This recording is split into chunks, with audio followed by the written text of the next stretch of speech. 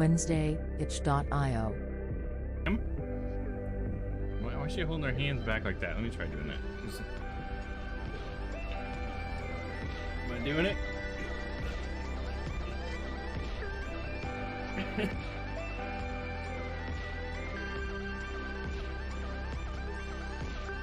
Thursday, Resident Evil Revelations.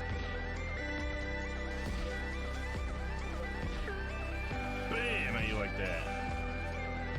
I'll get you. My knife! How you like that knife?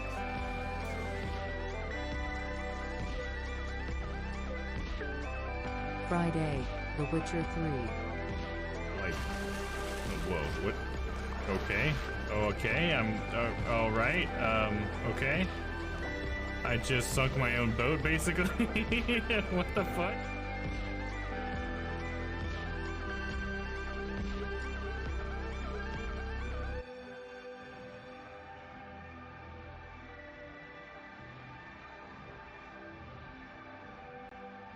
Monday, I Am Fish.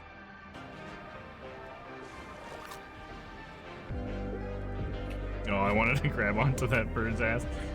Swing to the bird, bite the bird, and keep going.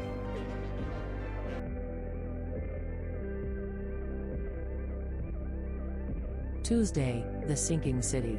What you've done? Oh my god, you're not even paying attention to me. You sons of bitches, I swear to God. What do you think, you own the road?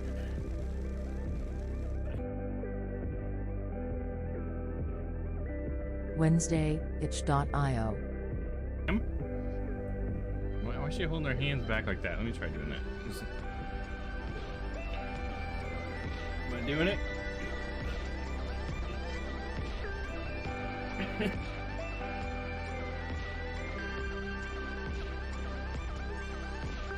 Thursday, Resident Evil Revelations. It's time to party! Bam! How you like that? I'll get you. My knife! How you like that knife?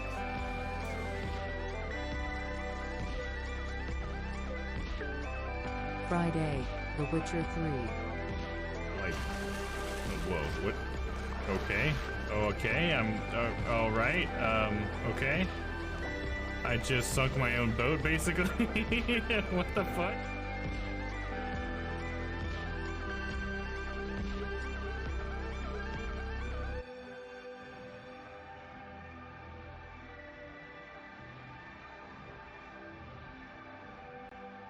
Monday, I Am Fish.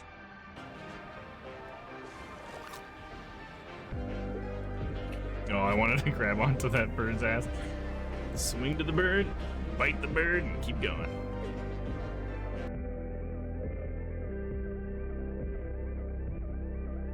Tuesday, The Sinking City. What you've done? Oh my god, you're not even paying attention to me. You sons of bitches, I swear to God. What do you think, you own the road?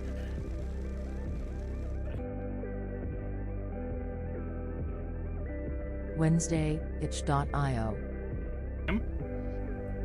Why is she holding her hands back like that? Let me try doing that. Am I doing it?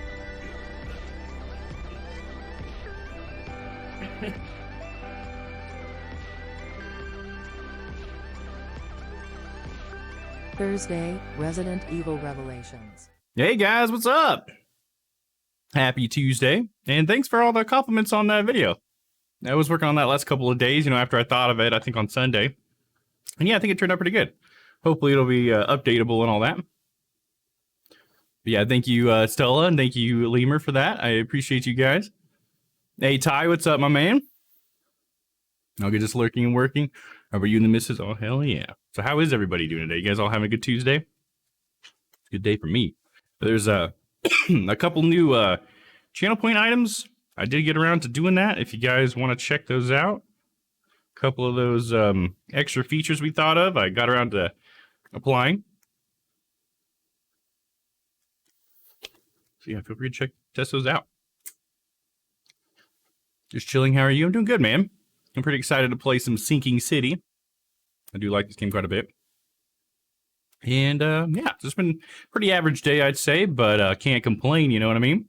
Better than having a bad day. No feeding time. Oh, should play it then.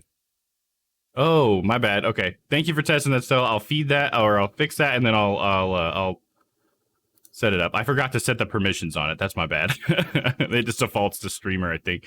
1 moment. Thank you for testing it out.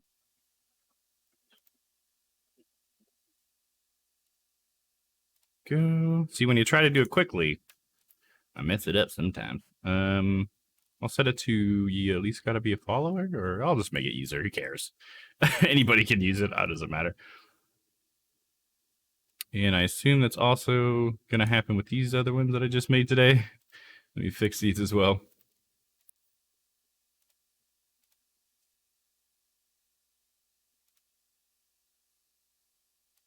Okay, user.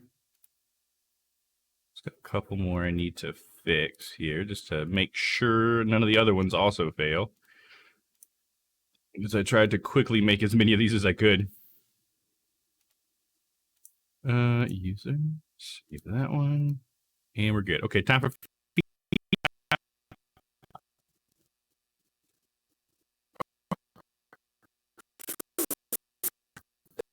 oh, they dissolved. You like that? Hopefully you guys enjoy that. Hopefully that's how you guys envisioned it. So certainly how the best I could do. Oh, hey, Noah's here. What's up? I'll see if he's getting feeding time to work. More detective work in Sinking City. Hell yeah, dude. You better get our thinking caps on. Happy to be a guinea pig. Yeah, thank you for being one. I appreciate that. Nice to get that out of the way as soon as we can. So now, yeah, now the you can change me to Zordon. You can change me back to the jar, and we can do feeding time. So you can feed me in the jar. So hope you guys enjoy that. I think it's hilarious. Yeah, let anyone use it, and then if we get some bad apples in here, we can use some of these mod powers. Yeah, there you go. Hell yeah, Lemur. I'm all for that. No hell. Yeah, new channel point nonsense. Yeah, exactly, dude. Hell yeah. That was awesome, but also to note audio got choppy when it triggered. Did it really? I thought I had enough CPU for that. I didn't shrink that video, so I should have shrank it. I think that's what. Okay, I'll do that tonight, and I'll reapply it, and that way we'll be better off. But yeah, that's what's happening then, man. Thank you for letting me know. At least it's a short. It's only like 10 seconds long, so hopefully the audio won't be too bad. But thank you for that. I didn't have any time to test it. I just like slapped it on there. I'm like, okay, and now it's time to stream. Just had enough time to create the animation and all that. And yeah, Papa's here. What's up, dude? What's a mod? Never heard of it. Speaking of, I actually thought today I was going to ask you, Noah, would you like to be a mod, Noah? Then everybody in here can be a mod at this point, if you want. But I was just thinking about how you're around all the time, Noah. So if you want, I would gladly give you the mod powers if you ever want to use them. But if you don't want that kind of pressure, I get it. Oh, and all of a sudden I'm Zordon. Oh, I should have made it to where it did the poof. I forgot about the poof transition. My bad. So it's just a sudden transition. Well, that's okay.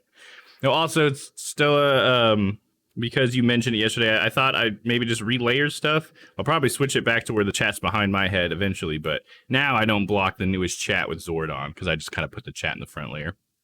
I usually like to be able to go over it with my head, but that'll be fine.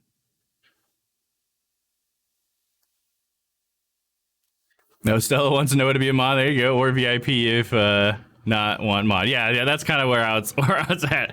So yeah, no, if you want to be a mod, I'll gladly mod you right now. I will knight you, sir. But if not, we can get you VIP. The honor to serve Lord Dolus, either or. Awesome, dude. All right, well, I knight you, Sir Noah of Archives. Nope, wrong keyboard, bud. Wrong computer. Do I have to put the @ sign? At Noah's Archives? There we go.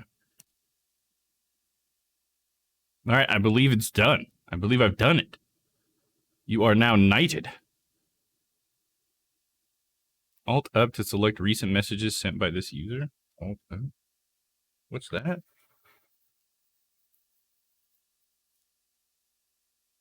I don't know what it was trying to tell me there. It was trying to give me some little handy dandy tool, and I didn't know how to use it.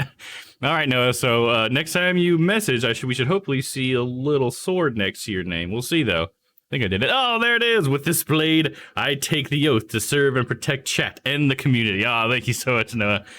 Glad to have another night at the round table. The lettering does make it visually easier. Yes, yeah. I think you were definitely right that I needed to try to address that. So thank you for bringing that up. Did you see they officially announced Dune Part 2 is green? Oh, no, I didn't see that, Lemur. That's pretty cool.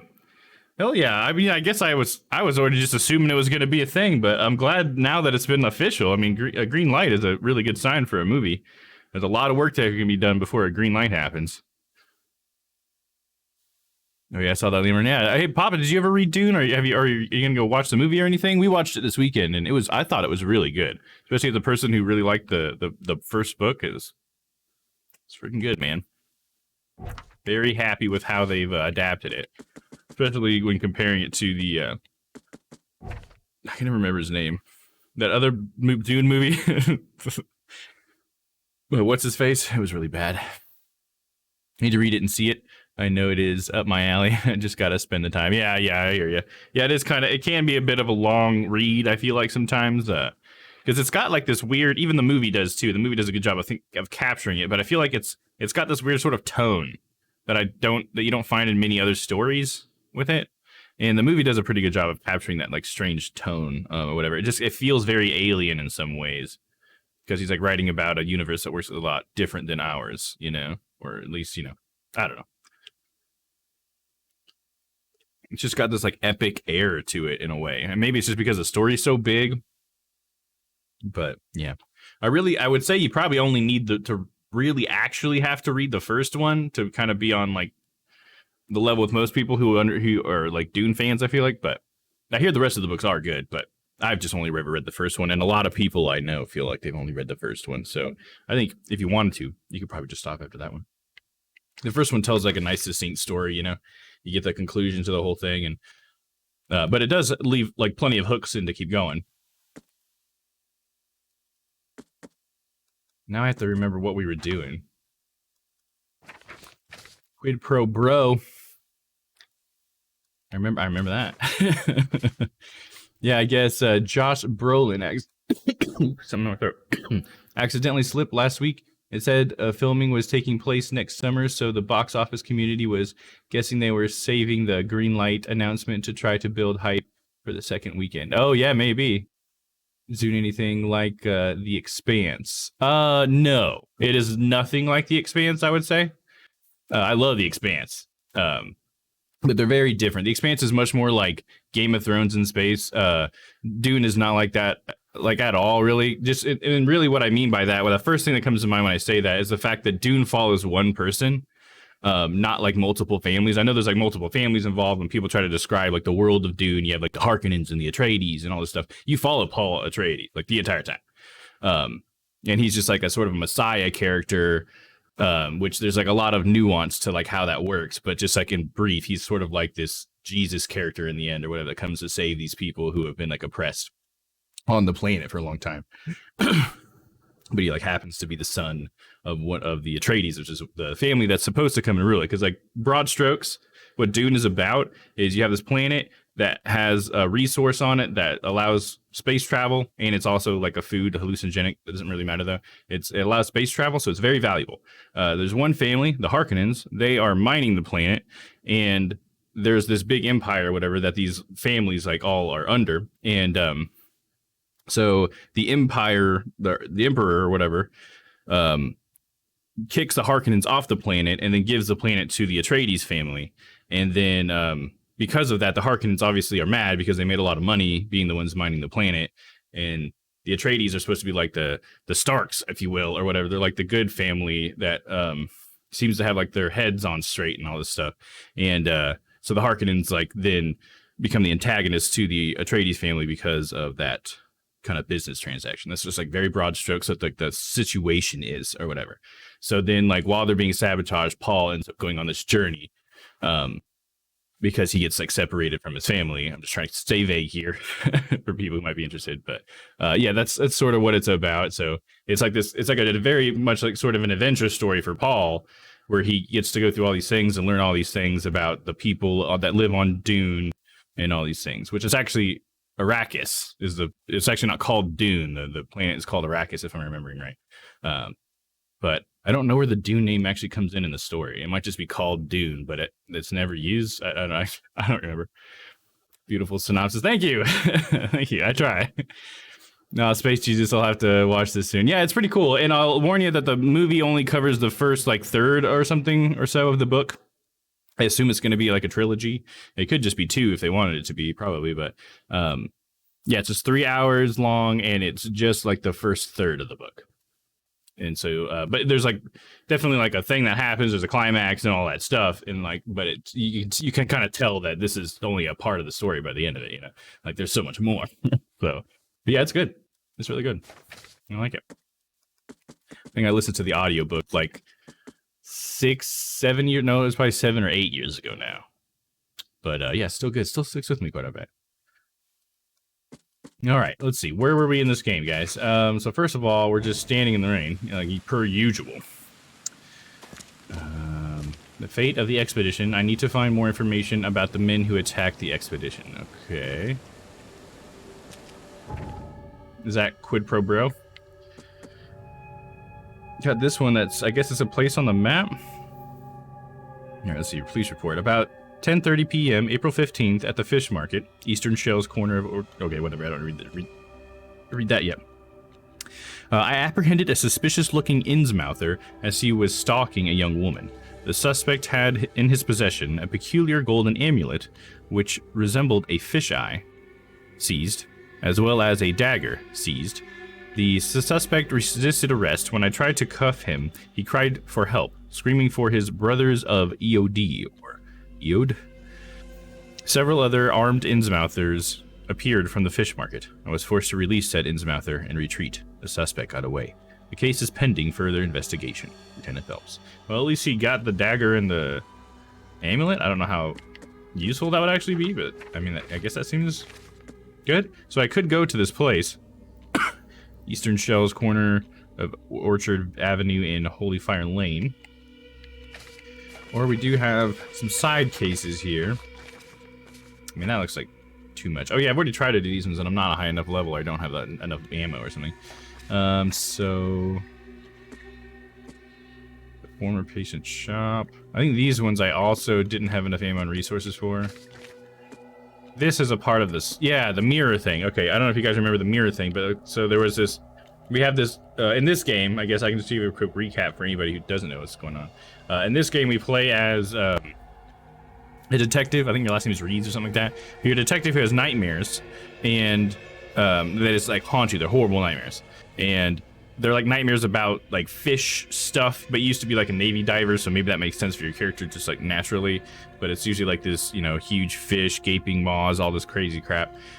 So you want to get rid of those nightmares, so you have a friend that lives in this place or whatever, some friend who thinks they know somebody who can help you. And so you come to the city, and the city apparently has just been flooded recently, so there's just like dead fish everywhere and stuff because like a huge flood came through. And there's so many, like so much of the city is like underwater and stuff. But you come here at the suggestion of your friend, and your friend introduces you to like the richest guy in town, basically, who's like this monkey man guy. And he, like, just to kind of skip over some stuff, he basically, the reason why he can help you is because he sent an expedition out of people who all had nightmares to go find the source of the nightmares. So that's why he thought that you could probably get help from this guy. Hey, what's up, Dan? What's up, my man? How's it going? I was just giving a recap of this game. Yeah, so let me go, I'll go ahead and finish. So he has this expedition to go out, so we investigated the expedition because they didn't come back. Well, one person came back, it was his son came back, but he was so fucking crazy that he ended up dying in like the crazy fit, you know? And he was like turning other people crazy that he was near as well. Anytime he was near someone, everyone that got near him would go crazy, and one of them shot him. So he wanted us to go investigate, like, well, what happened to the crew that his son was a part of, you know? And so we went and we investigated. We found this underwater cave, and we found this big medallion in this like pedestal well, we found the pedestal that the medallion was in, and we got to see kind of what happened. And what happened was the people had got there, they found the place, the expedition did, and then they went in and they found the medallion. They pulled the medallion out, and as soon as they did, it like dazed them or something like that. And so these Innsmouthers, which are like the fish people, and they're like kind of like the Cthulhu people. They're the people who follow Cthulhu, like the cultists in this situation. They came in and like kidnapped everybody. Well, they kidnapped the doctor and got the medallion or whatever, but then they just left a lot of the other people there. Because they just went like instantly crazy, I guess. And so they were all still down there and just like fucking nuts, you know, like cradling themselves and stuff. So we came back and talked to the monkey guy or whatever about it. And now we're trying to, that's what quid pro quo is, that quest. And so Robert Throgmorton, which is the monkey guy, wants me to find Professor Harriet Doe, which is the doctor that was kidnapped because she found the medallion I was talking about. To do this, I must investigate and discover who attacked his expedition and kidnapped her. So basically what I was just talking about right there. Boom. Seem to be missing a body, mate. What body are you talking about? I never had a body. What do you mean? You should check the channel point items. Dan, I have a couple channel point items. You can switch me to something might be more recognizable. Do you recognize the character I'm trying to be, Dan? I know I've told you about my costume already, so you might remember who I said I was trying to be, but do you recognize it, I wonder? It's okay if you don't. That's why I have the other costume, pretty much. In case nobody recognized this one. Okay, so, but we got the side quest. I guess that was originally kind of what got me started my recap. Futurama. No, that's what my other one is, Futurama. This is not Futurama. This is, I'll just go ahead and tell you, it's from Power Rangers. From Mighty Morphin Power Rangers. That's what this character's from. But if you want, in the channel point items, there is the Futurama jar. If you want to, you can pick that in the channel point and switch me to that if you want. And there's also another additional one you can do with that one. Of course it is. So now you know who I am? Dan, huh? Sorry, I know I'm stringing you along there. Okay, so yeah, the monkey guy then had the side quest for us. So sorry, Mr. Throgmorton, the rich dude, and he wanted us to find this mirror. Pretty much what happened to this mirror, it was stolen from an art collector that he was trying to buy it from. But we went and tracked down the thieves, and this other lady had like killed the thieves to take it for her, because she was trying to also get it from the art collector. And so now we need to find that lady, and that's kind of where we are at that one. It's not really a part of the main plot, I don't think, but it might be. Who knows with this mirror, man? Now you told me, yeah, okay, yeah. His name is Zordon. That's the character's name. And that's why, if you look at my channel point items, it's Zordom, which HP, I don't know how we all missed it, but HP brought that to our attention yesterday. So HP, if you ever see this, thank you. Yeah, so this is my Zordom one, but if you want, you can switch me to the Futurama one, man. You should check it out.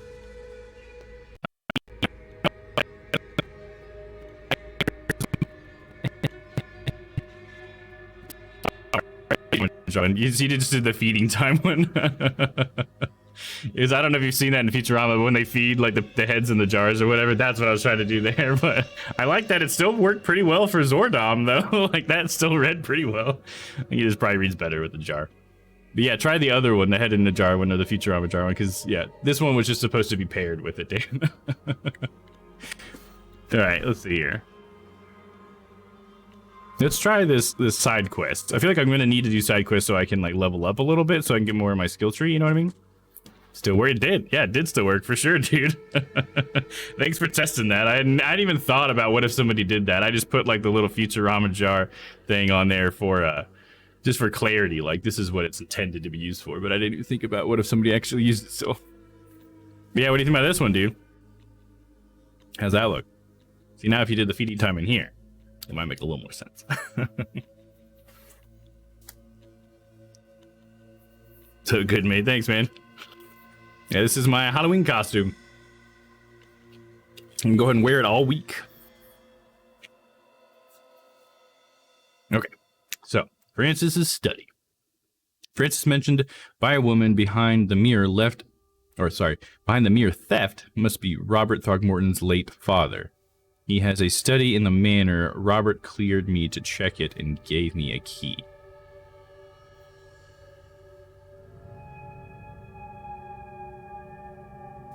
Cause yeah, okay, I'm sorry. I'm starting to remember some things.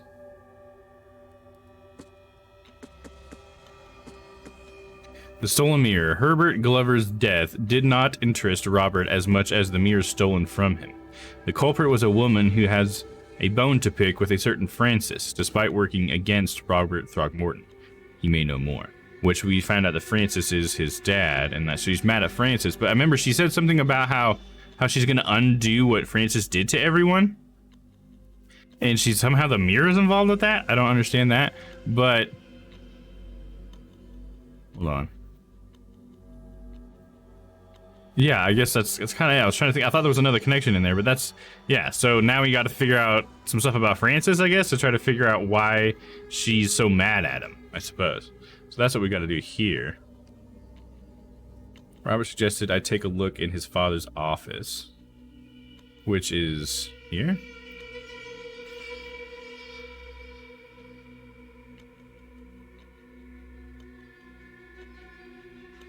Where's his office?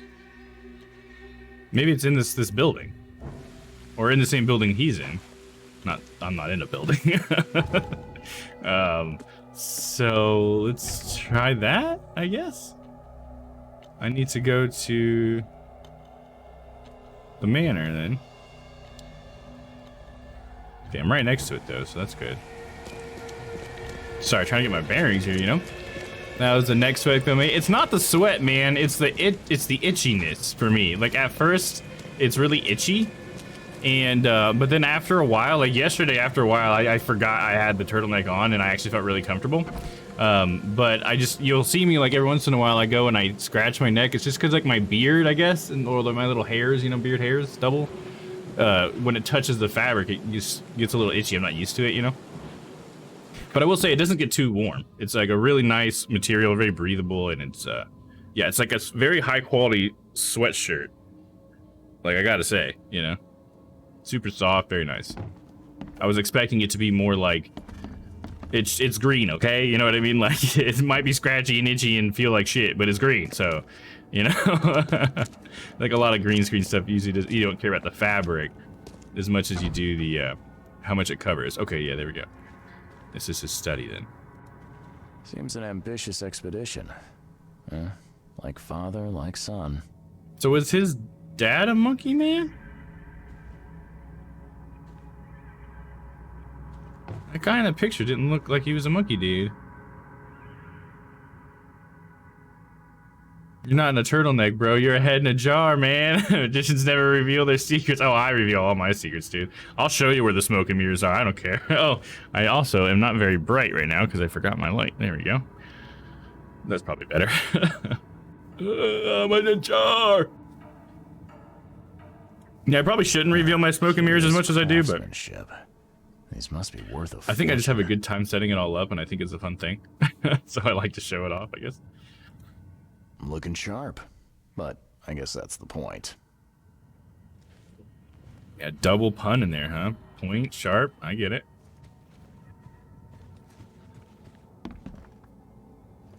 Look at these hangers, dude. What a strange hanger. I guess it's supposed to keep it from tipping to side to side. I think it's got two poles you're grabbing onto. Great ideas, man. Thanks, dude. I appreciate it. What are you up to tonight, Dan? I know it's, you know, midnight for you or whatever. You're probably laying in bed. But what are you up to, man? Look at that. Rosie. She pinching her nipple? So she's got something in her hand? Like an apple? 1891 must have been a busy year for Francis. So did his dad have sex with that ape? Is that how he's a monkey man? Exclusive interview. Francis Throckmorton's expedition to Africa has proven to be one of the most ambitious, if sadly unappreciated, undertakings of 1891. He has returned with numerous historical artifacts, invaluable anthropological research, a newborn son, christened Robert, and a plethora of fascinating cultural insights. Today, in an exclusive interview with the Oakmont Chronicle, he has agreed to share some of those insights with us. So he had sex with that ape. Yeah. He definitely did. Oh, that did not work. I'm actually gonna go off the iMac, but I got music on the go and trying to stop writing. Oh yeah, you're probably having so much fun, dude. Fucking making music's awesome, man. Sometimes it's hard to get yourself to stop. Just like Tarzan, clapping gorilla cheeks. Yikes, Ty. I'll be Jane. I think the point is that Jane here is an ape. It's pretty interesting that they would include that here. Is this the origin of HIV? Oh, there's something here I can do my little thing with here. All right. Nope, wrong one. Down on the D-pad. Go a symbol. Whoa. It's actually a safe. Where's the other half of this photo? You cut out Mrs. Ape? Now, that kid looks a little familiar. See a little monkey boy? I won't be Jane. I was gonna say this, his dad was patient zero, right? Yeah, exactly.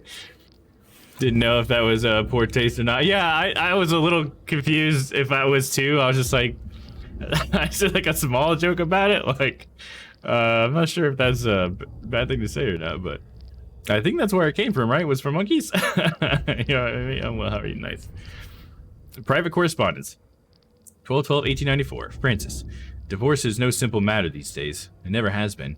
In my legal practice, or it never has been in my legal practice. You must clearly define the fault you shall present to the court. The most common options being cruelty, adultery, or an incurable mental illness. It is my impression that your firstborn's death at the tender age of 7 dealt a blow to Bethany's health. I do sincerely hope she recovers, but the court won't share my concerns. Besides, Oakmont Asylum seems to be a very well-run place. Regards, Chauncey. So, his wife is crazy? Because they lost their kid. So, when was Robert? Robert wasn't the kid that died, though? Because Robert's the guy downstairs. So they had another kid. And he lived till 7 years old. Okay. The plot thickens.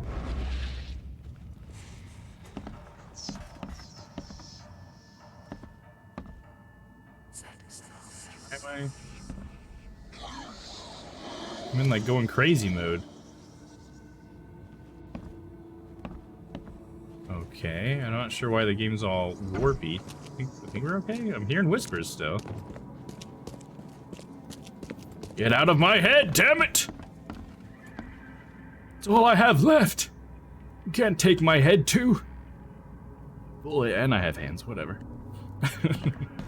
Alright, I guess we're gonna talk to Robert again? Hey, yo. Tell me about Bethany. I had some questions about Bethany. I beg your pardon. I don't believe I know anyone of that name. Well, it came up during the investigation. See, your father divorced, and his ex-wife's name was Bethany. Say no more. It is beyond my earliest memories, but even if it weren't, my father's business is his own. I shall not engage in gossip. Okay, what about your father's expedition? Your father led an expedition back in 1891. Do you know anything about it? I'm not the best person to ask, I'm afraid. I was a babe in arms back then, and my father never made his findings public. It is a great shame, of course. His work would have turned the science of evolution on its head. Yeah, I can see that. Yeah, I can see that because you're a monkey man, dude. What the fuck? Have a good day. Definitely bringing some questions in with evolution there. And just reproduction in general. Let's see. Now, where do we go from here? Found all the clues. What do we have here? We got torn photo. And this one, we can go to the asylum and we can look up. Well, it doesn't have the book next to it, so maybe there's just something at the asylum. And the asylum is the book. This one? Oakmont Asylum. Why doesn't it tell me when I hover over it if that's it or not? It just says Asylum. That must be it though. What's this one? Yeah, that's the hospital. So yeah, this has got to be it. So let me go back to the casebook. Lap a pin on it. Okay, and we'll leave.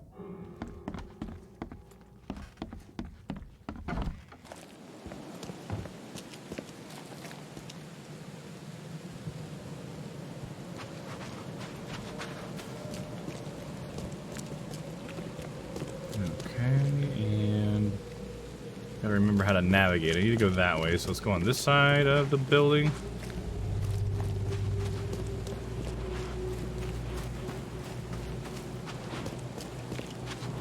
There's my boat.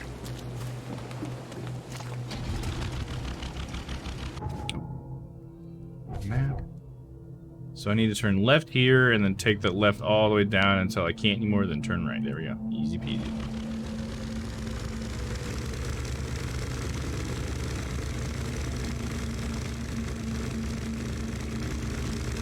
Bowie was coming at me, dude.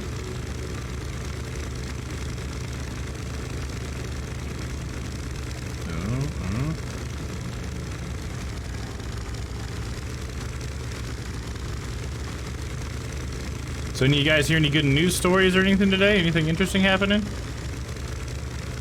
I've been kind of reading up on that Alec Baldwin situation, if you guys are familiar. It's been kind of interesting. Some interesting details have come out.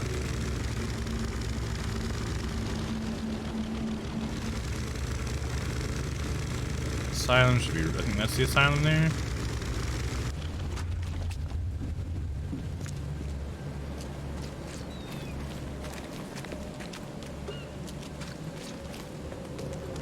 Maybe it's feeding time for my dogs. Okay, sounds good, man. And oh god, yeah, isn't it crazy? Oh, look at this lady. She can't figure out where she's fucking going, dude. Like, ma'am? I think this lady's crazy, dude. I think we found the cultists. That's a cultist if I've ever seen one. Oh, and then she walks away. Mm-hmm. Likely story. She's gone. The good news story is, but I was chilling in class when I got the following text message. Oh, okay, here we go. Yeah, such a shame. Yeah, isn't it? It's such a crazy. I can't imagine what that would be like, you know? So, like, for anybody who doesn't know, Alec Baldwin, they're shooting a movie called Rust, I think is what it's called. And Alec Baldwin's character had a gun in the scene.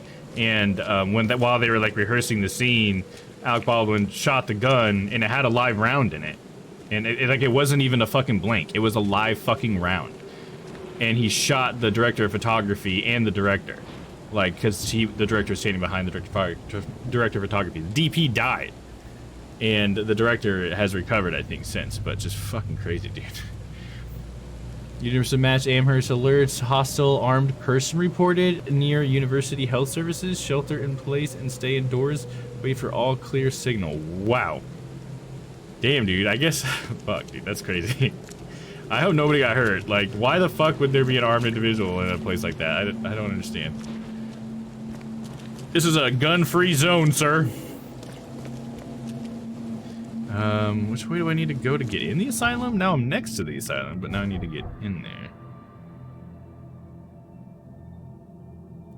Yes, I just have to find an opening in this fence. Okay.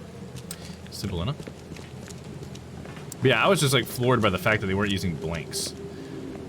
Like, I mean, not that a blank is foolproof anyways, because you know what happened on The Crow or whatever to Brandon Lee, but still though, a live round, you know, like why, you know?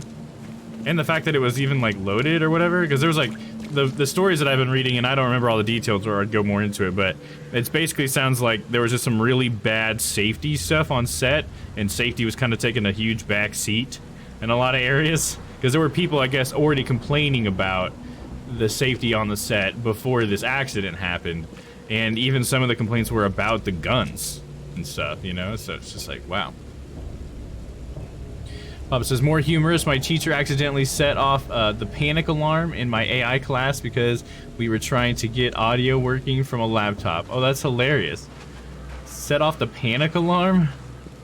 That's funny. So what's the panic alarm? Is that sort of like active shooter or hostile, you know, individual kind of alarm? Like what happened? What happens with that? Can't get in through here. Don't want me coming in the back door, huh?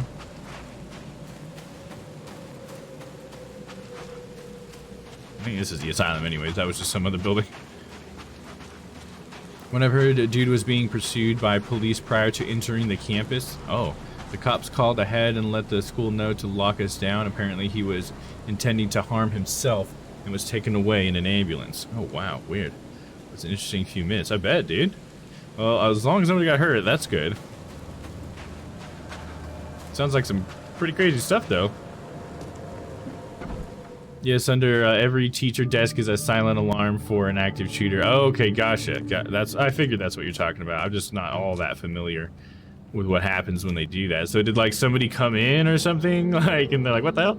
So they had to lock down the class and wait for the security guard to come in and turn it off. Oh, okay, gotcha. There you go. You already answered my question. I heard the safety company who was meant to have had the contract got fired a few days before the accident and got a cheaper company into safety. Yeah, I think that's maybe one of the things I had read too. Yeah, and apparently the guy in the original safety company said there will be an accident if they got fired. Oh, wow, really? I wonder what he means by that. Are you do you take that as in that he's gonna make an accident happen, or are we saying he can identify that you have to have good safety, and if you don't have good safety, an accident will happen? You know, like, I wonder what context that was in, you know, because I could see some bitterness maybe from losing a job, you know. This is what I heard mine. Yeah, I got you. Yeah, I ever take everything with a grain of salt kind of thing. I think I hear you. And then the fire alarms went off during my next class. Oh man, what a fucking action-packed day, dude. First active shooter, then an active fire. The mountains of truth you can never climb in vain. But this has truth crossed out, and they wrote madness in.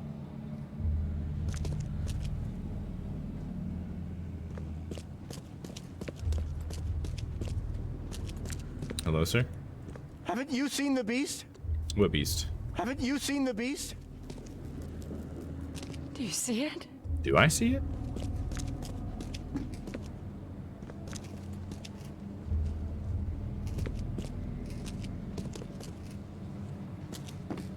I personally think it was malicious.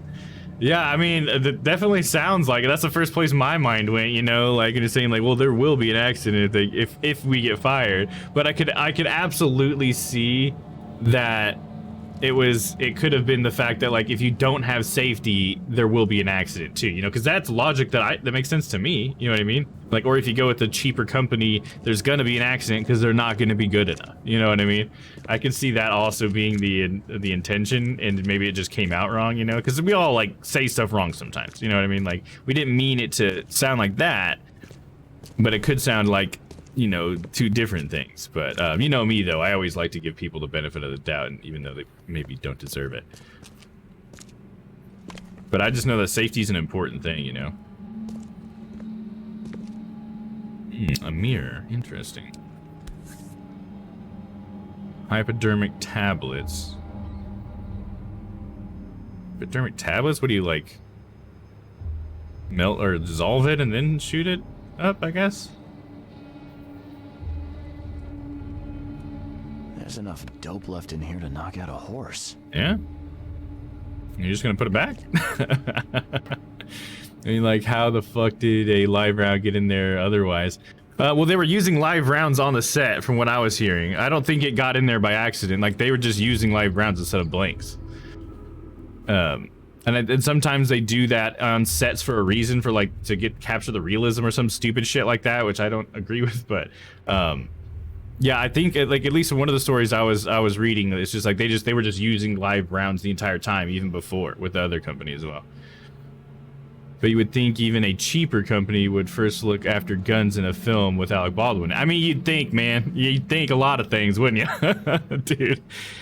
Like, that's crazy. It's crazy, man. You'd think that if they were just rehearsing the scene, they wouldn't have any rounds in the fucking gun in the first place. You'd think somebody would have checked it. I mean, there's so many little details too. If you go through all the like the stuff that's come out, there's a lot of little details about this person said this. There was 3 different guns. You know, they had the guns for different reasons, so maybe only one of them was loaded. And there's like a lot of different things that could happen. So like us speculating is really like we're not actually getting anything valuable from doing it. Not that it's not fun to talk about. I'm not trying to say that, but you know, like we can't determine it here because we don't have all the information. But it's just so interesting how many all these little details and stuff, and probably some people are lying about some of those details and we don't know, you know. So it's very interesting, and the drama around it is pretty fascinating. But it's like obviously still very unfortunate that DP died. That's not good. I heard on the radio a bloke who is a director of special effects in film said they use live rounds to make sure the gun still works mechanically, because blanks still basically work in the same as a firearm. Yeah, I don't know how the live round would make sure the gun still works mechanically, but yeah, the blanks they just don't have the piece at the end. Basically, it's still a round. That's why projectiles still come out of it, and that's why Brandon Lee died on the set of The Crow or whatever. That's the most famous incidents of that happened. But I think there's also like at least 2 more incidents, or maybe at least 1 more incident that where someone has died because of a blank being fired. Oh yeah, it was a guy that he put a gun to his head. He was like playing around with the gun, and there was blanks in it, and it was a blank, and he killed himself because he put the gun right against his skull and fired it. And because projectiles still do come out, he died. And so it's just like, you can't fuck around with that stuff, man. Blanks are not something to be like messed with. It's not a cap gun when you put a blank in there, dude. It's still a fucking gun. It's still got a fucking round in it, even if it's not a bulleted round. It's still dangerous, man. The blood's almost dry. But yeah, just some fascinating stuff. I can't believe that they would even, like, today you think we'd come up with something that could replace a blank or a live round or whatever, something even better. You know, just maybe even like a gun that, like a special mechanism that looks like a gun, but it just has like weights that just shift so that you still get like the movement, because that's all you really need the actual blank for. Like the sound can be added, you know, the flare can be added. You really just need the actor to realistically look like he's firing a gun, and in order to do that, I don't think you even need a round. But I would hope with the fucking technology we have today. It's crazy, man. Use water pistols. Yeah, you know, let's use something else, dude. The case specifically was that a previous blank was jammed in the chamber and the next blank fired. Yeah. So if anything's in the chamber, yeah, it's gonna fire just like it. Yeah, that's true. Yeah, for sure. Yeah, the other guy who put it against his skull, it was just that wind in the air, I think, from it, and possibly other small projectiles or whatever. But I think it was just strictly that air force from it killed him. But he was point blank, too. But yeah, it's just the bottom line is that it's just not foolproof. You can't just put a blank in a gun and assume nothing's gonna happen. You know, assume you can put it against your fucking head and shoot. You know, like that's ridiculous. I mean, there's so many like skits and stuff out there where people don't even use a round in a gun and they just let the gun click and it looks fine, you know. Sometimes I feel like there's like directors and stuff out there that just want to do dangerous stuff on film sets just because, you know, because I've heard so many stories in like film school of just like stupid dangerous shit happening. It's just like, oh, but it really captured the emotion of that happening and stuff, and it's just like, no, fuck you, dude. That's how I feel. Like, no. No. If you can't fake it, then don't fucking do it. Just act the recoil and use After Effects to put the sound and visuals in. Yeah, it's exactly what I'm saying, Dan. That's why it's like, why don't we have just some fucking mechanism that just shakes, you know, just has a weight at the top, and it just like gives you a little bit more to act off of, you know what I mean? And then you can just act off the recoil or whatever. It's really not bad. Blanks have all the exact same firepower as a regular bullet, yeah, but there is no projectile. The explosive enough is to destroy anything in front of it. Exactly, yeah. That's why that guy died. Just use freaking sharks with freaking laser beams on their head. Yeah, there you go. Hey, what's up? I'm broke, dude. Don't know if you touched on it, but conspiracy, they set it up to distract from real news. I don't know, unfortunate either way. Oh, there's a conspiracy about that. Okay. I doubt that's a thing. I doubt they'd shoot a fucking DP just for a fucking conspiracy, but whatever. Everybody's a crisis actor too. Okay, whatever. I'm looking for Bethany. That is an interesting point there. patience Thanks by for sharing that, broke, dude. We'd know if we had a Throgmorton. Although, we do have a Bethany. Or rather, we did. She's missing, and not on one of her usual walks. Okay, so Bethany was the wife of Francis Throgmorton, and she's the one that stole that mirror, I think. Illumi Baldwin. Nice one, Dan. Hell yeah. Yeah, blinks are unnecessary with modern editing. Yeah, exactly. That's how I feel, man, for sure. 100%. That's unnecessary. I mean, and the reason why I think about that gun with the weight shifting thing is because I've seen VR controllers that companies are trying to make that have that kind of technology in there so that you can feel it. And it's like, so why don't we just use something like that?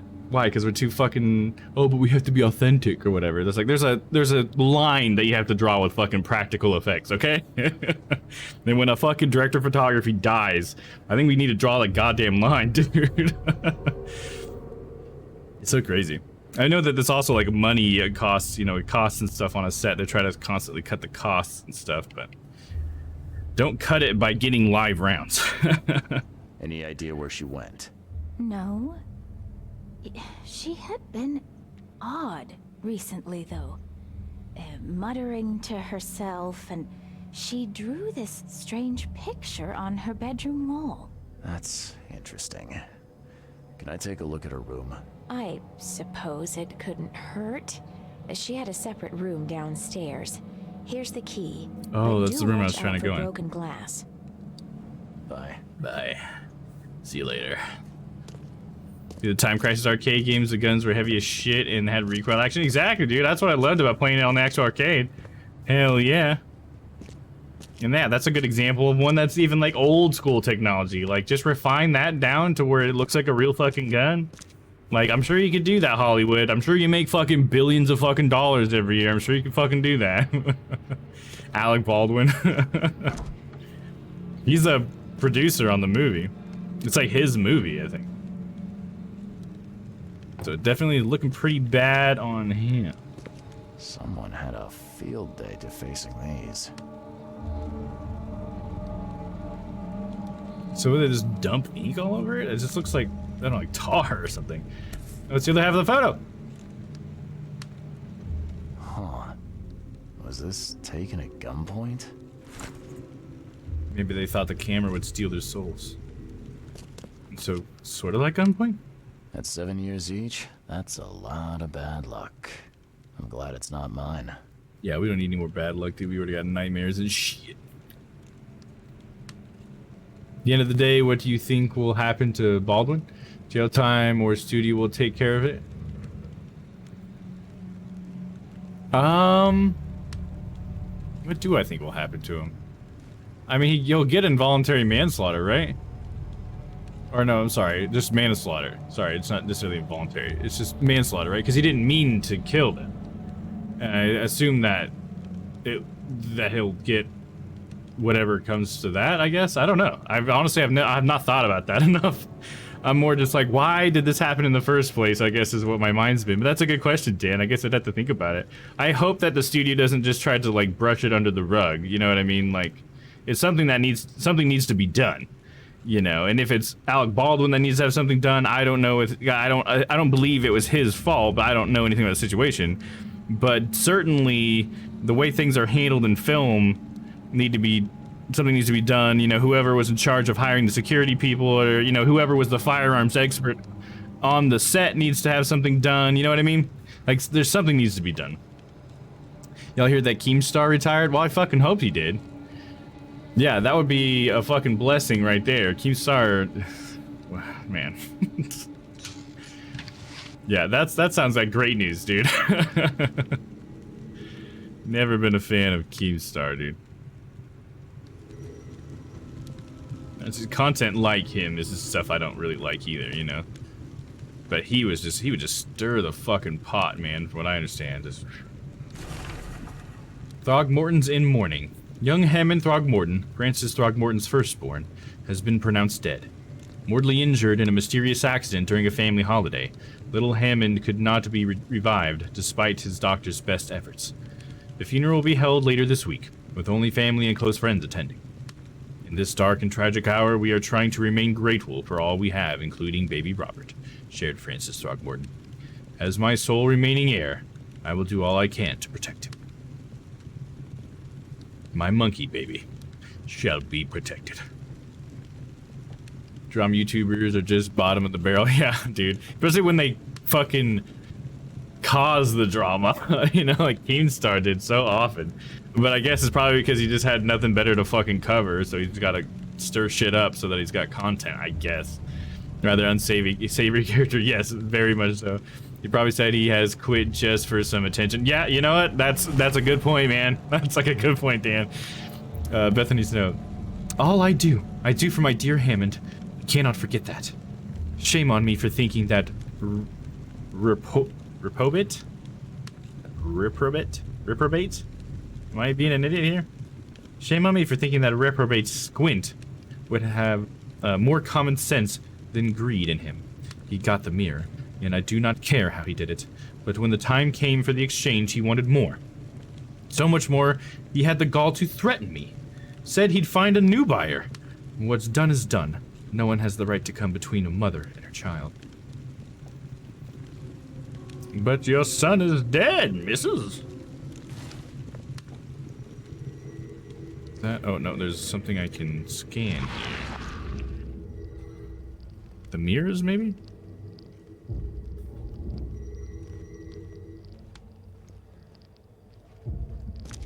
Oh, maybe it's this?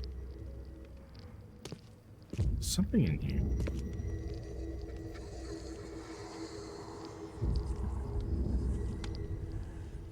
I keep walking away from it, but I don't know what it is. Oh, it's this drawing. I didn't even see that. Hold. I will find it, baby boy. I promise. Just tell me more. Did she draw that? She's good. Give her that. You said YouTube just isn't fun anymore, which I mean, he's not wrong about that. I mean, I think YouTube's fun. So I personally disagree with that. I watch YouTube every day, dude. Oh, am I Zord on now? There you go. That's funny, it just happens. I don't even know. Reprobate, Baldwin. It's gonna be Baldwin after everything. Reprobate. But I was like, what does that mean? I guess I've never heard of the word. Thanks for helping me pronounce it. Why am I crouched? Oh, B is crouch. So now I have this. Oh, it's one of these. What the fuck is that? So now I'm in here. Do I need to go back in the room? Oh, I do. What's this one? Stop right there. So at this point, she had the mirror. Okay, let's go in here. I returned and I've got chicken and bevs. Hell yeah, dude. Sounds good.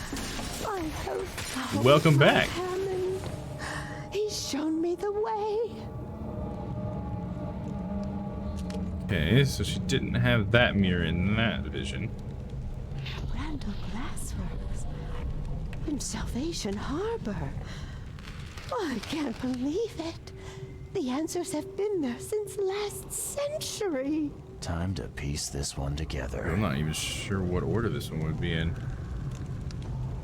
So probably she smashed the windows, then she did, or smashed the mirrors, looked at this mirror, and then ran out with it? So I'm gonna say that was first. You no longer have any power over me.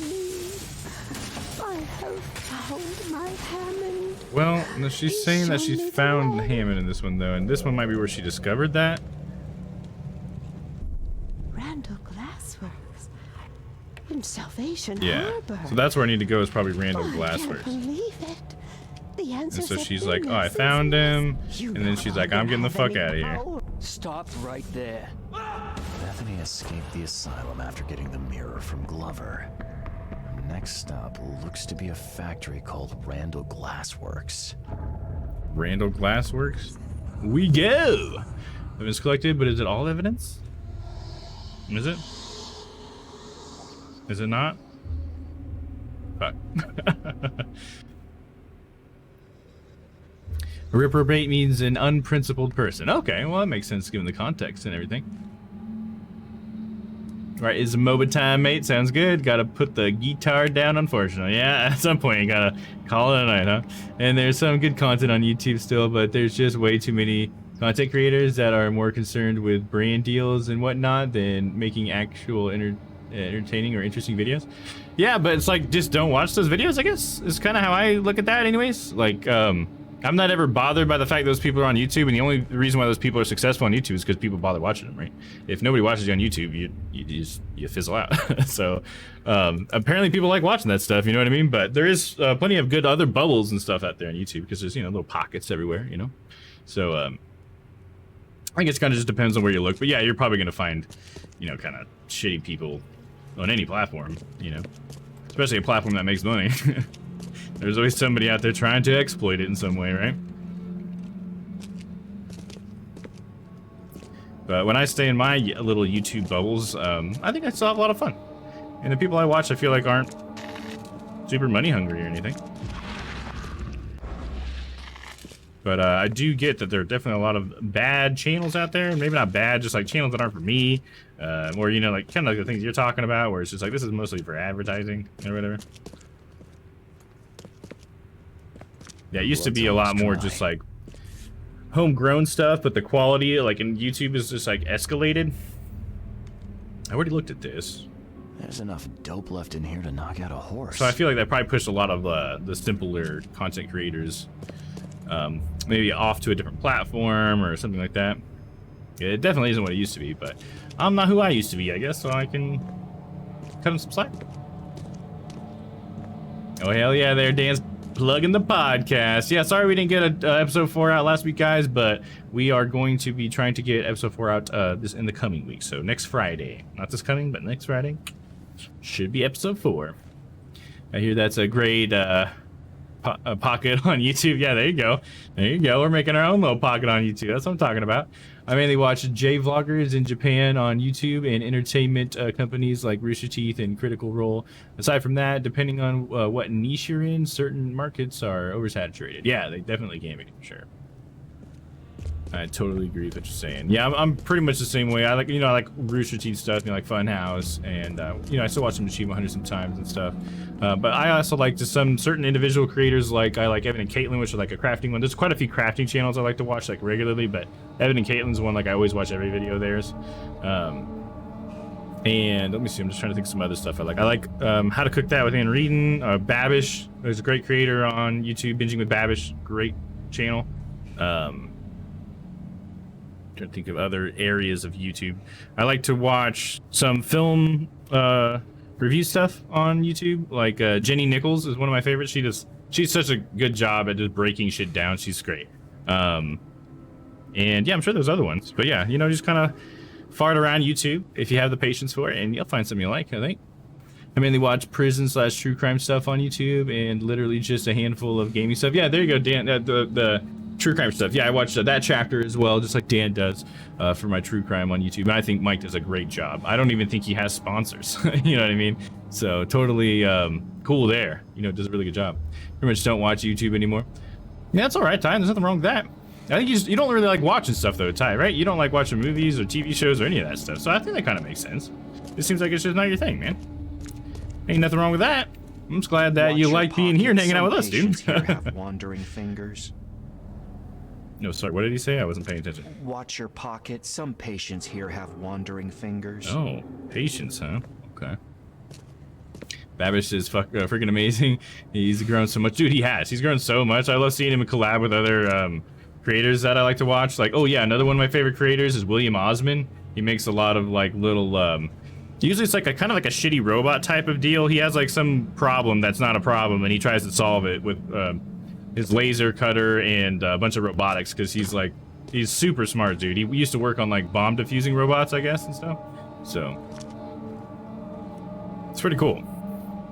In all chaos, there is a cosmos. In all disorder is a secret order. Oh, I kind of like that. All disorder, there's a secret order. I like how many things that could mean. That's kind of cool. Cool picture, too. I like that. Ever seen Everything Wrong With? Hilarious. Oh, I think I have. They do movies, right? Everything Wrong With this movie or that movie or whatever. I think I have seen a couple of those. I remember when Phil DeFranco first shouted him out so long ago now. Oh, nice. He did the... Babish, is that the one? I'm trying to see what you were replying to. Oh yeah, Babish. Yeah, there you go. Hell yeah. Dude, Babish is great, man. I think it's cool too, knowing that he went to film school and then he became like a chef or whatever after the fact. And so like that's one reason why his videos are so good, is because he uses a lot of, you know, legitimate film principles and techniques in his content. I remember when I first heard him say that in one of his videos, I was like, oh, that's cool. It makes so much sense. Why he's just like, he's so different than a lot of other cooking channels, and he's very like very consistent, and he's very like, I don't know, he just does a really good job with his presentation. I love it. My head. I still hear those voices. There's all these crazy people in here, dude. Like the people on YouTube that evolved a new medium/market. Babish with cooking, Phil DeFranco with news and media, and James A.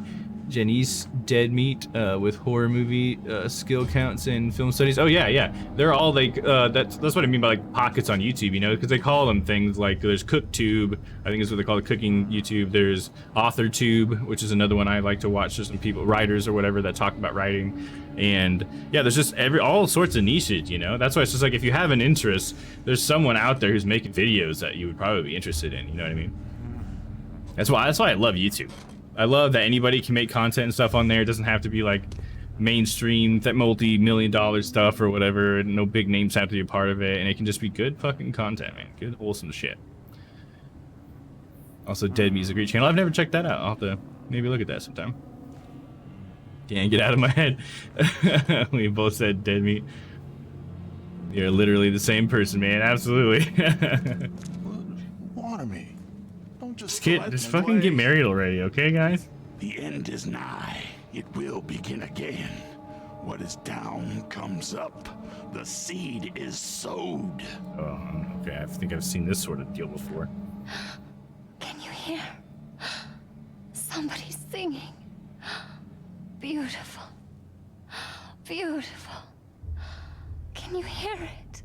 Talking to a doll? Like, this is a weird thing to say to the doll anyways, even if you thought it was a real baby. Oh god. This is where you guys piss and shit? Fucking hell, dude. Alright, let's get out of here. Damn, dog.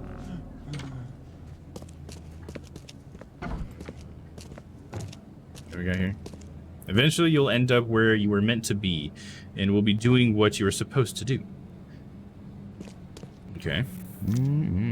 Thanks for the fresh bucket of Oh, support. hey, Bolin, what's up, dude? How's it going? How are you, my friend? And thank you for that 11 months. Hey, I gave you my 11 months and you just gave me yours. Hell yeah, man. I love that. Fuck yeah, 11 months. Honestly, I think TikTok is on the cutting edge of media sharing. I've learned so much shit from TikToks. Oh, and I bet you can learn a lot of that stuff on YouTube too.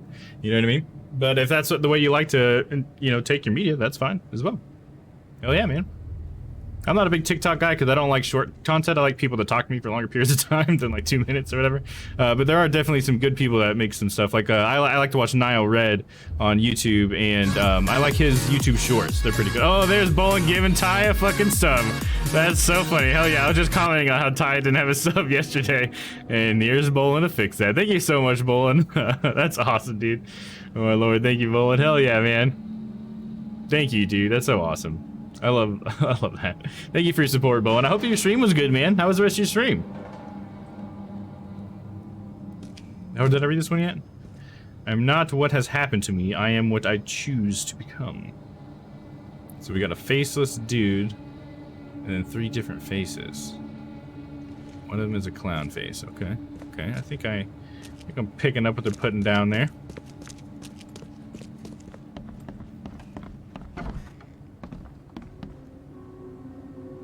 Wow, look at that. like a fish with crab legs and pinchers and stuff. And what the fuck is that? Tetraphobia or something like that? Maybe? Anyone? I think that's what it was called. That just looks straight up like a Cthulhu type of deal right there. I think I'm in the right place. Hello, sir. How are you doing today?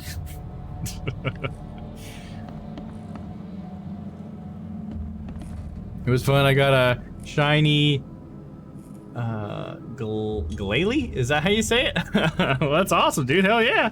Always good to get a shiny. I don't think that's the one that you were hunting for, right? That was just like an extra bonus shiny? That's awesome, man. If I'm not mistaken. It all depends on how you look at things. It all depends on how you look at things. They have like blood on the side of their mouths in the picture. How you look at things. Oh, that'd be cool if they made it so that the picture was different when it went in that view. That'd have been awesome. I would have loved that. Oh, I like the face cam today. Oh, thanks, man. Yeah, this is one of my... I have 2 different costumes. These are my Halloween costumes. So I have another one. If you look in the channel points, Bullen, if you're interested, I have a couple other channel point items in there that you can toggle between 2 different costumes for me. And there's also a little bonus animation that you can have me do in the costumes. I know TikTok is the new Vine / YouTube, and YouTube is the new television. Yeah, I could see that, Noah. Yeah, that's certainly how I would treat them. Because TikTok definitely is that place where anybody can become famous like YouTube used to be. Because now YouTube, the production value is so high that it is harder to get noticed and stuff on YouTube without having good production value. And so,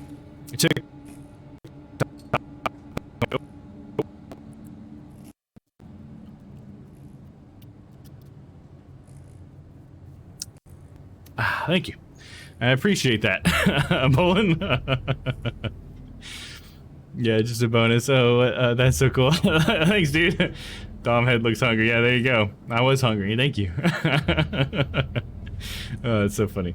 But yeah, so TikTok has like really low production quality because they're so short. And even if you want to bring up the production quality, you only have to bring up the production quality for like a minute tops or something like that. So yeah, I can totally see them being like the new YouTube or whatever. You know, it's the new platform to get noticed on, which is probably, you know, the production value is going to get pushed up really fast because everybody who's in the business and who can make production, you know, good productions is going to like move into that space just like they did with YouTube. You know what I mean? So I got Comedy Central making skits and stuff on YouTube now. And they'll do the same thing for TikTok, which I'm sure they already are. It's just a cool concept. Oh, thanks, dude. Yeah, I'm wearing a green turtleneck just to show you the smoke and mirrors. And that's pretty much all there's to it. And then I drew this stuff or whatever, made the animations and stuff. And yeah, I'm glad you like it, man. I'm gonna have to figure out how to step it up next year, which I was talking to Stella a little bit earlier, and I think we came up with an idea of something we could do. Gotta take a sippy to wash it down. You're absolutely right, Time. Should have like a little hamster bottle thing. That cracks me up. Yeah, I was watching some of my I Am Fish stream back when I was thinking about grabbing a clip from it for the promo, scheduled promo video, and I kept laughing at the head thing because like it's one thing when I'm in the turtleneck and I look over and I see it, and it does look good. But when I'm not in the turtleneck and I'm watching it like and it's not live, I think it's way funnier. Like I get to experience it a little bit more like how you guys get to experience it. 8, 9, 10, 11. What are you counting to, bud? Brains in jars there. What can I do for you? What can I do for you? And then I can't say anything else. Like, apparently nothing, sir. What is this? Like a chest just on the wall for no reason? Like a safe, I mean? Weird. Then we got random body diagrams. Okay. Already been in there. Have I not found everything yet? I can't like look at any of these pictures. Let me look at the map. Yeah, it's still just yellow. That should mean that there's still evidence to find.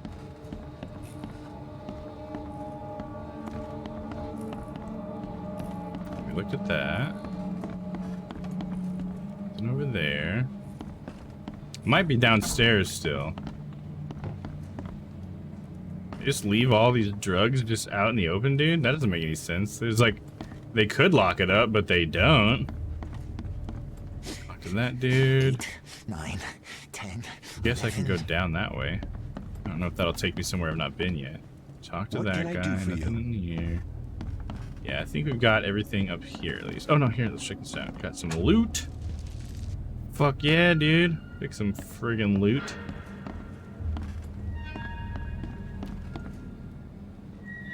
Alright, let's drop down here.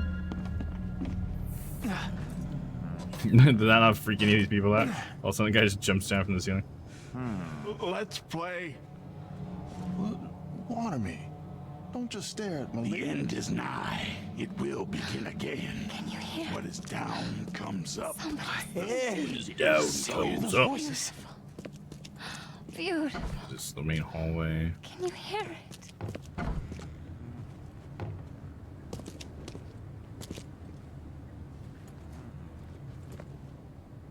Set the poster. Spinning around in circles here. Talk to that guy. Watch your pocket. Some patients here have wandering fingers. I looked at both of those. We've gone upstairs. Okay, I think I've gotten everything up here. If there really was anything. Picture of some random dude. The asylum not have, I guess they don't have archives here. I haven't seen an archive table anyway. Talk to him. Haven't you seen the beast?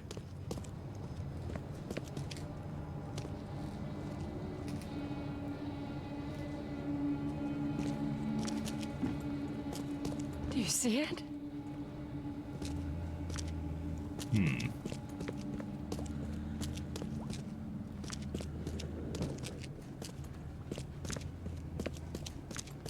Come down here again. We'll do one more sweep, and I might give up on the last piece of evidence if we don't get it with this sweep. Dry. I don't know that it's going to be that important. I got what I needed. Pretty sure I already looked all through this room.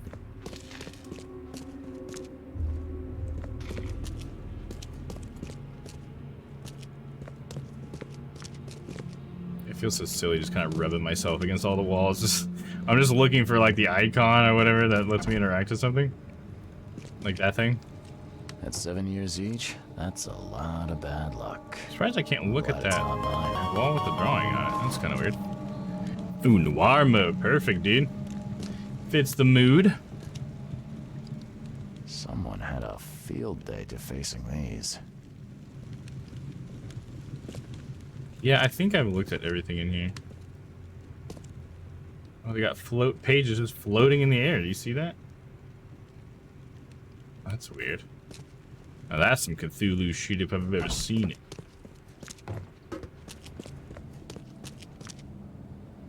I have an idea. Was it to switch to noir mode? Early access drugs, patent pending. Now they got beta editions of drugs and shit. Beta drugs for the beta male.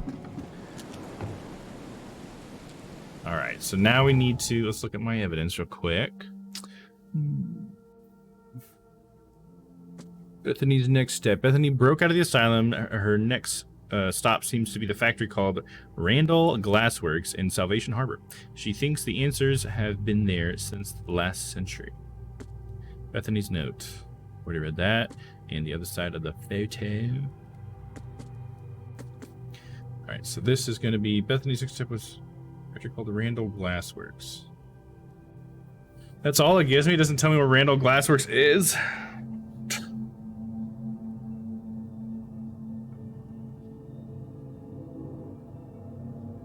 Randall Glassworks.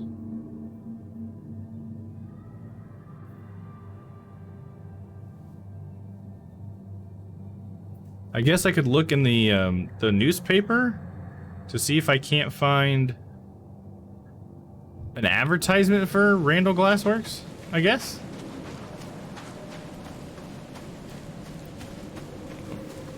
That is too high. Can I climb over this anyway? There you go.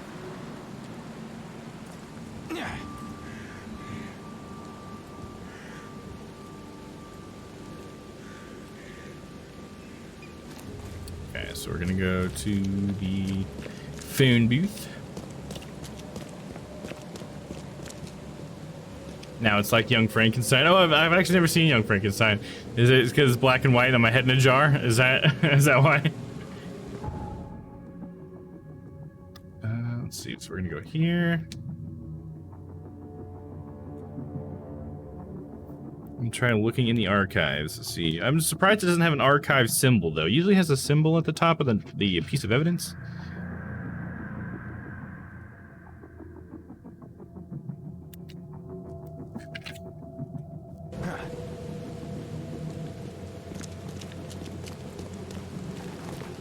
I never know which way to go. Having a compass like doesn't help that much in a game that when there's buildings everywhere. Okay. Let's I think I can go down this way.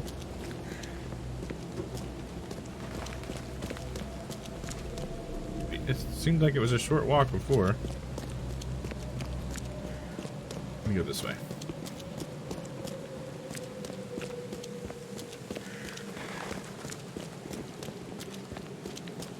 Every time I think of Young Frankenstein, I hear putting on the Ritz in my head. If you know, or if you... What, how's it go? If you're blue and you don't know where to go to, why don't you go where the fashion sits, putting on the Ritz? Is that how it goes? If you're blue and you don't know where to go to, why don't you go? Okay, now let me see here. Oh yeah, use the archives. So, section, article, or advertisements. She had the Times. It's been there since so maybe 19th century? District. Journalists. Officials. Maybe we can go by districts? I don't know what district it would be in, but we could just try it.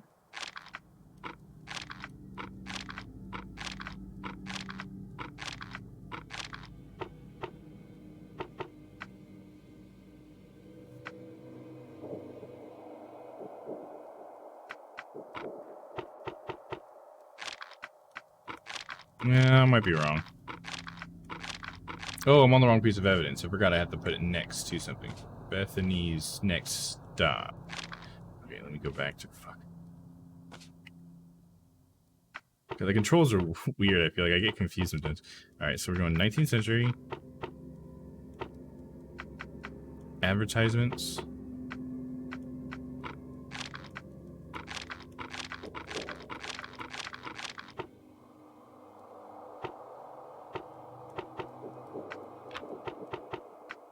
We'll try these. Damn it. Current events, front page, articles, and interviews. Nah, I think I'm just wrong. I think I'm just wrong. That's just, no. That must not be right.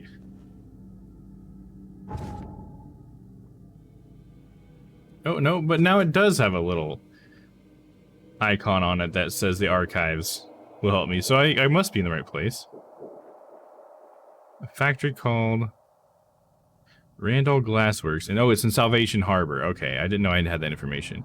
She thinks the answer has been there since the last century. So it's definitely the century, 19th century. It's Salvation Harbor. But I don't know what the third thing is. Let me look for that. Let me look at it that way. So we know that it's the 19th century. That it's Salvation Harbor.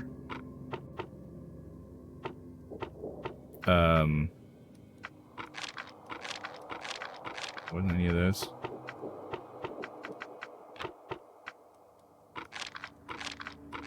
Oh, come on. What else is it then? Fuck you. How? The two pieces it has in there is that it's in Salvation Harbor, which I have, and that it's the answers have been there since the last century. Isn't that the 19th century? What? I tried all of these though. This is not my favorite part of the game, I'll say that. It's nice when I figure it out, you know, that is fun. It's very satisfying, but it's just like, fuck, I don't know. Bethany broke out of the asylum. Her next stop seems to be a factory called the Randall Glassworks in Salvation Harbor. So there's other places I have archives that I could look at, but I don't, where else would it be? The police archive? But why? Why would it be the police archive? Because I just need to know where Randall Glassworks is. I just know that's in Salvation Harbor. And the other one is the hospital. Don't know how that would help me at all. I think those are the only 3 places. Let's check them out.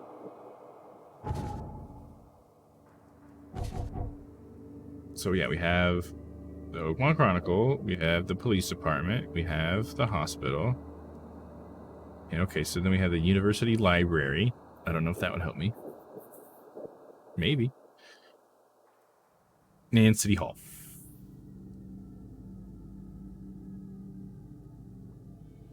But somewhere in Salvation Harbor. But I do need to go to one of these archives somehow and figure it out. I guess I'll try going to, like, I think City Hall would be the next best thing that makes the most sense. So maybe I'll try City Hall next. We'll see what we can do there. I've never been there, so we'll see what we can, what categories we get. I think that's the main thing we need to figure out. And while I'm there, you know, might as well try to get some teleportation places or whatever. So I'll just hang a loosey. We'll go north. Hell, we just go straight north to here and then try out the university library too while we're at it. Why not?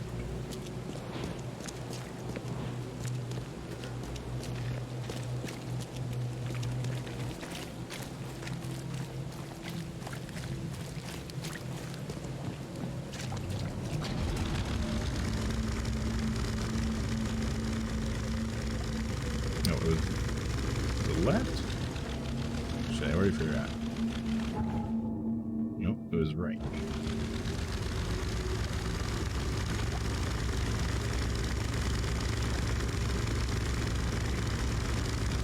And those guys are not facing the direction that they're traveling. That's a little concerning.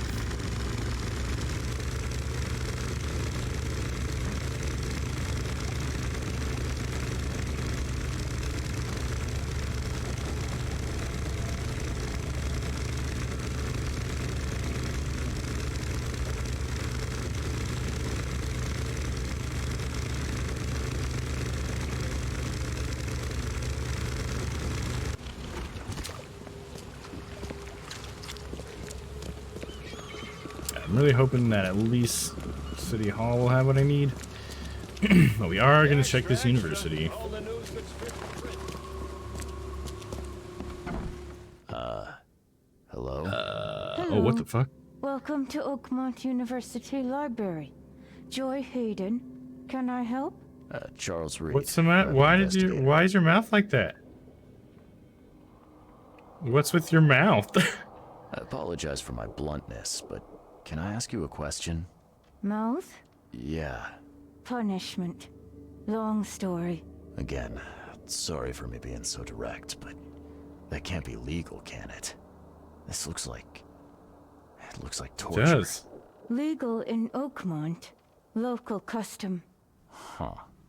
Local custom to fucking sew someone's mouth shut? Like, no thank you, man. I don't want to be a local, man. Fuck that. Switching to standing mode here real quick. She needs to keep her mouth shut. Yeah, apparently, man. Apparently she wasn't keeping it shut. God damn.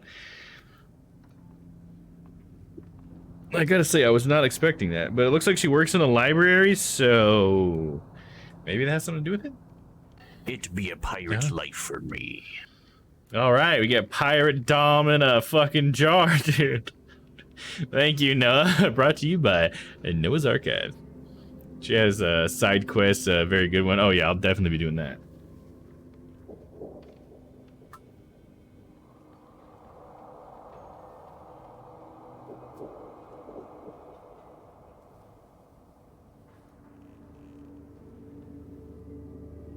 Getting into pirate mode, don't worry.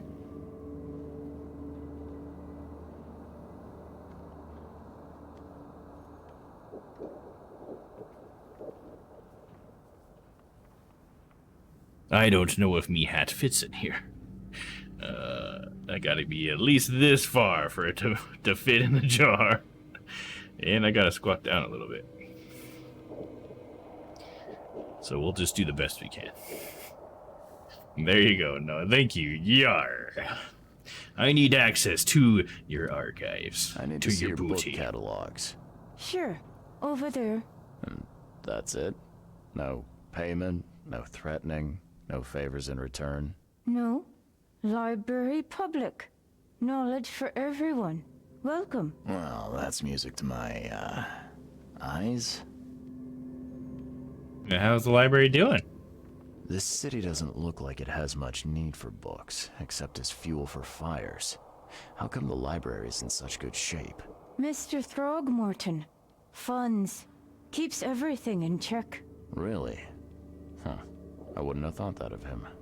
I wonder why. He says people need hope, entertainment, escapism. Now more than ever, can't imagine library without his help. It's like making me very uncomfortable looking at her mouth. This looks amazing. Yar. Thank you, Noah. I'm trapped in me jar. Bye, Joy.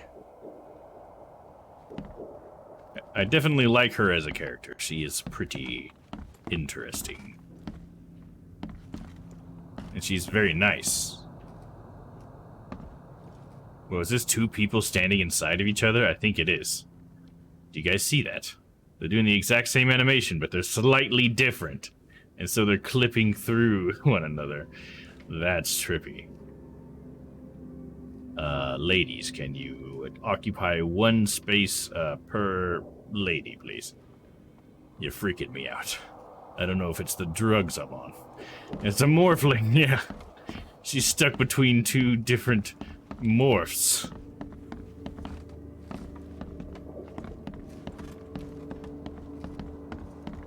Yeah, and I see that the archives are there, but I kind of want to look around a little bit. Gotta find me booty. Aye, booty. Nay.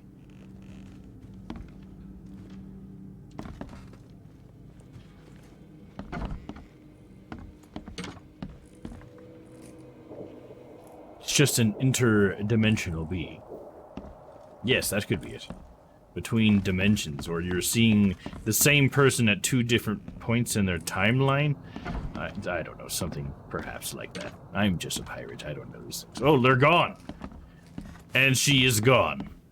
My god. The game may have realized it had made a mistake. And deleted the whole thing. Interdimensional lady. There you go, Papa. Thank you for clipping that. I appreciate that. Section. Okay, book information. Period.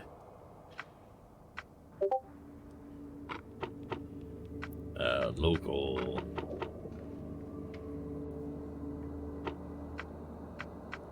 History. Yeah, I didn't think that was going to be it. I don't think this has the right categories, so let's go ahead and go. I didn't think it would. It is just a university. Let's go ahead and get this teleport spot. Now that's spooky. And poof, she was gone.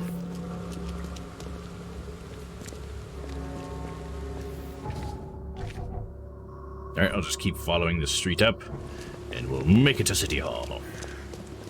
Finally get a permit for me boat to be docked in the port.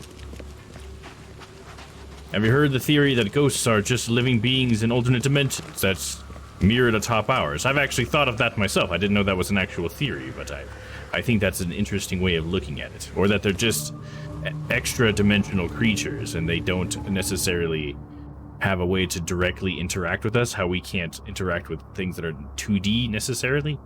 You know what I mean.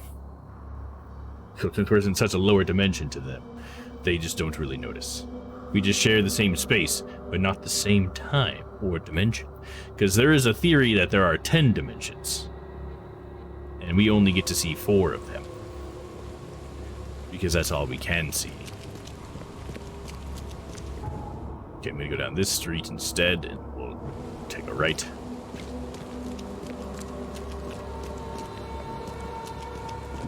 I have a short story that I've written part of. I don't know how to finish it, but part of it involves a demon, and the demon I have created focuses around extra-dimensional creatures. So my demon, for example, in order to communicate with a human, he creates like an obsidian statue in order to speak to him through, but it is not the body of the actual demon, obviously, because the demon can't show you what it looks like because it's in another dimension, so it has to create something like draw a picture for a 2D creature if we were trying to perhaps communicate with something 2-dimensional or something. And I have the character sort of teleport in a way, but it's like supposed, in my mind, it's like dimension curling and getting him to like pop across a tiny portion in a dimension above his own. But not a lot of that is explained in the story. It's just what was in my head while I wrote it.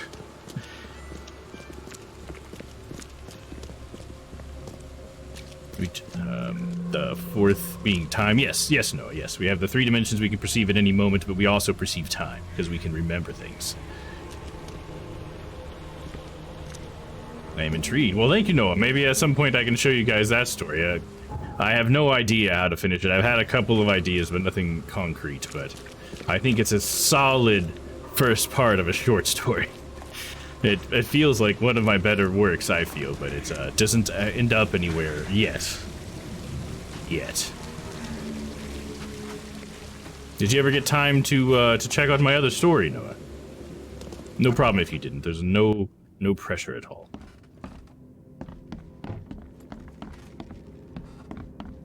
All right, let's talk to this lady. Yes, I haven't got all day. What do you want? I just got here, lady. Just wanted to say hi. I'm new in town. Oh, how nice for you. If you need to look anything up in our archives, get in line like everybody else. There is no line. Get in line? I'm the only one here. Well, I guess that means I'm first then. So, I can just go look up what I need. Don't sass me, young man. Next time there could be a line here, and you'll get no special treatment. I didn't ask for any, lady. Bye.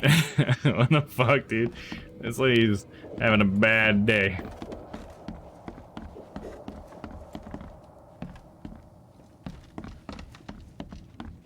I heard a good explanation for Lovecraftian madness. Ooh, do share, dude.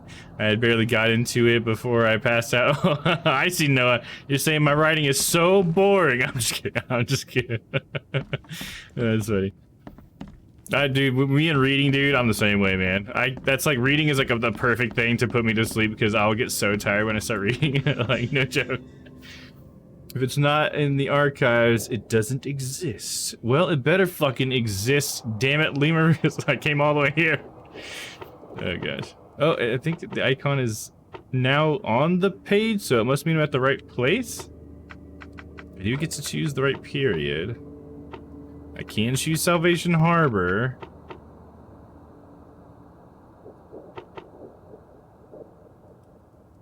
My other? Enterprises. Oh, okay, because I'm trying to figure out where the place was. Okay, that makes sense. I should have known that one. I had to do a little bit of trial and error on that one. Imagine you are an ant on a circuit board. You can perceive the textures and lines on it, but then you are given the perspective of a human and you understand the names and concepts to create the circuit board. Then you are instantly brought back to being an ant. Huh, okay, yeah, that's like cosmic horror is what you're basically talking about, right? Not necessarily Lovecraftian madness, it's more like cosmic horror a little bit. Where there are like mechanisms that are bigger than you, that are at work and you have no control over them. That's how I've heard basically the best explanation of cosmic horror I've ever heard. Because it's supposed to be like the feeling that you get like if you imagine yourself basically out in the middle of space.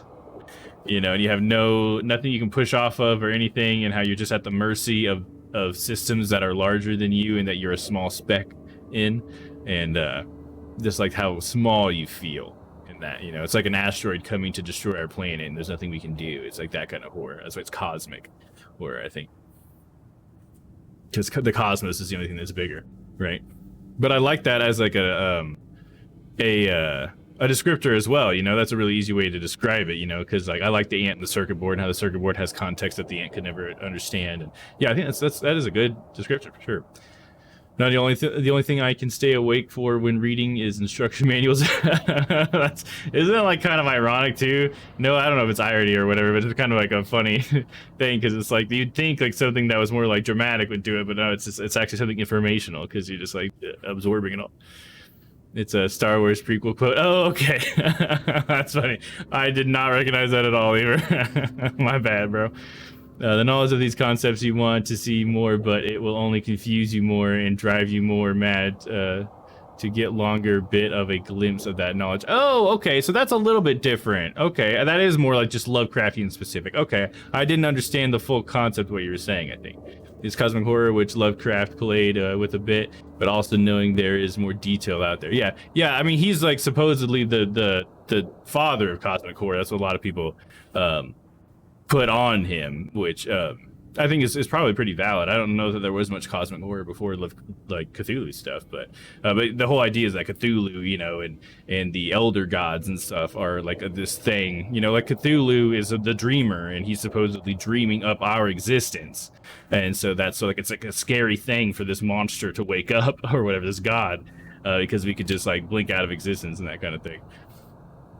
So that's always how I kind of tied in the cosmic horror. But I'd like the whole knowledge thing, because that kind of like explains how the cult works and stuff, and how people who do start to go mad with this Cthulhu Lovecraftian stuff, they tend to seek it out even more. You know, the obsession that comes along with it. I think it is very cool.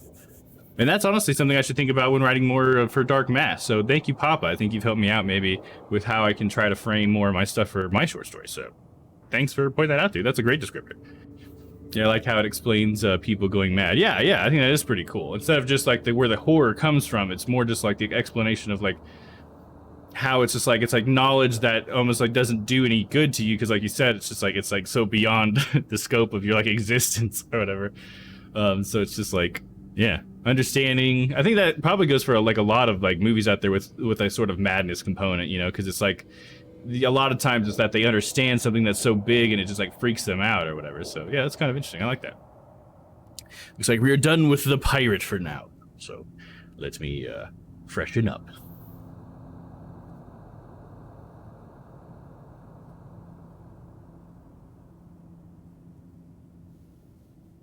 I had to take a pirate shower, which just is taking a handful of sand and then rubbing it all over my body. You need the grit of the sand to really get all the dirt off. Randall Glasser, established in 1884, proprietor Gunter Randall? Gaunter? Southern Salvation Harbor, Skipper Road, Hill Street, and Calm Shore Street. Cool. Got what I needed, see? See you later, toots. Alright, let's go ahead and look at the map. Well, let's open the casebook. Okay, Southern Salvation Harbor, Skipper Road between Eel Street and Calm Shore Street. Skipper Road between Eel Street and Calm Shore. Oh, it was right there. Nice. Perf. Okay, so I'm just gonna teleport to there, I guess.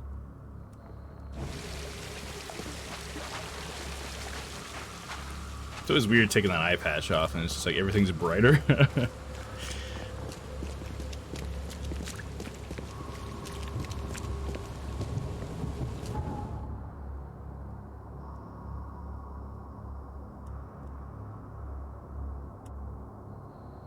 Quid pro bro.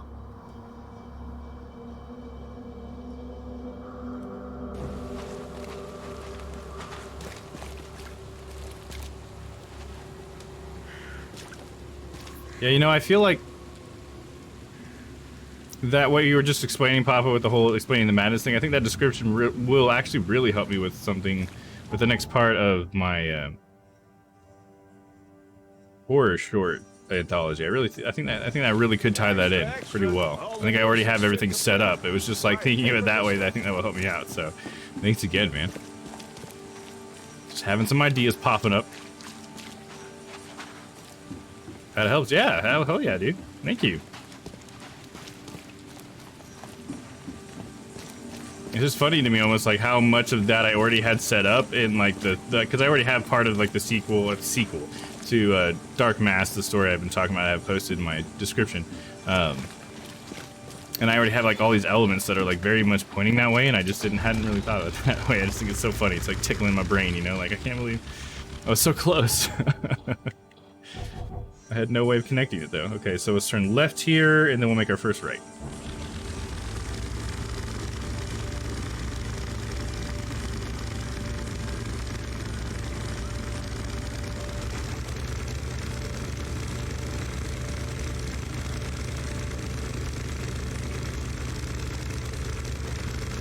Big old fish. Is that right?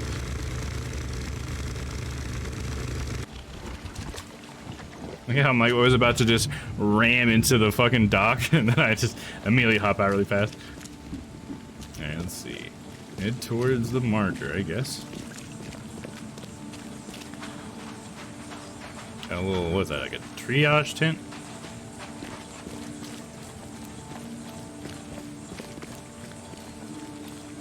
There's nothing even in there. Why bother?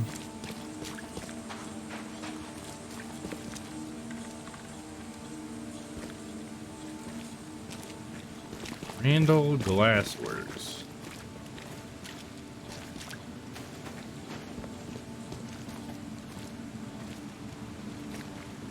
That giant thing sticking up in the sky, that's crazy. Maybe it's that big building? I figured it would be like a bigger building, right?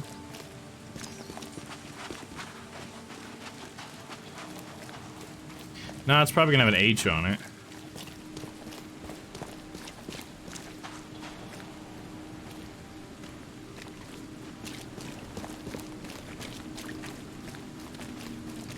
Calm Shore.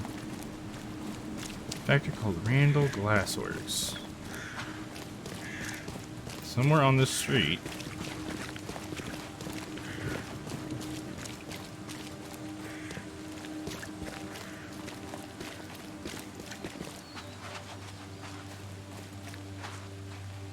Oh, there's an H.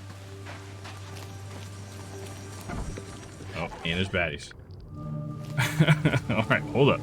I do have some first aid kits, so I can do that. That helps. Then we'll get the revolver out. Make sure she's loaded. She is.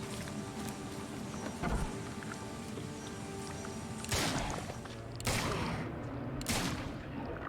think I shot it one extra time. My bad.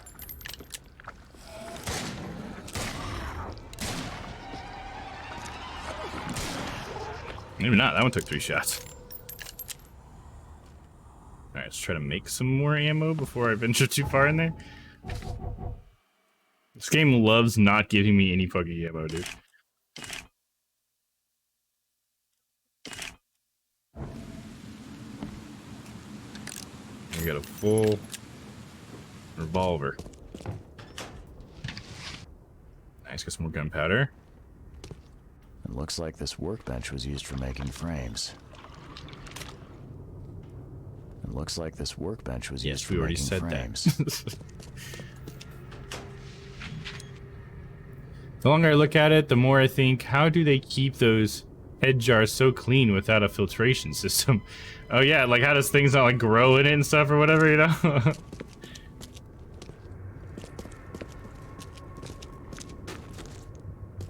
That's like the thing that in Futurama they don't like address at all. Like, do they? I don't. Maybe there was an episode where they addressed like changing out the liquid or something, but I'm sure they made a few jokes about it. Yeah, it seems like you'd need like a little aerator or something. I guess you don't breathe if you're just ahead, though. It's supposed to be some magical liquid. The door won't budge. Won't budge? Can't I shoot these off?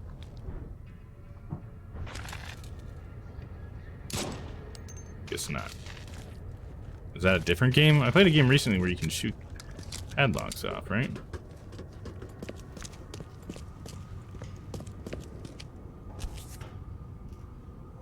What is this? Some sort of treatment solution. It must be what they use to turn glass panes into mirrors. Oh, okay. I've heard of that.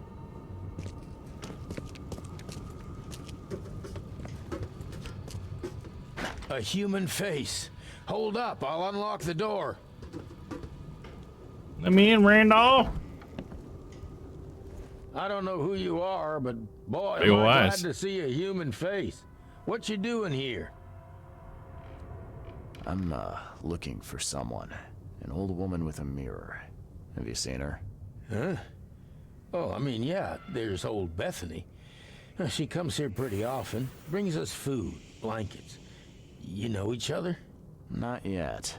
I'd like to meet her, though. You know where she is? Yeah, it ain't good news. Bethany was in the storeroom when the wild beasts came. She locked herself in. I got a spare key, but, But what? But there's a catch. Am I right? Yeah, we wounded one of them, but he's too tough. He's right outside the storeroom. She can't get out. We gotta get in I killed him there. already then. We'll starve without those supplies. I don't think we can take him, though. I hope Bethany's all right. I guess I'll accept. Is this gonna spawn him then? Because he wasn't there when I went down there. Deal with it. See you soon. The thing in the basement. God, I hope I can deal with it. Fuck, dude. I'm not the strongest cat around here. Let's get the old revolver out.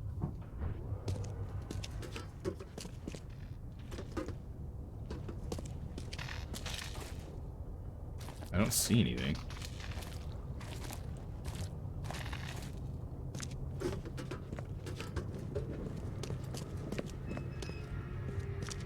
What? There's nothing down there, dude.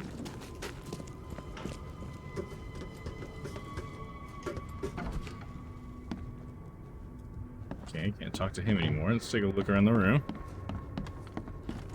This used to be an okay place to live. Now it's a shithole. Oh, nice work. It looks like the craftsman's gone out of business, though. Too bad. Is it nice work, dude? Look at that reflection. Is that a good mirror? I don't know, man. Guess maybe in this world it is.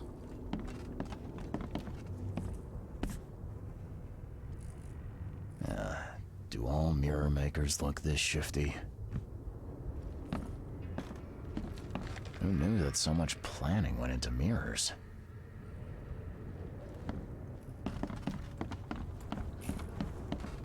They hide. They hide underwater. In the pools, in the puddles. Can't be too careful. Okay.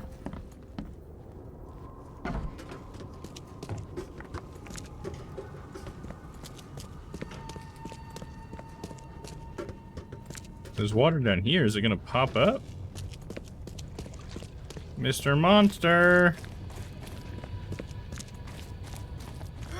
I got an old shovel!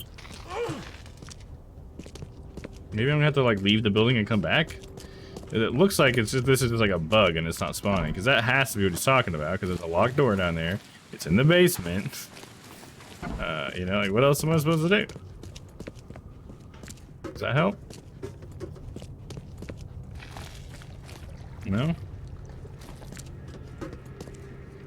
Oh, son of a bitch, dude. How am I supposed to do this if I can't trigger the Looks fucking like quest? this workbench was used for making frames. I can save and reload the game? Try that. Save.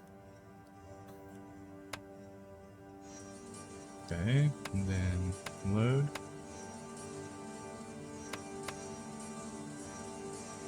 Yeah, I guess so. No, we must have. It just broke on us though. It's like I killed those two things downstairs. Well, in the in the main floor. And the next thing I know, or well, then I get the quest, and then there's no bad guy to fight. So it must be that the game messed up. I mean, I don't know how else to explain it. Fresh fish. Just caught, mister. That was not just caught, dude. Well, maybe these were. Shit, now where was it? Fresh fish. Just caught, mister.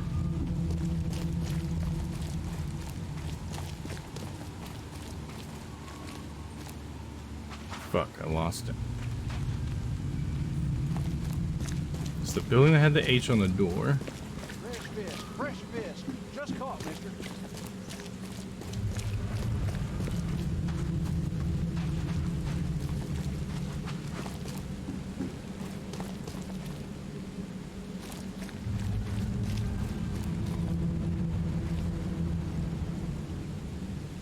It's on this between Clam, Shore, and the other one.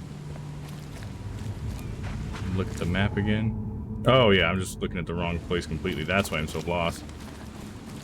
It's this way. It is kind of amazing how many bugs we run into with all these games that I'm playing.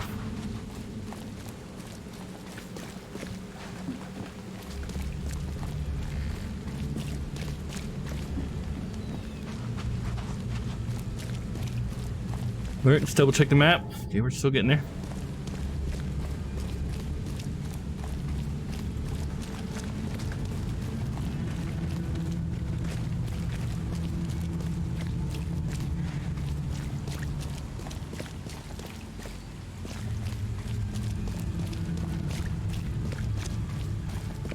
Gonna need an exterminator costume to get all the bug games, yeah? There you go. Oh, yeah, there's no more baddies now. That's for sure. Which is not great, because I don't have that much ammo.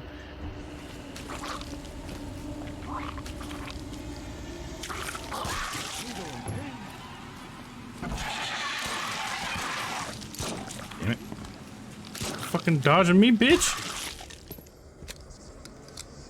Okay, so there was more baddies, but I don't know that that's necessarily helping me out at all. Also, more fucking loot. There it is.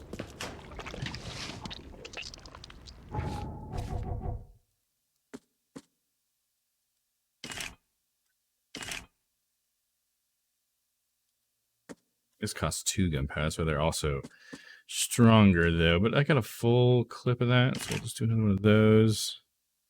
I can make 5 more of those. Traps and hand grenades. I can make some more traps. Maybe a trap would be good. We'll get to that point though. Get this bad guy spawned first. Yeah, I'll make 5 more of these.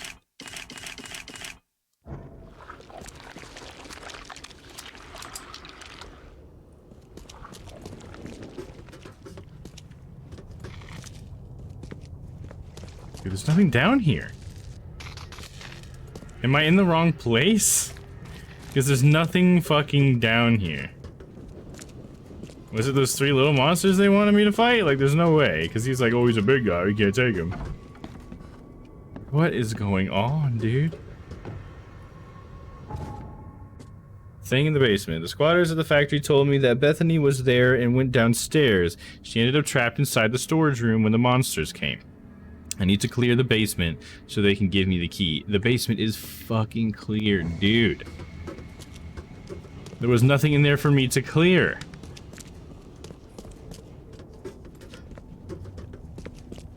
Dude, there's nothing in here. I can't even break these boxes to reveal anything.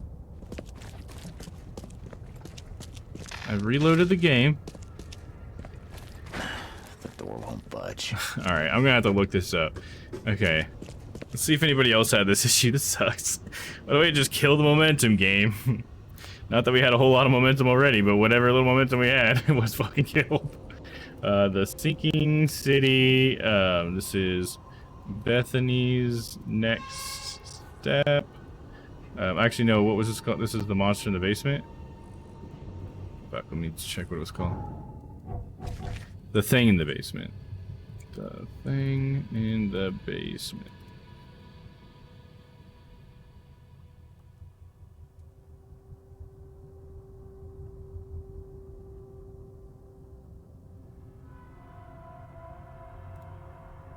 There's a walkthrough. I don't know if it's really gonna help me at all.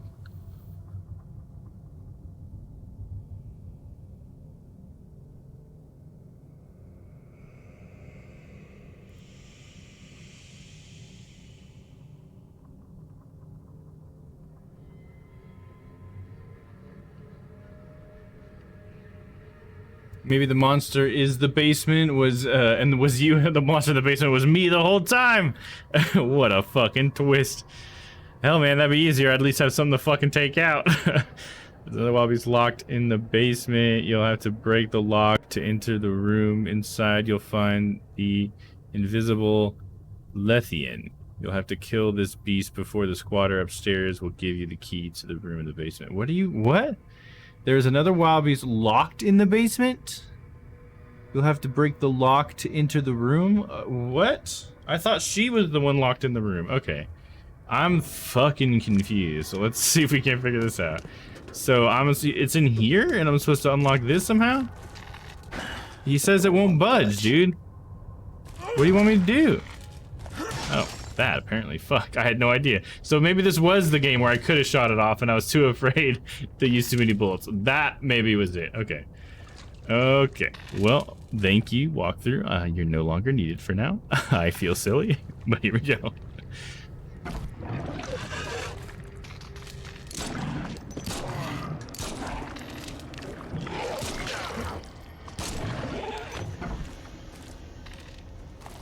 It was not that hard at all.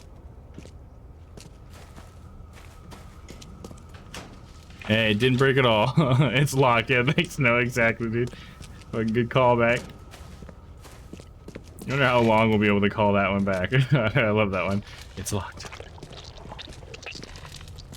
It's like if emotes were bigger, I'd love to just get like a picture of the woman's face from that game and just put "it's locked" underneath it or whatever. It's locked. I think that'd be funny. This is the door that she locked herself in? The door won't budge. Okay. We're on it now.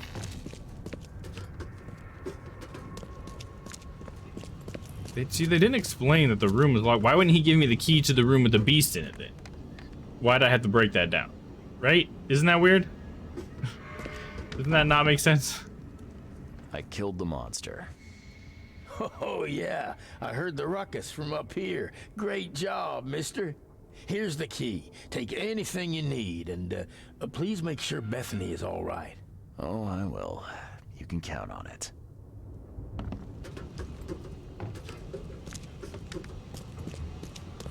Oh, I'll make sure she's all right, all right.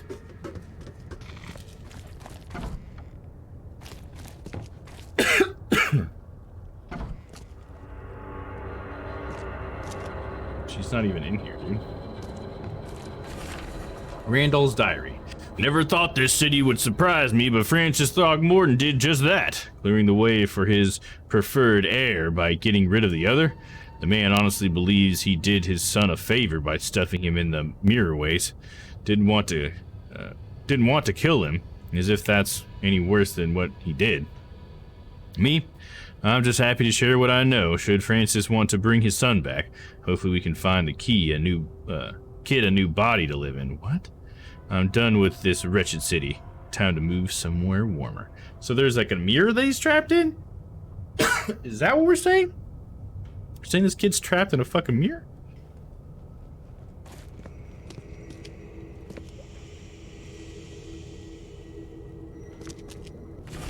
Search warrant.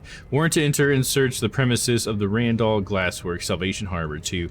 1. Investigate reoccurring complaints of suspicious activity at night. 2. Interrogate the suspect, Gaunter Randall. Someone's been stocking up.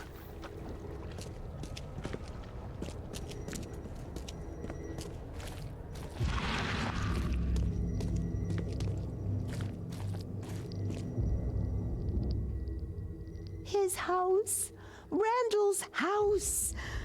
Hold on, Hammond. We're almost there. Wow, the plot thickens, dude. What the fuck? How does this play into everything, you know? And so now it's broken, though.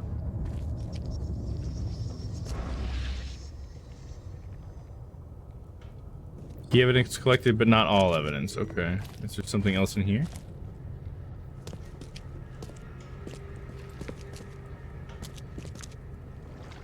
So wait, is the kid's consciousness just uploaded into an ape body? Did his dad not fuck the ape? Oh, nice one, Ty. I hadn't thought about that. So in that case, then Robert Throckmorton would be Hammond, his older brother. And maybe he was just an ape, and then he put Hammond's consciousness in his body. I hadn't even thought about that, Ty. That could be an interesting twist. Huh? Because he did say like a new body for the kid, so that kind of suggests that they just need like a host, I guess. Yes, the plot thickens like a thick molasses. There's something else here I need to witness. Witness me.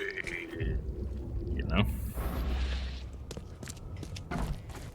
Is there evidence in here I didn't find? I don't know if that vision actually has me find evidence. I don't think it actually does. I wish it did. But then that would be holding my hand too much, I think, for this game. I haven't found all the evidence, but I'd like to. It looks like this workbench was used for making frames. You don't say.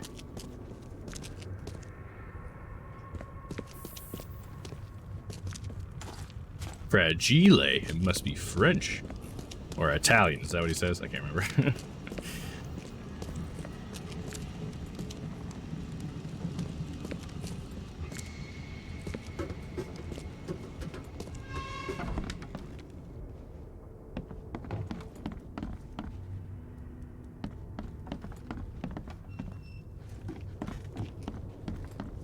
Who knew that so much planning went into mirrors?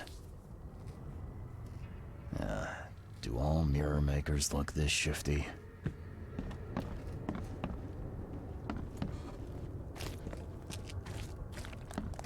Oh, nice work.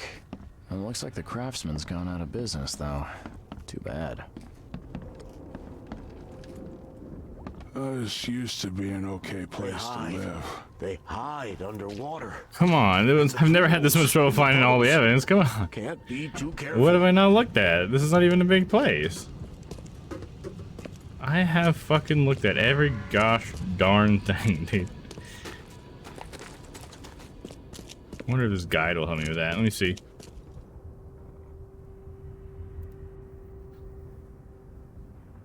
Additional evidence workbench, the treatment solution. Let's turn and examine frame photo. Did that one. The mirror schematics. Locked in. Oh, there's supplies in the locked room of the basement. I thought I looked at that already. Randall's diary. Got that one. Mirror ways. A visible book hidden on the bookshelf in the locked room in the basement that appears to be empty. You must use mind's eye to dispel the illusion and find the book. Oh, okay. Yeah, that's the one I didn't get.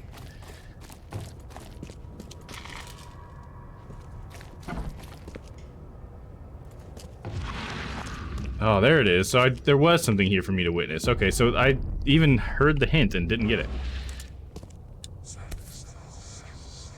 Oh, look at that. Look who's on that book. Squid Daddy himself, dude. That's a thick book.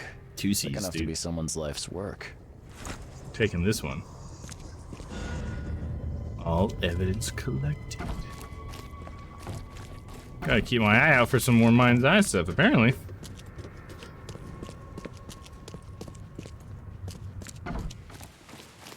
So, where is my investigation going then?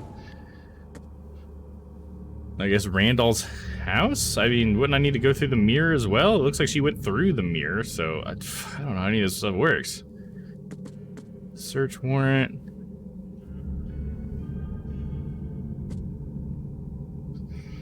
Large mirror in the factory, some kind of gate. It's cracked now, but at least I know where Bethany's gone, the mirror maker's house. All the while she was talking to Hammond. So yeah, it's his house I gotta go to next. Never heard Cthulhu referred to so demeaningly as Squid Daddy. Oh, is that a demeaning thing? I don't think it was demeaning. I always call him Squid Daddy. I feel like this is like the third game where I've called him Squid Daddy. The mirrorways are cold, alien, and hostile environments that warp and defy the world they reflect. Souls and minds pass through them disembodied, and should one be trapped there, they make for agonizing, inescapable prisons. To extract the trapped soul, a practitioner will need a valid repository for it. But beware, once the soul has been extracted, its prison seldom survives. So she's extracted the soul then? Okay, so I'm just saying, what I'm guessing here is, but be aware, once the soul has been extracted, its prison seldom survives. The prison was the mirror, right? So is that what they mean by seldom survives? Like the mirror was broken? Yeah, I don't know. Maybe that means that she pulled Hammond out of it, but I guess we're gonna go to Randall's house, so that'll be the next thing I gotta do. I don't know how I'm gonna know where to go. But I'm gonna go to the restroom real quick, guys, and then we will come back to this. So you guys enjoy. I have updated the BRB screen to have the schedule promo now, so enjoy that while I'm away, and I'll be right back. Monday, I am fish.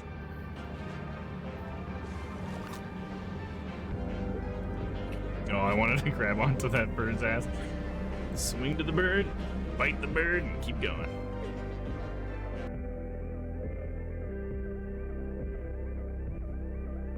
Tuesday, the sinking city. What you've done?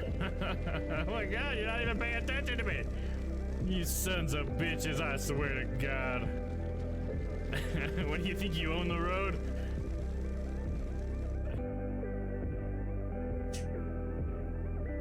Wednesday, itch.io. Why is she holding her hands back like that? Let me try doing that. Am I doing it?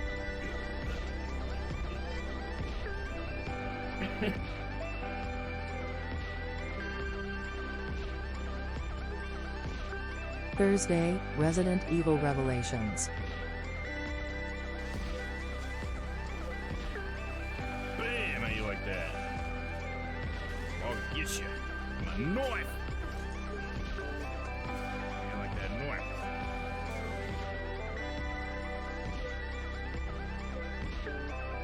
Friday, The Witcher 3. Like, whoa, what? Okay. Okay, I'm, alright, okay. I just sunk my own boat, basically. What the fuck?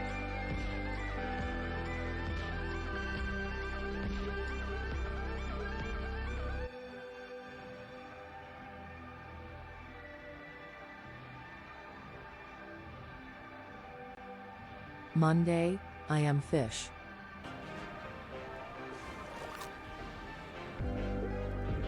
Oh, I wanted to grab onto that bird's ass. Swing to the bird, bite the bird, and keep going.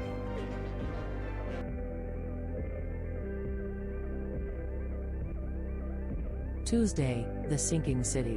What you've done? Oh my god, you're not even paying attention to me. You sons of bitches, I swear to God. What do you think, you own the road?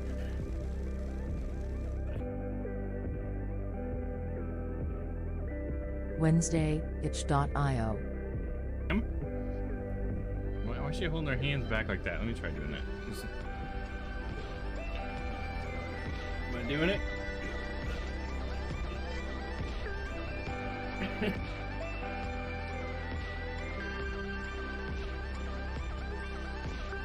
Thursday, Resident Evil Revelations. Bam, how you like that? I'll get you.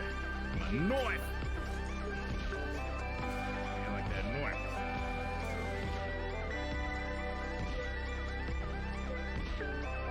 Friday, The Witcher 3. Like, whoa, what? Okay. Okay, I'm, alright, okay.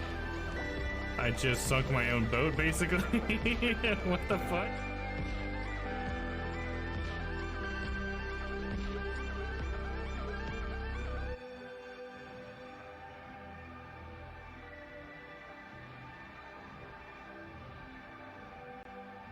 Monday, I am fish.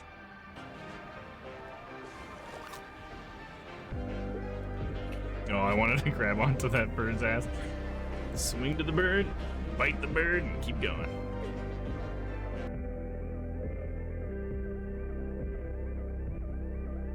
Tuesday, the sinking city. What you've done? Oh my god, you're not even paying attention to me. You sons of bitches, I swear to God. What do you think, you own the road?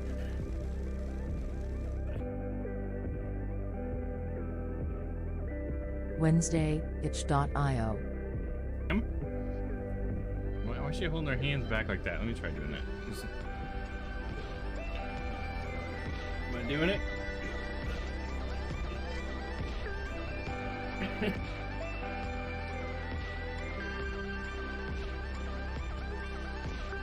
Thursday, Resident Evil Revelations.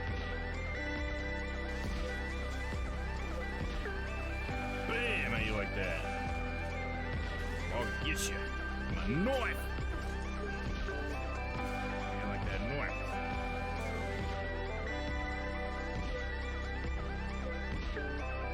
Friday, The Witcher 3. Like, whoa, what? Okay. Okay, I'm, alright, okay. I just sunk my own boat, basically. What the fuck?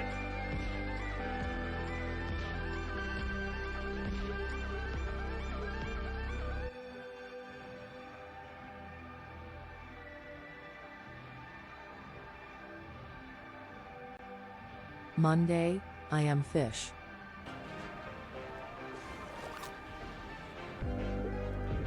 Oh, I wanted to grab onto that bird's ass.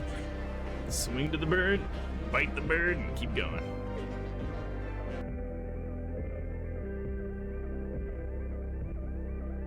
Tuesday, the sinking city. What you've done? Oh my god, you're not even paying attention to me.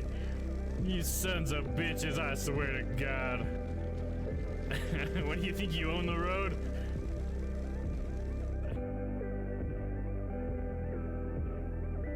Wednesday, H.io. Why is she holding her hands back like that? Let me try doing that. Am I doing it?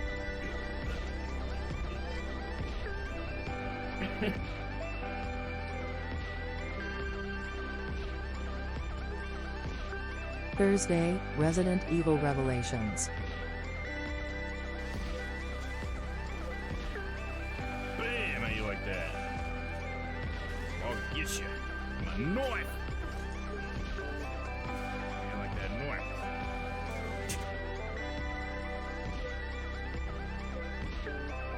Friday, The Witcher 3. Like, whoa, what? Okay. Okay, I'm, alright, okay. I just sunk my own boat, basically.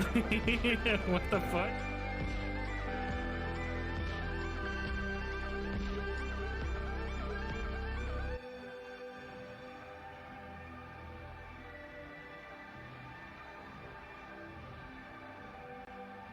Monday, I am fish.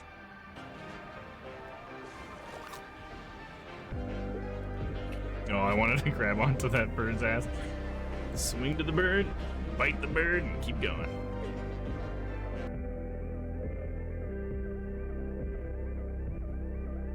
Tuesday, the sinking city. What you've done? Oh my god, you're not even paying attention to me. You sons of bitches, I swear to God. What do you think, you own the road?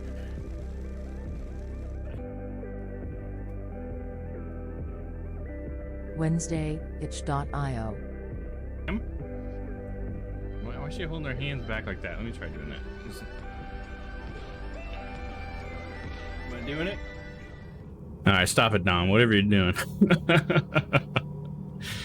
Hey, no, thank you very much, dude. This Barbie screen is freaking amazing. Thanks, man. that's the video that if I could get you to make some music for, like a nice little loopable thing. I don't know if you noticed, but the background music to it right now is the main menu theme from Bug Snacks. It's called like Sunrise over Snacktooth Island or something like that, I think is what it's called. It was my favorite song from the original soundtrack, but yeah, that would be the one, Noah, that I'd like to commission a song for if you'd be interested. It would be something that I could loop underneath that. That would be, you know, it's kind of chill, you know, kind of something to fill the space. But yeah, I'll try to get you some, or I'll try to at least get some stuff together as like examples of maybe what I'm maybe sort of looking for, and to try to give you a direction, I guess. And yeah, I'll be DMing you at some point in the future. But yeah, I just got it all put together today, and I was like, you know what? I think it looks all right. Let's fucking do it, man. Let's try it out. And I realized I need to get like a better BRB message and a better starting soon message, because it's also my starting soon screen now. So maybe something like Little Big Planet sounding. I'd have to see some or hear the Little Big Planet song, because I've never played Little Big Planet. I've seen it played, like some small clips or whatever, but I personally have not played it. So I'm not sure what that sounds like, but maybe I can definitely check that out and see. Definitely just something easy sounding, you know what I mean? Meant to be lurking, but that BRB screen was fantastic. Oh, thank you, Layla. I appreciate that. Yeah, and I've got it to where I think it should be something I can continue to use going forward. I have the entire project set up, like it's pretty templated, so I already have like the assets I need to make some updates to it already. So like when I finish Resident Evil, for example, I already have an asset for the Good Life to be in there. It won't always be clips from my streams, because sometimes I haven't played the game yet. You know what I mean? So what I'm doing there instead is just grabbing a piece of like the trailer for the game and putting it where the clip would be or whatever. And then if we get a clip, I'll, you know, update it, whatever. I'm trying to make it easy to update. So yeah, it's working out pretty well so far. And I finally got the updated version of Premiere Pro, so better tools. I know you're meant to be working or lurking, Layla, but I hope you're having a good one. And you can let us know how your day was if you want.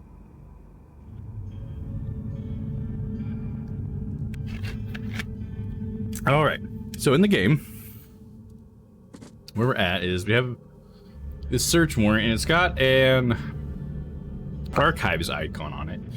So that means I can probably go to the police station since it's a search warrant, and we can look that up. I also have these that have little dots next to them, and I'm gonna assume that means I can talk to somebody about them. And I guess Throgmorton is the only guy that I've talked to about this. It's his quest, so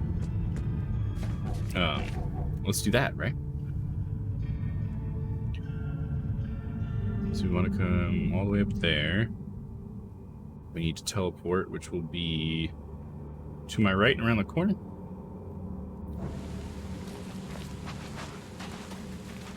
All right, off we go.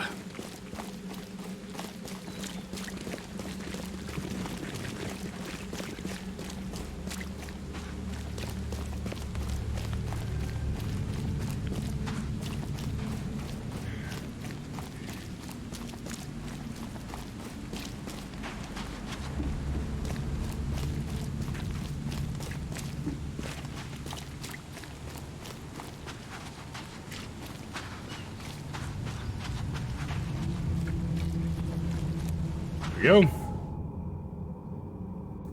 Pop that up here.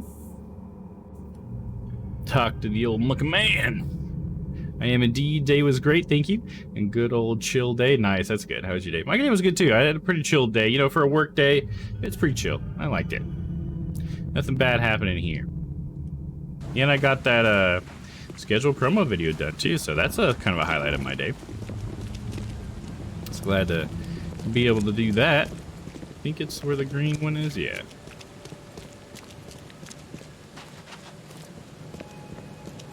Yeah, I finally put that Discord message. I can't believe I forgot last night to do that still. But I put the Discord message out for the movie night. You know, I forgot to... You know, let me do something real quick here. One thing I forgot to do is put the graphic on my stream. It's funny, like I gave it to Dan yesterday so that he could use it on his stream, and he used it right away. He's a good little boy. And then I didn't do it at all on my stream, and I'm the one that made the fucking promotional material. Oh gosh.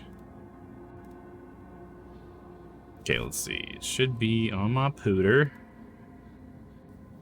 Under my promo pictures. Lamageddon, there it is.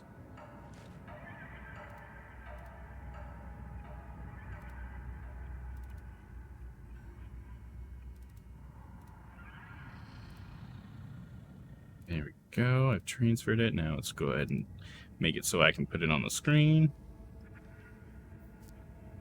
Movie night promo. Hope you guys are excited for movie night. I'm very anxious to see how it turns out. I hope that we all have a good time, you know, that us Strange Planet guys don't talk over too much of the movie. There we go. Okay. Yoink, yoink. A little bigger. Alright, so there we go. I needed to plug it at some point, right? Glad to hear it. Sounds like a fun day to me. Oh yeah, absolutely. Oh yeah. Get some work done and a little bit of play done. So yeah, so October 30th at 6 Central. Drink every time I say day, jeez. Oh, you're saying day and all you mentioned. Oh, you said day 3 times in this. Well, I didn't even notice. Would have noticed, you would have pointed it out, Layla. But yeah, so yeah, if you guys want to watch them again, I'm sure you guys already all know, but just thought I'd keep the hype up, I suppose. And really, I just really needed to get that image on there. I made it, and I never used it. 2 steps ahead of you, Layla. He's already drinking. Oh, so Throgmorton moved this time. Okay, what's up, dude? I found a disturbing book, Mr. Throgmorton, on mirrors. It spoke of imprisoned souls. Now level with me. What is it you're after? I suppose there's no point in being coy. I have learned that I once had a brother, Hammond. My father robbed me of him. Hammond is inside the mirror, trapped by sorcery. My father's doing? Why, I cannot guess. But he is a Throgmorton. He must be saved. Okay. Have a good day. And that's all I have to say to him about that? I'm not in the mood for chit-chat, Mr. Okay, whatever, dude. Maybe I'm not in the mood for chit-chat. You ever think about that, dude? But I still fucking do it.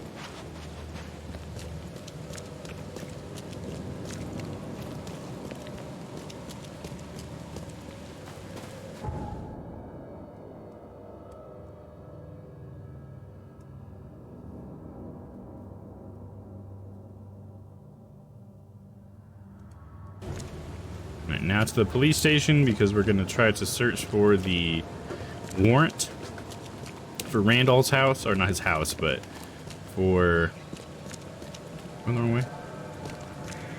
The warrant, the search warrant for Randall's glassworks.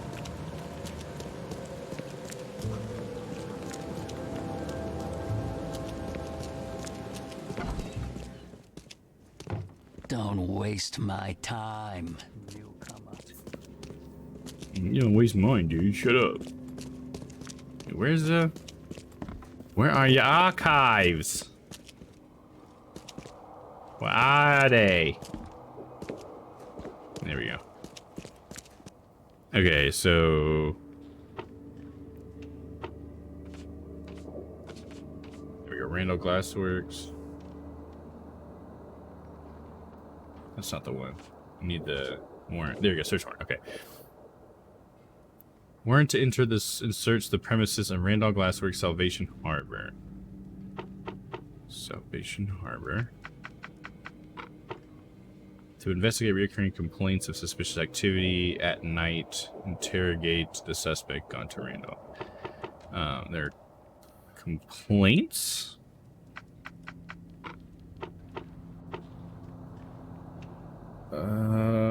Instruments of crime, documentation, impounds, suspects, witnesses, victims. Suspects? Yeah, interrogate the suspect. Boom! First try. I actually found all the words in the actual fucking message this time. That made it easier. Anyways, back to lurking for me. Sounds good. Need to be up tomorrow to catch a train. Sounds good, Layla. You have a good night. And thanks for lurking. I appreciate you just letting us know you're here. Thank you. Got Randall, allies, Davis Miles, or so not allies. Fuck, why the fuck did I? Jeez, alias, dude. Alias. Davis Miles, mirror marker, or mirror maker. Fuck, I see. I can't read. Sex male, age unknown, residence fled to the city, last known location Oakmont, Mass, northern Old Grove, the corner of Windhalf Avenue and Goldbridge Road. Suspected of disturbing public order, subversive behavior, counterfeiting. So I guess I'm going to that location? Okay. Is that everything I can do here?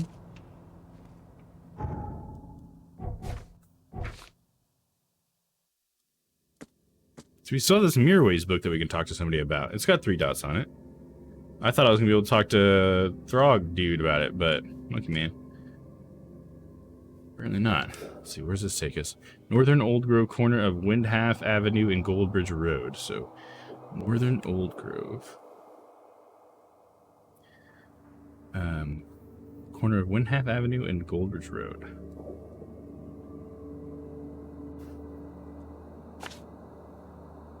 Okay, looks like I can teleport to Old Grove, so to Old Grove we go. Hopefully at some point I'll figure out who to ask about this Cthulhu book.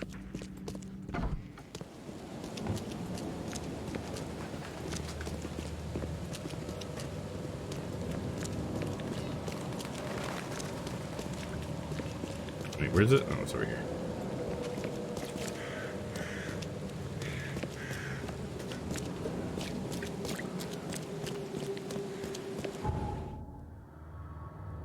Old Grove, right up here.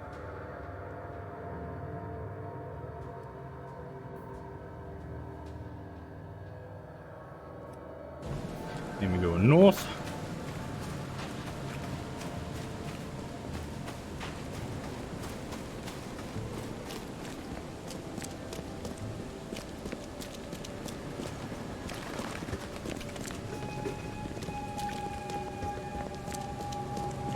The NPCs in this game, look at, they just wander around so aimlessly.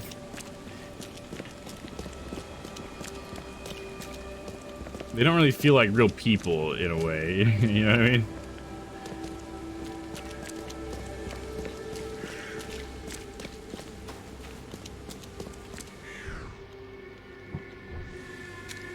Make sure we got a full clip before we walk in this house. Fuck, I accidentally hit the trigger. God, you idiot. It's just like Alec Baldwin. Is that okay? Is that an alright joke? My bad? Insensitive too soon?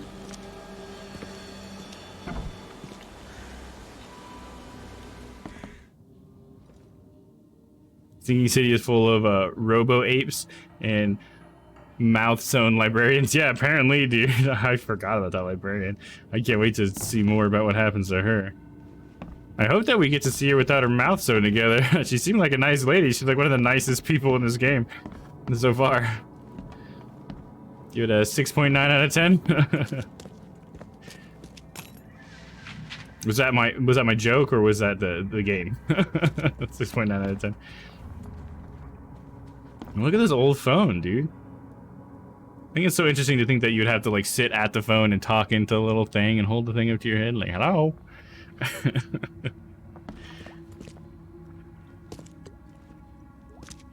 It's like I want to use one of those just to see like what the quality was like, yeah. So we don't have any baddies in here, that's cool. Looks like some perfectly good sausages. This is one of the nicer buildings we've been in.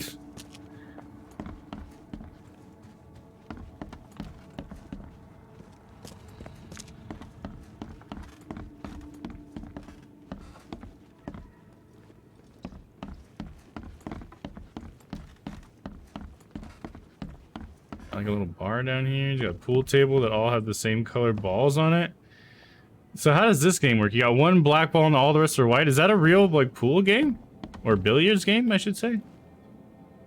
Or they have a bunch of white balls and one black ball? No billiards game I've ever heard of. That fridge though, what a waste of space. It's snooker. Oh, snooker. Gotcha. Okay. Yeah, I guess I have heard of that. So that all has white balls and one black ball? It's played in the UK mainly. Yeah, that's right. Yeah, I totally forgot about it because I've never seen anyone play it before, I guess. That's interesting. Okay. Thank you for that, Noah. I wonder if they have snooker anywhere near where I live. Not that I would go out and play it necessarily, but there are some pool halls and stuff around. So, I wonder if any of them would have like a set of balls for snooker?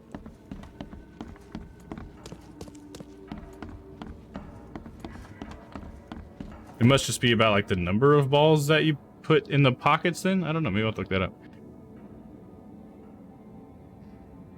There are clubs in the US. Okay, so it is played here a little bit. They mainly play for trick shots rather than sport though. Oh, okay. So yeah, I guess I have seen like people do trick shots and stuff like on YouTube videos and stuff when there's big competitions. So I guess maybe those are snooker balls that they're using because they're not like regular billiard balls, you know?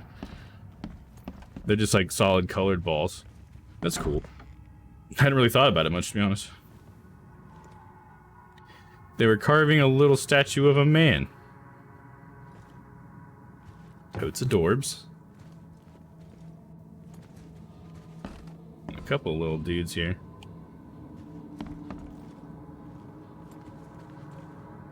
I don't understand what I'm supposed to gain from this place. Maybe there's just like one little piece of evidence that I can find somewhere.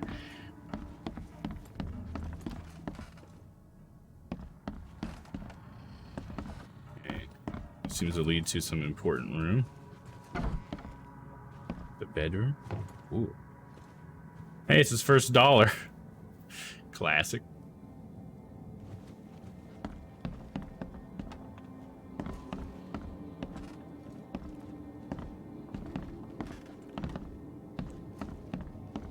Don't understand. There's like nothing here, dude.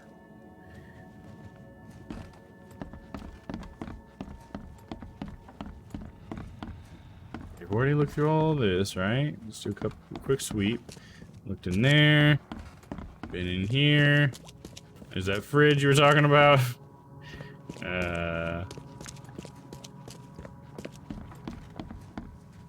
Taking the sweep downstairs, I guess? I don't know. I feel like this has got to be part of where it wants me to go.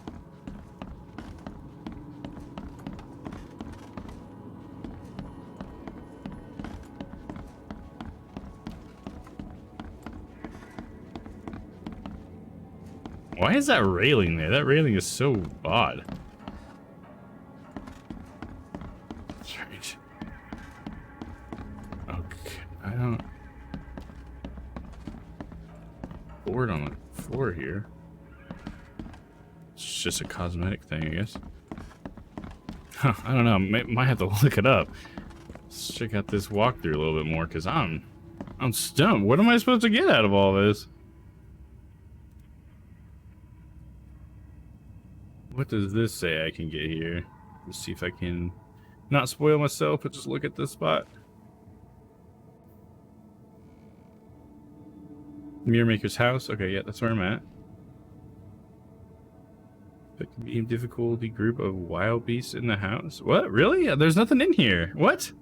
They typically attack as soon as you enter. Am I in the wrong house?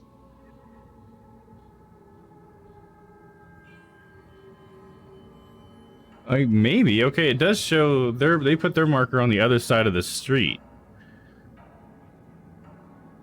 Okay, so I'm just in the wrong house? And it just let me go in there? I guess this is supposed to be like a red herring, I guess? Because they have their marker like here. So that must be it. That's weird. Yeah, sorry, I didn't mean to trespass in your house. I kind of went through everything, though. There's an H on that one. It did say it was on the corner, so is this it? This might be it. It's just so funny that they have that other house that you're able to go into. Okay, your Maker's house. There you go. I should have known to look for the title to come up. That's, yeah. Makes sense. Sounds real.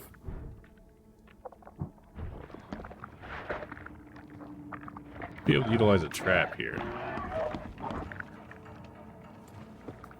This house is very much like that other house. These have been here a while. Oh, fuck. See if I can't utilize this bitch!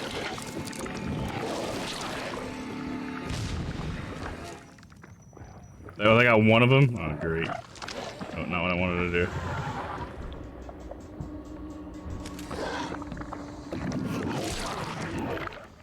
Shot him right as he shot me. Traded blows. Eligible bachelor. Francis Throgmorton, the city's darling scholar and adventurer, is once again a most eligible bachelor. The divorce court hearing took place this Tuesday. No press were allowed in the courtroom, but the results were made public immediately after the ruling. Bethany Throgmorton's deteriorating mental health was deemed a sufficient reason to terminate the couple's marriage. There has been enough mourning, said Francis while exiting the courtroom. Our son Hammond's death was a tragedy, but we must stay strong. It's a pity Bethany could not. But apparently you're the one who killed him? For a second there, I thought there was something coming at me. I was like, no!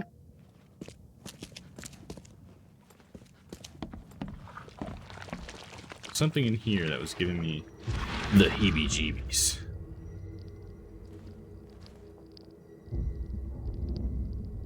A hidden room, is it?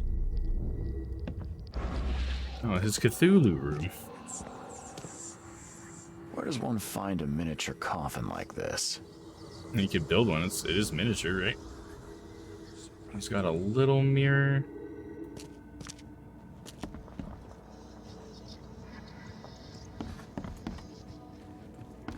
Let's check the basement.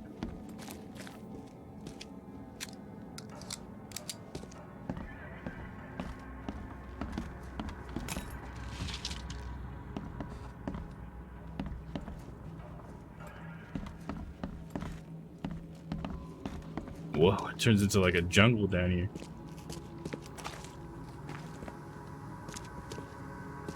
What is that? Like a wheelchair of some sort?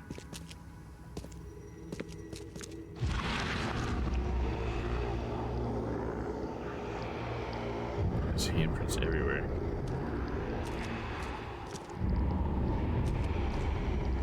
Hidden door. Why is it always that doctor? Who is that doctor? I don't know who that is.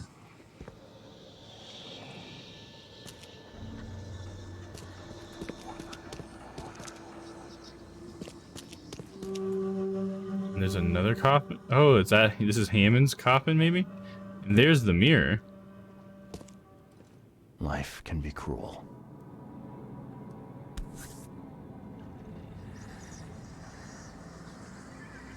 Would have made a better father proud. Nice. Would have made a better father proud, yeah.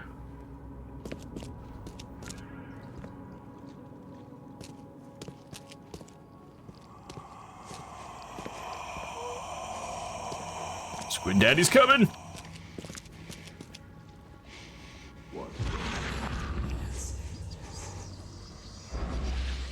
Going insane in here. What the? No, my head.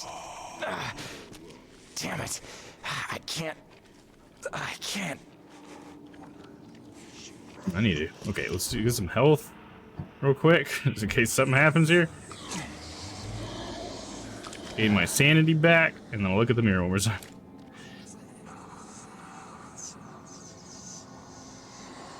No, don't do it, Reed! Don't do it! Alright, good. Get a hold of yourself, man. Even if there's a blank in there, it's not funny.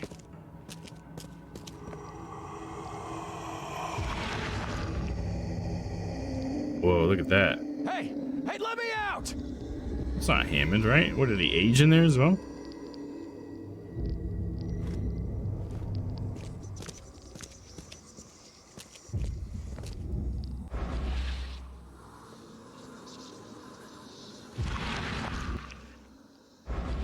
Is that it? That's all I got down here? So when I get closer, I see a vision.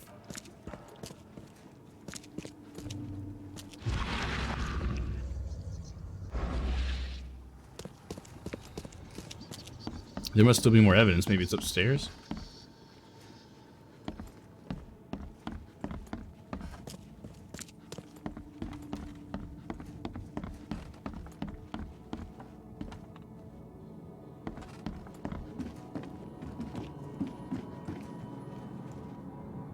The master bedroom.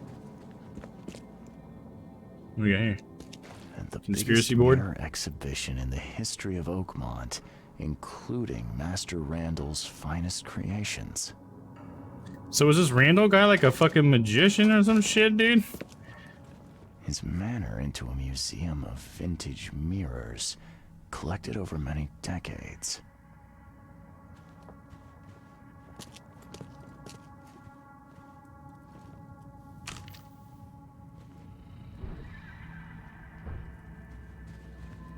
Somebody's been doing their homework.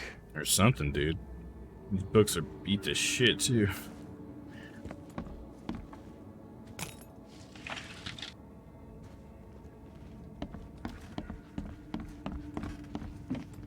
That's all, huh? Like a hidden door here or something? Maybe he's a wizard or a cultist. I think cultist is probably the most likely given the setting, but I like the idea of a wizard. He did have that sweet skull in that picture. Seems pretty wizard-like, perhaps. This is out back, yeah.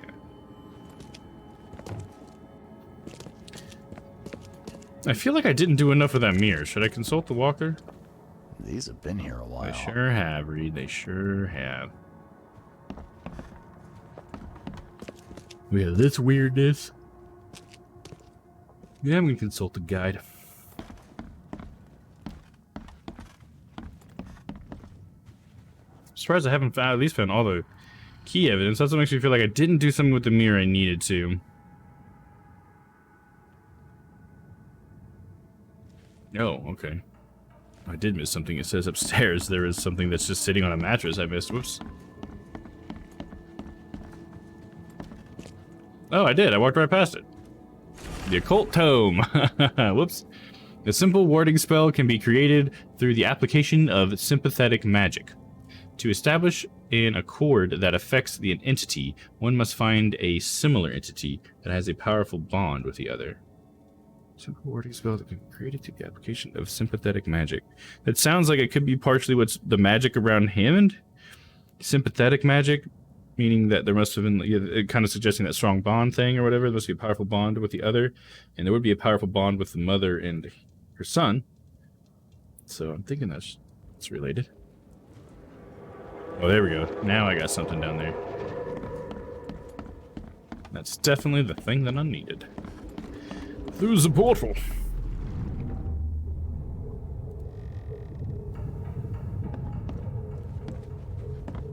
Oh, here we go.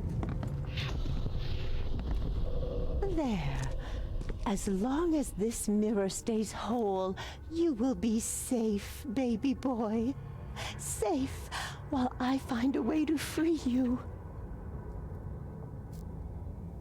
As long as the mirror stays whole. So she's like been moving him to different mirrors, perhaps? So now he's trapped in the tiny mirror? Okay.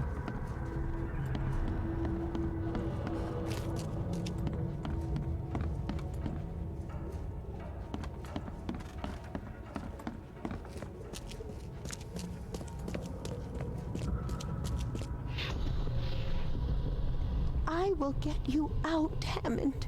There has to be a way.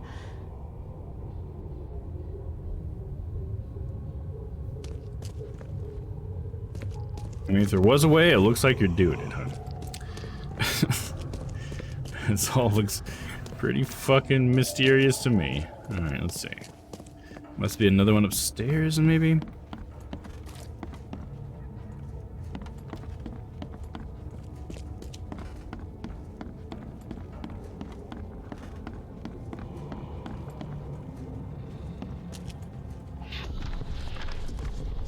These rites, they might buy me time. Time to piece this one together. Okay, so this is probably the first she started. She's like, oh, here's the thing that I can do, right? And then... Well, These actually... rites, they might buy me time. Buy me time. Yeah, I'm thinking that's probably first. Because then she maybe got the idea about the little mirror.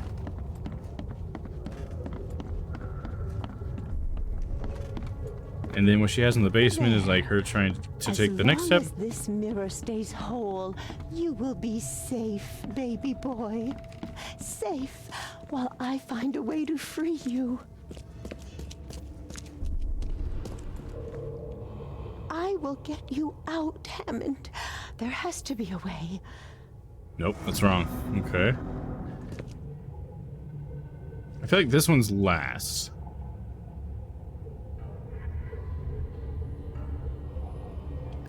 I feel like that one's last. I don't know, she's like... No, this one could be first, because she's like, I'll get you out, I'll find a way. Right? That's suggesting that she's going to do something. I will get you out, Hammond. There has to And be then a maybe way. she read that book, found out that piece of information that then lets her use the small mirror.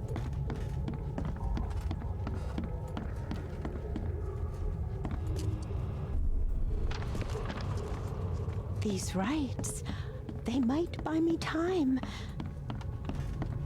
Then, here, try that. There. As long as this mirror stays whole, you will be safe, baby boy. Safe while I find a way to free you. There we go. Bethany set up some sort of barrier to buy time while she tries to free Hammond. I could remove it by destroying her ritual mirror. So is that what we're gonna do?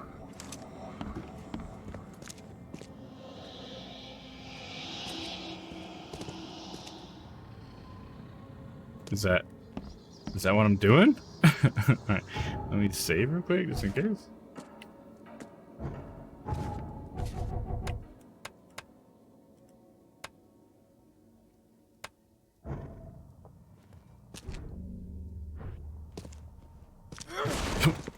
Broke something else.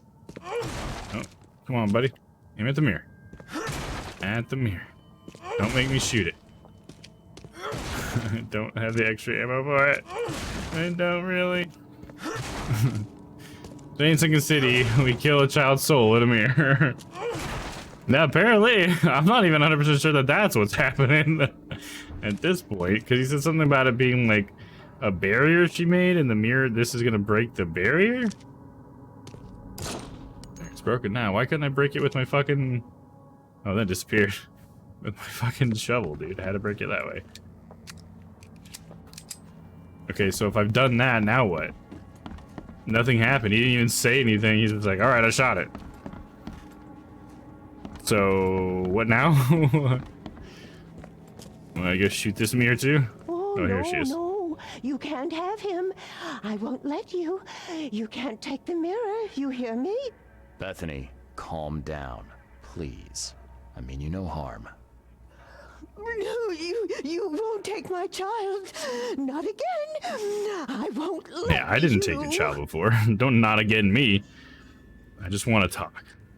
It's okay. We can talk about this. I know the mirror is important to you. It's my son. My son. His soul, his very being trapped in the mirror. Cold, hungry, scared for decades. It's... okay, it's so hard to understand.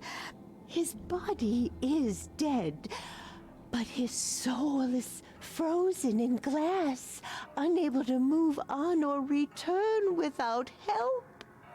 Oh, Francis thought this was merciful. Oh, the wretch. What's your plan? I'm taking the mirror. Fine, you may keep it. Also, what's your plan? What do you mean to do then? I can call Hammond back into his own body. Don't judge me. This may seem unnatural, but we will be together. Everything is ready. I'm sure it will work. I only need to break the mirror to release him. I can't go back empty-handed. And I won't leave without my son.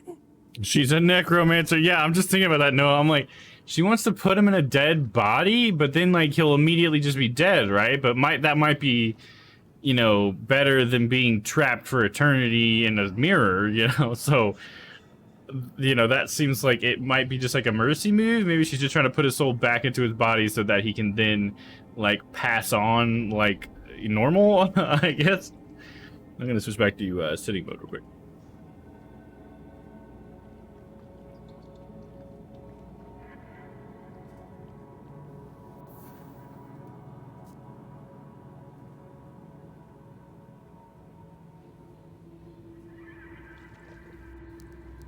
Ooh, and I'm Zordom. Hell yeah, what's up, Lemur? What are you up to tonight, Lemur? Playing anything? Thanks for the costume change. I appreciate it. Taking the mirror, fine, you may keep it. I'm thinking let her keep it to see if she can't save her son. Maybe? Yeah, there he is. What's up, my dude? I'll say fine, you may keep it. Okay. Well, I guess you've got the right to try. Doing homework, oh. Go Right on, man. I'll have to find some way to sweet-talk Robert. Oh, thank you. Oh, thank you so much.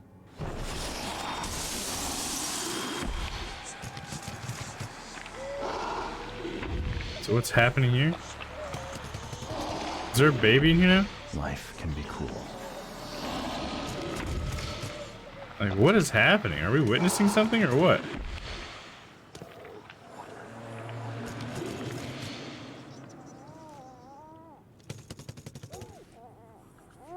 It's a baby in here. Life can be cruel. Are you gonna open it? Oh, thank you so much, newcomer. You made the right choice. What the fuck? I can give you a recap, Stella. We have a fucking baby in this box right now and nobody's opening it. Like, what the fuck? There's your recap. I'm just kidding. Power and internet restored. Nice. Okay. Is that storm starting to hit you, Stella? I'm glad you came back. He sends a baby to death. Apparently. But I guess it's a death better than being trapped. I guess that's my thing. Is that it was trapped before. I haven't seen any of the stream basically. Okay. Gotcha. I'll give you a thing. Can you not open up? Apparently I can't, dude, because I keep clicking on it. You just keep saying life can be cruel, which is what he said before the baby was in there. I don't know. That's making me a little uncomfortable. Okay, so let me give a recap for Stella here. So what's happened in this stream is, so last week, we got tasked by Mr. Throgmorton, who's the monkey guy, rich monkey dude, to find this mirror that this collector has. So we went to the collector's house. The mirror was stolen, so we went to where the thieves were, and the thieves, we were about to get it back from the thieves, but some lady came in and killed one of them and took the mirror. Or she had already done that before we got there. I think that's what it was. So that we found that out there. So then we tracked her down to this mirror maker's shop. And so we went to the mirror maker's shop, and there were some squatters in there, and they were telling us about how she apparently locked herself in the basement. So we went to the basement, got in there, and what did we find? We found a book, a Cthulhu book, which was pretty cool. But the main thing we found was like some documents, I think, basically. There's just some evidence on there that kind of pointed us to the next direction. Which the next place that we needed to go to was the guy who owned the mirror shop, his house. We had to go to his house. Okay, so we went to his house. Okay, yeah, sorry, we discovered things. I need to I'm doing a bad job this time. So while we were there, we had discovered, while we were like looking at those documents I was just talking about, we found out that, so Throgmorton, Robert Throgmorton, the main monkey guy that we know, he is the son of Francis Throgmorton. Francis Throgmorton was like an adventurer dude or whatever, and he had a wife named Bethany, and he had a son with Bethany. And then he went out on some expedition and then came back with another son, I guess. And, which is who Robert is, the monkey guy. And Francis decided to, because he preferred his monkey son, I guess, he decided to do some sort of weird ritual where he trapped his original son, the son with him and Bethany, in a mirror. Hammond is his name. So he trapped his soul in a mirror and essentially just like making his soul leave his body so that his body was just a lifeless corpse or whatever. And he did that, I guess, because he didn't want to kill the kid, but he didn't want the kid to be around anymore because he thought he wanted his monkey son to be the best son, I guess. I'm not quite sure about his motives there, but he definitely thought that trapping this kid's soul in a mirror was merciful. And so, but right after that happened, his wife went like crazy because she lost her son, you know, like that's, you know, a pretty horrible thing. And so he ended up divorcing his wife because she was so like distraught after losing her son. And so she went to an asylum, which is one of the places we had to go to find out where she was earlier. And then she found out about the mirror thing, because I guess she didn't know about it at first or something. But she seems to have found out about it and has been trying to save her son, trying to figure out how to bring her son out of the mirror the entire time. Monkey son is best son. Yeah, apparently wrong kid died. Or I guess it was the right kid that died. But sorry, I lost my train of thought there. So we had to go. Okay, so yeah, so she's trying to get her son out of the mirror. So she's like reading Cthulhu books and shit, basically doing some crazy magic stuff to try to get try to get her son back. And so we went to the mirror maker's house. She was in the basement with like a ritual circle, and and a mirror was there. It's the mirror that her son's trapped in, which is what this whole quest is about, this one specific mirror. And I think they both kind of want the same thing. Robert wants to save his brother, and Bethany wants to save her son. So they both want to save Hammond. They both may have just had different ways of doing it. I don't know. I didn't get enough information about what Robert wanted, or Robert. He didn't tell me very much. So, but anyways, when I got to the house, I found that she was doing this ritual, and she's like, "Oh no, don't stop me from doing the ritual. I'm trying to save my son." And I had the option to either like forcefully take the mirror from her, or I could let her do the ritual. And basically, for the ritual, what she had was like this pedestal, like you can see here, where she's got this casket here that had her dead son's body in it, and there's a picture of her son, and then there's the mirror right there. So she broke the mirror, this black like smoke came out of it, and now there's this casket that has a live baby in it, but no one's opening it, and I can't open it.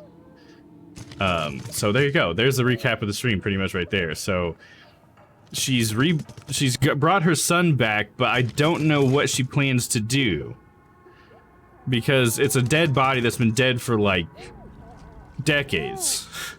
So it's like a rotting corpse that now has a baby's soul in it, I guess. And so maybe she just wants it to actually get a chance to die, and so it's not trapped in the mirror for eternity, I guess.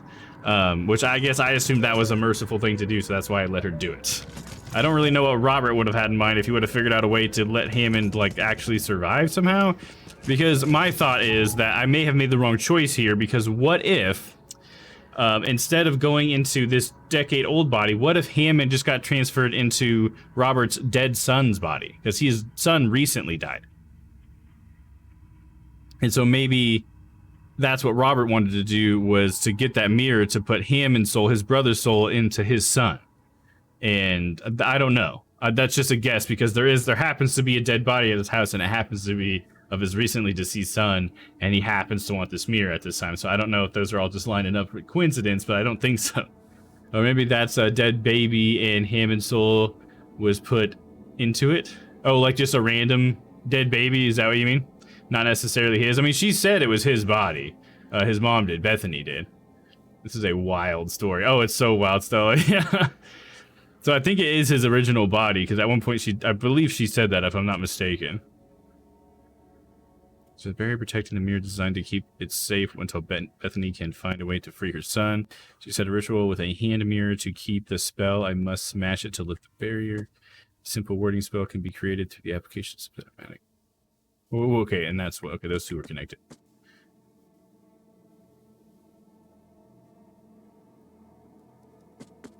Still have this. What am I supposed to do next? Is something supposed to happen here?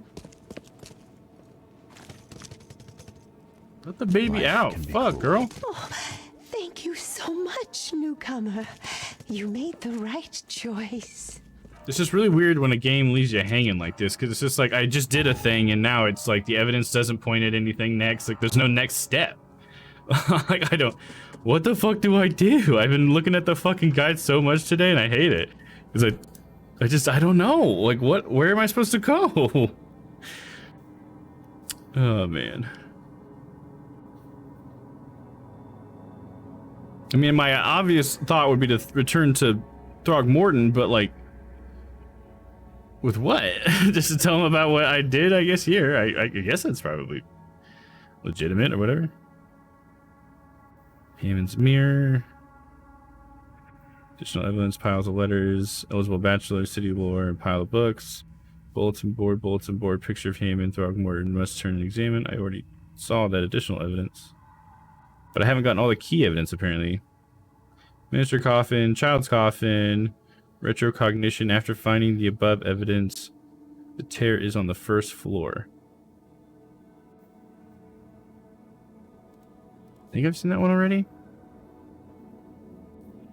Hand mirror in the hidden room on the first floor. After your retrocognition, you must break this mirror by shooting it to draw out Bethany. Okay, so I did the right thing there. You cannot break the mirror with the shovel. I tried that. You cannot break the mirror until after your retrocognition. Conservation with Bethany in the sub-basement after you break the hard mirror. Large mirror in the hidden room in the sub-basement. You cannot get this evidence until after you've spoken to Bethany. If you approach the mirror before you destroy the small hand mirror upstairs, it will rapidly drain your sanity. I noticed that, so I need to go touch the mirror again. Oh, well, there we go. I guess I'm still bringing him the mirror. She's now used it. Okay. There we go. Okay, got it. I didn't think about that. I guess it was just a broken mirror and I didn't think to grab it, but okay, that makes sense. That makes sense. I could have thought of that. That's my bad. Hey, I'm Brooke. What's up, man? Let me catch up on chat here real quick. He did say he had to sweet talk the monkey boy. Sweet talk. Oh yeah, I did say that, right? Yeah, so I guess that's probably the hint, right? Man, the game definitely very subtle with its hints. But yeah, I think you're right, Noah. That's sort of the hint to go there next. Yeah, for sure. You should save the synopsis and make it a teaser / separate video. Oh, like when I just did like the recap or whatever, and make it a teaser / separate video. Yeah, there you go. Get people interested in it, man. I like that. I like that.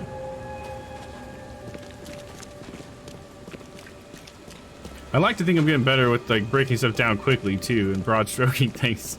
Like with Dune earlier, I felt like I did an alright job there.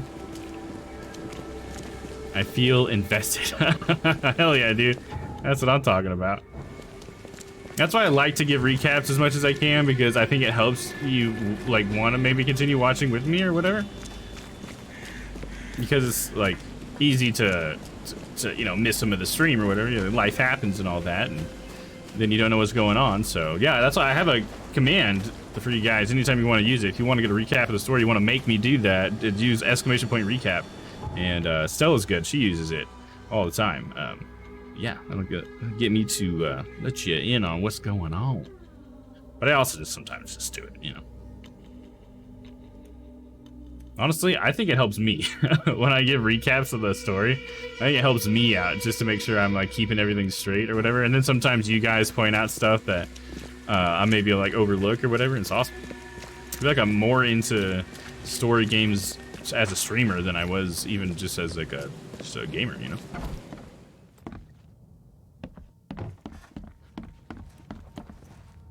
The mirror is broken. I was too late.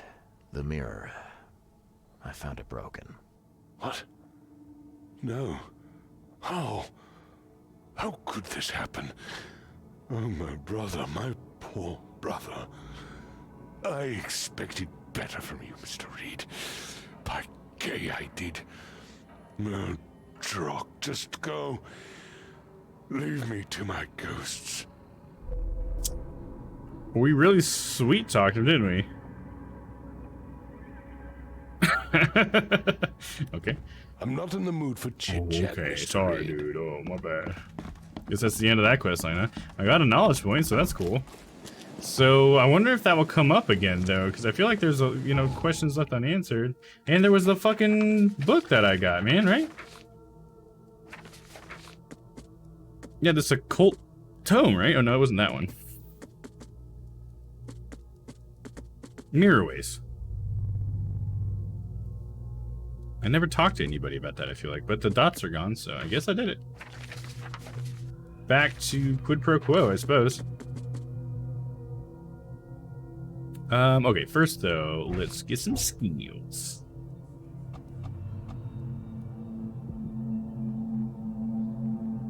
Something with more ammo could be good.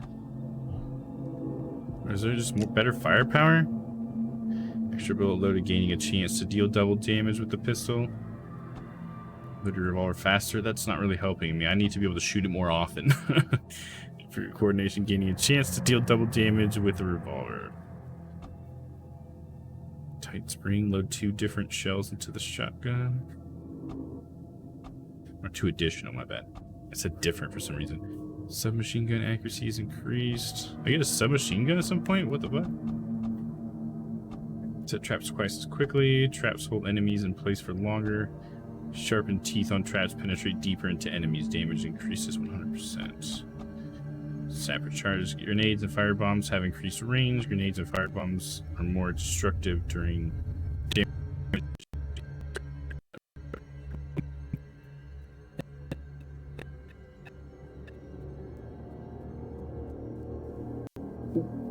Thank you. Thank you, Stella. Yes, Detective with an Uzi, my favorite mystery drama. Yeah, that really heightens the mystery and the drama in one fell swoop. Thank you for that feeding time, by the way, Stella. I appreciate that. Speaking of feeding time, we get a little drink here. Yummy. No charity. Double the quest reward, items earned.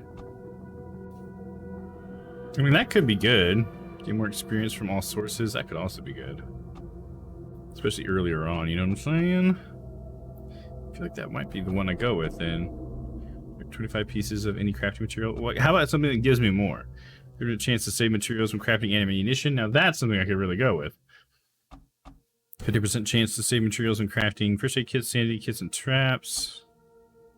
Crafting explosives, additional 10% chance to save materials when crafting in general. So I could get a 15% chance and then just go over for this 10% chance. I don't think I can just start anywhere there. I think I can only get the top right one first. More experience or start on this stuff? I think more experience is probably better. You know what I mean? Just help me like gain knowledge points even faster. So I'm gonna acquire that one. There we go. Okay. Take a look at what we got. It's perfect. The asset is a great addition to the head jar. Thank you, so. I appreciate that. Yeah, I think it turned out pretty good. It didn't take me all that long to create. I was pretty happy with how it turned out with how much work I actually had to put into making that little animation. The only thing I need to do is shrink it, I guess, because you were saying that it's making my voice all jagged, so that shouldn't be very hard to do. Also, hi all 8 viewers, we appreciate the lurk. Oh yeah, and if you want to say hi, that's cool too. Oh yeah, we'd love it when you say hi, but yeah, it's totally fine if you're lurking, but shout out to y'all. Thank you, Stola. Gotta let everybody know that they are appreciated. Okay, so I'm supposed to place this one on the map. This market located in the eastern shells. Okay, eastern shells. Here's the shells. East is on this side. At the corner of Orchard Avenue and Holy Fire Lane. Holy Fire Lane, I see that one. Orchard Avenue. Corner, right? Yeah. Okay, so we got a teleport spot right next to that, so let's fucking do it. Here we go.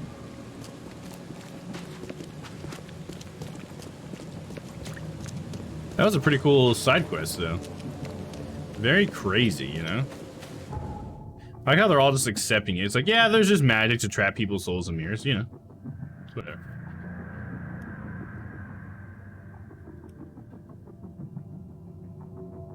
It's no big deal, dude.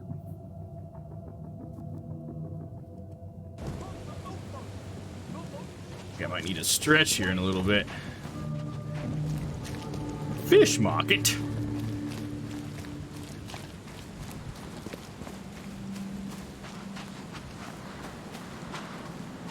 Trash blowing in the wind.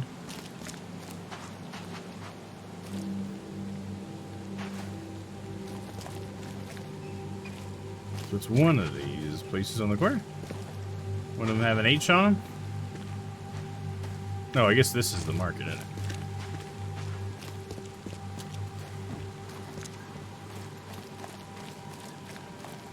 Don't be shy. There's enough for everyone. Please help a fella out. I'll take anything you got. I ain't got shit, dog. Please help a fella out. Got a couple bullets, but I need those.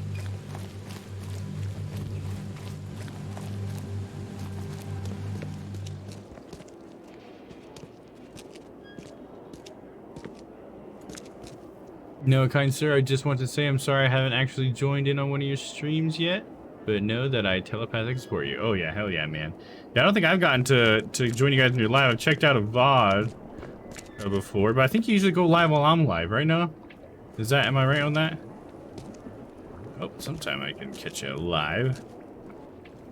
So no worries, love. I'm still setting up my new studio and getting back into full-time schedules. Oh, nice. There you go. Cool. So we get to see, we'll get to experience first time with your new studio, huh? That sounds really exciting, man. What are you selling, mister? I don't see any goods. I offer what everyone in this Borg needs most. Safety and comfort. You a newcomer? Where are you staying? The Devil's Reef Hotel. Oh, old Victor always thinks so small. A man of your talents could earn his board 100 ways. Maybe you want some more spending money?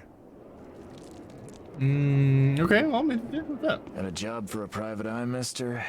I'm always up for a good side gig. That's what I like to hear. I'm Walter.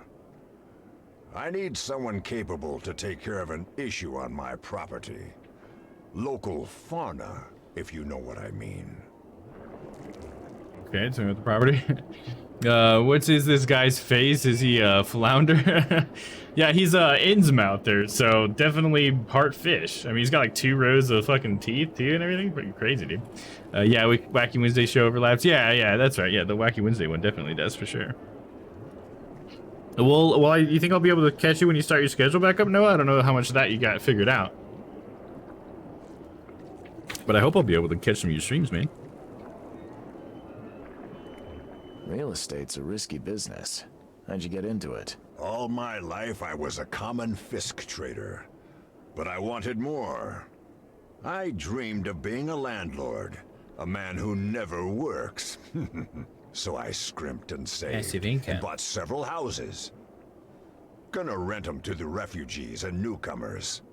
And I have even greater plans. Okay, what's the task? Let me guess. You need a gun for hire. Or is there another task? I need you to place these incense burners on the top floor of my properties to drive off the wild beasts. Take a photo for me as proof. Smoke that repels wild beasts. Does that even work? Of course it will. No doubt. I bought it from a friend I trust. I hope you really trust him. Okay. Just give me the address. See you later. This used to be an okay place to live. And so everybody says that. I always think they mean the building, but like this guy can't mean the building, right? He lives in the fish market? What? Yeah, for sure. I'll be going for 9 or 10 a.m. to 12 p.m. Pacific Standard Time. 30 minutes before Dan goes live. Oh, perfect. Yeah, awesome. So you're saying I'll have somebody else to watch during the day while I work? Is that what you're saying? Don't mind if I do. Fish? Fresh fish? Noah might become a part of the fucking strange planet lineup. I'll set it up to auto-host you for sure. Although the auto-host has not been working lately. I've been trying to, I have Dan set up to auto-host and Papa, and it's like, it just never goes off. And I don't know why. Everything's set up and it worked once. Well, it's worked a few times before. Take as much as you need. It won't cost Time we you go a penny. live and the time Don't zone be doesn't shy. overlap with Dom's Leave enough schedule, for I will everyone. totally join in. Hell yeah, and Fish? I will as well. Fresh fish? Do you want a fishy? You want a fishy? Fish? Fresh fish? Take as much as you need. It won't cost you a penny. Don't be shy. We have enough for everyone. I've heard that I can find an organization hereabouts that goes by the name of the EOD. Am I in the right place? You sure are. I happen to be a representative of the EOD. Pleased to meet you. My name's Anna. Can I help you with something? Charles Reed. Just a few questions, if I may. Of course. Ask away, Charlie. Tell me more about the EOD, huh? No, yep, you'll be at work and I'll be waking up with a coffee stream. Hell yeah, man, that's awesome. Sounds good to me. What is the EOD? I mean, what do you do as an organization? Well, we are a non-profit charitable organization. Actually, it's better to say that we're a gathering of volunteers. We're not an official charity yet. As for what we do, we try to help ease the suffering in our city as much as we can. Oh, how do you do that? We provide fish for the hungry and fix the homes of the poor. We also patrol the streets at night to keep the wild beasts and bandits at bay. And many, many more things. Whatever needs doing. Anything to help the people, Charlie. Don't call me Charlie. Is my name Charlie? I only know my last name is Reed. I keep forgetting my first name. But how does she know my name? I probably said Charles Reed when I came out, didn't I? Dom, you are not the only person I have heard has problems with the auto host. Yeah, I've looked it up a little bit online, and yeah, I've seen a lot of people post about how it doesn't work and like suggestions on how to fix it and stuff. But if I remember right, the last suggestion I had read just felt like it was just too many steps, and I just didn't want to bother with it at the time. But I might have to go through with them, see what happens. Oh yeah. Hardly on. I didn't mean it. But yeah, it kind of sucks because it's a nice thing to have, you know. I love the idea of my channel being able to show off and, you know, help support other people when I'm not live. I think that'd be great. And not that I think, you know, a whole lot of people are showing up to my channel. You know, I don't know that hosting does much, to be honest, because I feel like how hosting would work is like I'm hosting somebody, and so if someone happens to come to my channel, they'll see that I'm hosting, you know, Noah, for instance, which I just think is very unlikely if I'm not live that anybody would ever come to my channel, right? So I guess it's probably not that big of a deal. I just like the idea. Oh yeah. It's really hit me hard all of a sudden. I like the idea of it just being like, you know, all my friends and streamer friends and everything, just like on a non-stop content thing on my channel. Even if only people only come to it when I'm live, that's fine. That small chance that someone might come and then check out Noah or Dan or Papa, you know. That's what I'm all about. Oh, a hydrate from Noah, you got it, buddy. And a posture check. Wait, I'm going to use that posture check as a stretch, so. Give me 1 sec. I almost inhaled a little bit of that.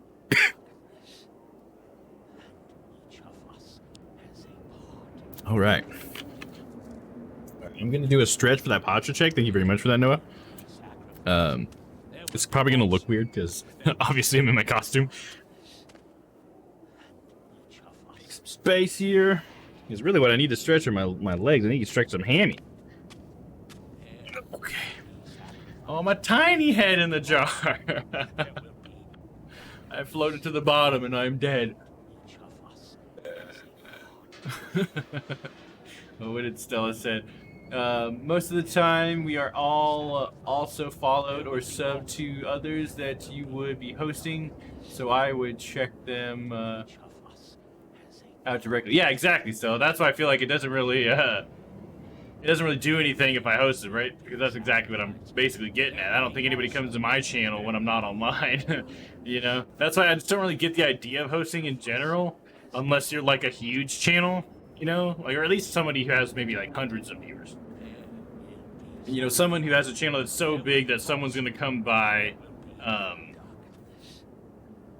when you're not live and just check out your page, and then they might have a chance to see the person you're hosting or whatever. There will be loss. There will be. Oh, did you clip that just now, Stella? Tiny head clip, nice. Tiny head in the jar. Oh, I'm stuck. There will be loss. There will be. Alright, that's leg number 1. I feel like I need to lean forward for the stretch, but it is funnier if I lean back. So, the quickest clipper in the East. Hell yeah. There you go. I appreciate it. Those clips will help me out when I'm updating the promos and stuff too, you know? 'Cause I'd rather put a clip than like a piece of the trailer, but you know, I'll use a piece of the trailer if I have to. Alright, let me really lean into the stretch.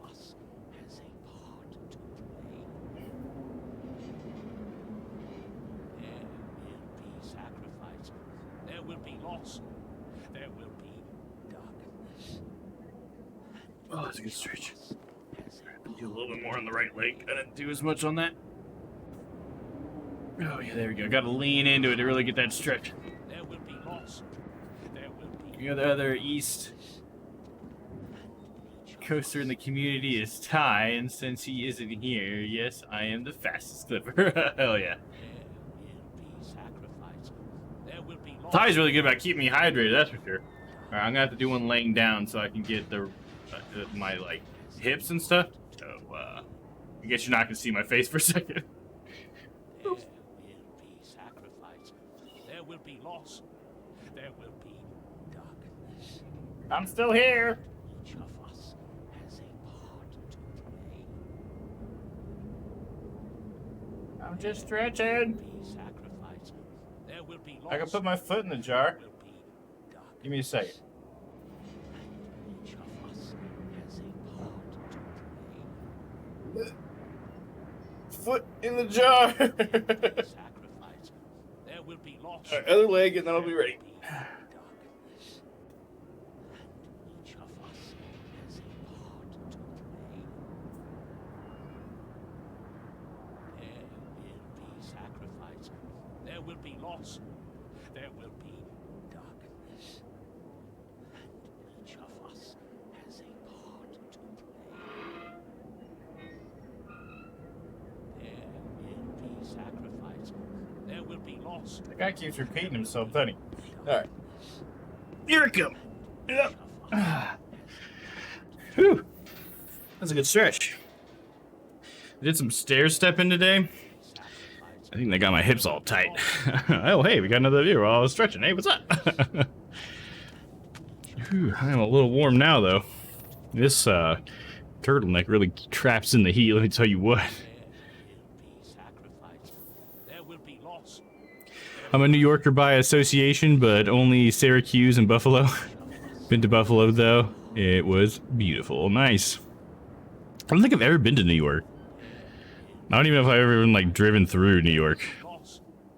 Because I've been all the way up to Maryland. I went to MagFest one year, which is awesome. That's the closest I've been. I don't know that we drove through New York on the way, though. You know, what's funny is where I'm from, that's almost considered another state. Upstate and the city are two very different cultures. That's what I keep hearing. Yeah, I can see that. I mean, even around where I live, like city people and country people are very different, you know, so we have a bit of that. Maybe not as, you know, to the same degree that you're talking about, Stella. But I definitely remember growing up thinking, or not thinking, but hearing talk about city people and how city people do things and stuff. And it was usually like in the context of like us country people are better, you know? But I don't know.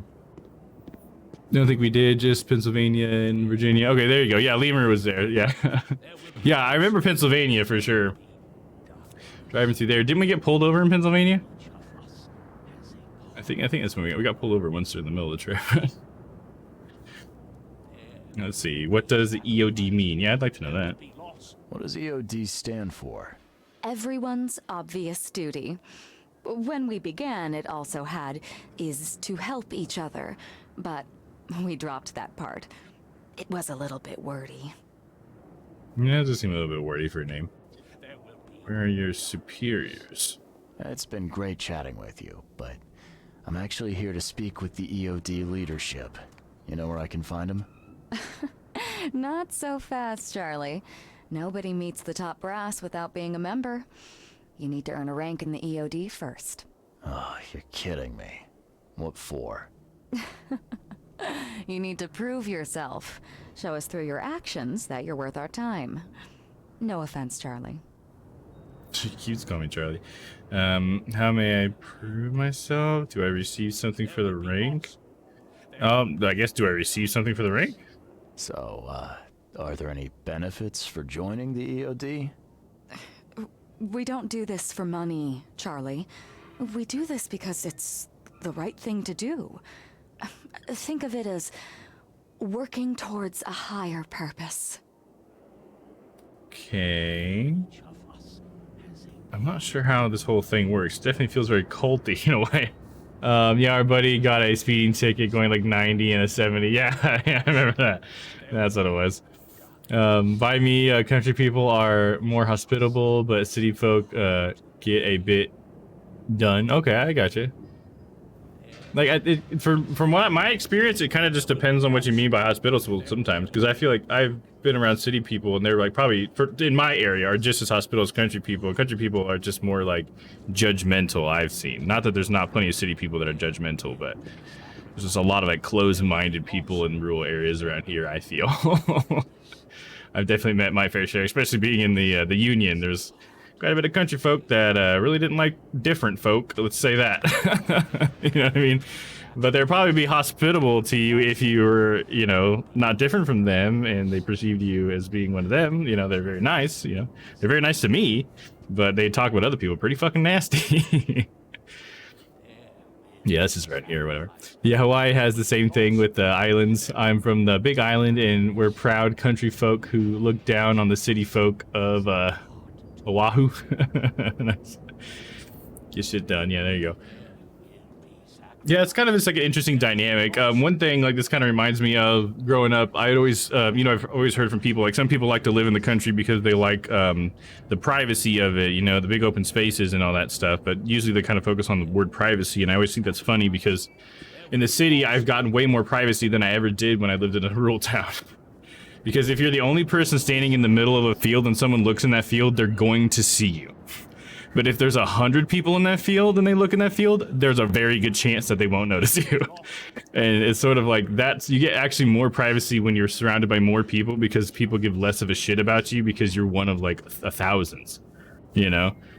And so that's just how I've felt. Because like in living in a rural town, I could go do something and then my mom would hear about it within like 5 minutes because like the network of like moms or whatever would like all talk and like chat or whatever, and so it's like you can't have any privacy because everything I do is noticed. But in the city, like, not that I do a bunch of stuff that I want to go unnoticed or whatever, but I just feel like I don't have people looking at me and like observing what I do and reporting it to someone, you know, like to my mom or whoever, you know. So I just think it's kind of like this funny thing where it's like the country seems private, but everybody knows who you are, everybody knows what you do, they know what your kids do, they know what your extended family's doing, you know what I mean? But somehow, for some people, that's still more privacy. I just think it's very interesting. I hear what you're saying, Dom. I do think it's also dependent on the region. Each location has its own culture and social norms. Yeah, for sure. Mm-hmm. For sure. I just think it's also like with the last thing I just said with the rural thing. It's like it seems to be like a property of rural places like everywhere. I've heard like a lot of people who lived in rural towns like that I've like talked to on the internet and stuff. I hear a lot of the same kind of thing where everybody knows who you are in a rural town, that sort of thing, you know. And it's just like a simple statistics thing. It's easier to know the 100 people that live here. It's like impossible to know the thousands of people that live in the city. Especially like on an intimate detail enough to actually affect their life. Join? That all depends on what skills you can offer us. What do you do best? Well, I'm afraid my resume's in my other jacket. Let me see. I was in the Navy during the war, and ever since it ended, I've been a private eye. The sea provides. Turns out we have a job that's a perfect fit for you. Okay. Sail somewhere? No, what job? Okay. Tell me more about this job. Well, last night someone tried to break into our fish storage room. Luckily, the guards scared him off, but I fear they'll be back to finish the job. That's why we've been busy today giving away all the fish to the people. We'd rather it get into the hands of the needy than to some thief. And you want me to find whoever this thief is, right? Guess I am a detective. You're smart, Charlie. I like it. Exactly. You flirting with me, girl? Fine. Count me in. Good. Thank you. Here's the address. Tell the guard the password, I serve the sea, and he'll let you into the storeroom. I think in New York, the topography keeps people segregated, so there isn't as much opportunity to know what neighbors are doing. I can see what you're saying. I guess what I'm talking about isn't like physically being able to see. Sorry that my example sounded like that, because for me, what I'm talking about, where I grew up, somebody who is like, the town doctor was also a part of like, you know, the school's board and stuff. Like there's just so much like incestuous stuff going on. And I don't mean actual incest, but you know, like one person would be like in charge of so many things in a town or whatever, so that they would be aware of things, and so because they'd be aware of what you were doing here, they would then like apply that logic over there. And, you know, like when in the city, it's like my doctor is never also going to be my football coach, you know, that kind of thing. So it's not just topography, it's just the fact that there's just, like I said, it's a statistical thing. Like if you're interacting with these people, because there's only a few people to interact with, you're going to know more about them, you know? But I see what you're saying there, though. But yeah, I didn't mean that they could actually just like always straight up see you. Sometimes it's just they hear about stuff just because everybody's talking about a limited number of people, you know? So it's always just a statistics thing. That's why I think it happens everywhere. I've heard this lady's voice before, but I can't recall the VA's name. I'm surprised, Noah, because you know every voice actor's name, dude. I'm so terrible with that stuff. I can't even remember like a lot of actors' names and stuff. I've always been bad about remembering like band names, artist names. But it's always something I feel like I admire in other people, because some people can just pull that stuff out of nowhere. She plays characters in Skyrim. That's where I've heard it. Oh, nice. Well, there you go. Now you know what to look up, Noah. All right, let's see. Anna is a representative of EOD from the fish market. Asked me to investigate a robbery of the fish storage in which they store their fish. It is located in the shells on Hawking Lane between Warren Road and Liberty Road. I will need to tell the guard the passphrase, I serve the sea, to gain entrance. Okay, let's mark it on the map. Oh, okay, got it. The like opportunities of word of mouth and everyone intricately connected, like 6 degrees. Yeah, there you go. 6 degrees of separation. That's a good sort of like concept. So to exemplify what I'm saying. Yeah, it's just like everybody knows everybody on like 5 different levels, you know. So it's pretty interesting. And then it didn't, I guess in some ways it didn't help or it did help. I mean, it kind of just depends on what you think about it. I guess I would think of it as more of a positive thing. But when I went and did the musical and stuff, then people knew me as like they're like, oh, were you the frog? You know, because I played a toad in Honk in the musical. And then I became like almost like a celebrity for a little bit, like a local celebrity, just because so many people saw the musical and I had such a big part in it that people kept recognizing me and stuff. But I'd say that's more like a positive aspect of the whole thing, but yeah. Let's see. I need to go to the shells, right? Here it is. I'm already in the shells. Well, that makes sense because the fish market's here, so the storage is close, right? So it's western shells, though. Probably closer to the sea. Makes sense.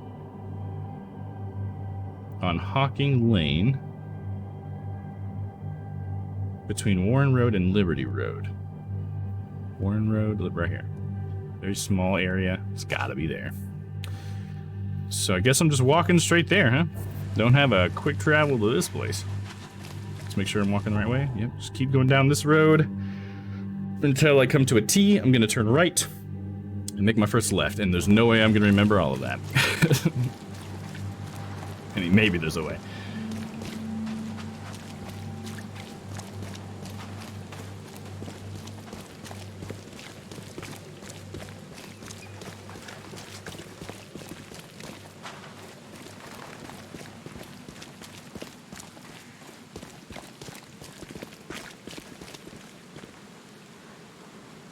Oh, you know, I don't. This just popped into my head. Sorry to drag it up again, but what we were just talking about with like the number of people, it made me think of like I just thought of an example, I guess, or like an analogy of like if you work in a shop and you see like 10 people come in regularly, you'll recognize them more than if you see than you would those 10 people if there was like 100 people coming in regularly. It would be harder to remember the faces or whatever.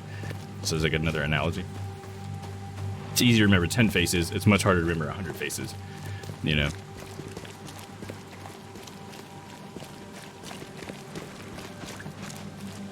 I Not that you don't still get that in the city, though, because there's definitely the people who are good sense remember who I am, because I eat there so much. But that just kind of gives me that, honestly, a hometown feeling in a way. It's kind of nice when people recognize you.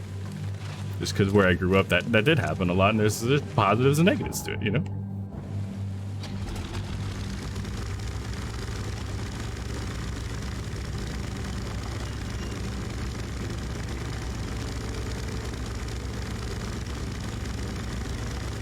Did I remember everything? I don't even go to the map. Turn right and this is my next left, right? No, I did look at the map once. No, never mind.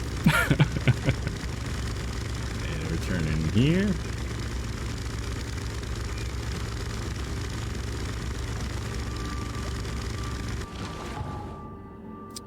Yeah, that wasn't the right way to turn. I should have kept going forward and they go right. Okay, definitely fucked up.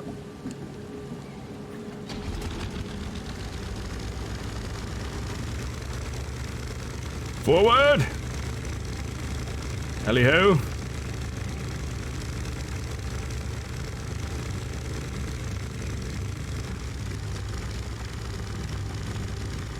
And I turn right, not the next right. Well, I can make the next right. Yeah, why not?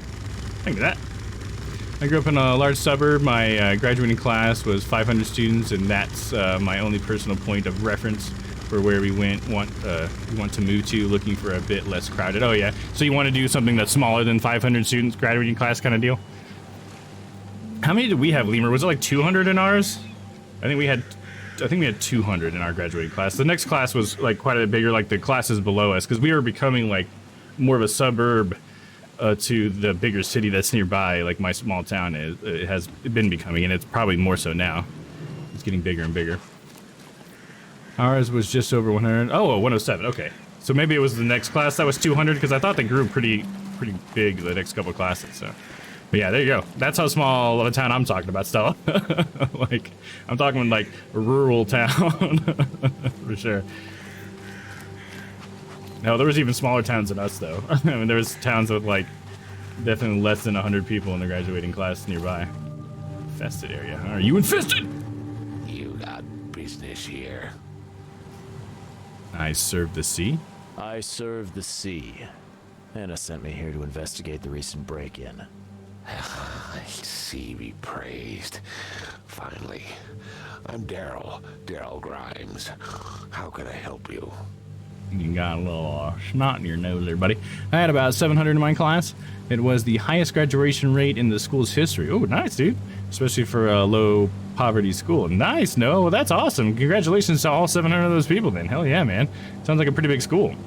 I love how Lemur pops up like a like a lemur to drop facts. Yeah, he's got my back because me and Lemur grew up together. So like, he'll remember a lot of stuff that I forget. They were bigger, but I don't think they were up to 200. I think the high school had less than 500 total students. Oh, maybe that's what the number I was thinking of was the total students in the school or something. Okay, that could be where I was misremembering. I'm sure I didn't care that much when they were talking about that stuff at the time anyway, so I didn't commit that much to memory. But I did remember us being pretty small. Tell me what happened here. While the secrecy. Let's go start with the secrecy. What's the deal with the password and such? Orders from the higher-ups. I don't get to ask why. It's weird that they have this system or this group of people where it's like orders from the higher up, and I can't ask why, but they're supposed to be like, oh, but we're trying to help everybody, but don't fucking ask why. It's just like, wait, what? What happened? Can you tell me what happened? And don't skimp on the details. Not much to tell, sadly. It was a man, that much I know. He snuck in while I was upstairs, tried to steal the fishies, but I heard him. Nearly got him with a harpoon by Kay, but I missed in the dark. He got away, that Dane. But I wonder, why steal what you can get for free? Yeah, that's a bit of a puzzler. Yeah. Maybe he wants to go against the EOD or something. Maybe there's someone who's actually just trying to attack the organization rather than just steal fish. Still says, Lemur, putting you on the spot. What is your personal favorite game that you have played with Dom? Could be from on or off the stream. Ooh, that's a good question. Leave on my end. What's the favorite game I've played with Lemur? We played so many. I'm trying to think of one where we laughed the most. Because I know I love playing Reliable Delivery Service or Totally Reliable Delivery Service with you guys, but I mean, we didn't play that for that long. I feel there's probably a better example. Oh, maybe I'll see what Lemur says. Because I know we wouldn't stop laughing in that one. Totally Reliable Delivery Service. Also, that Party Animals one, we laughed a lot in the demo. I don't know, there's just so many games we played together. I can't even, like, think of them all. I don't know, yeah, I'll see what Lemur says. Maybe that'll jog my memory a little bit on some stuff, too. Can you describe the burglar? Did he steal something? Where did he go? Yeah, did he steal something? What did he steal? Fish? Nothing. I scared him off before. So you don't even know he was there to steal anything. Can you describe him? What did this burglar look like? Same height as you. Not too big, not too small. Nothing to write home about. An average Joe. If not for his bald head. That guy was as bald as an egg. I could see the moonlight reflecting off the top of his head. Yeah, nice smooth top then, huh? Where did he go? Where did he go after that? Don't know, pal. He was way faster than me. Leaning out of my jar, my bad. All right. Well, that's enough for now, Mr. Grimes. God, those gills look like they hurt, dude. Here, take the key. May the sea bless you. Thank you, my good man.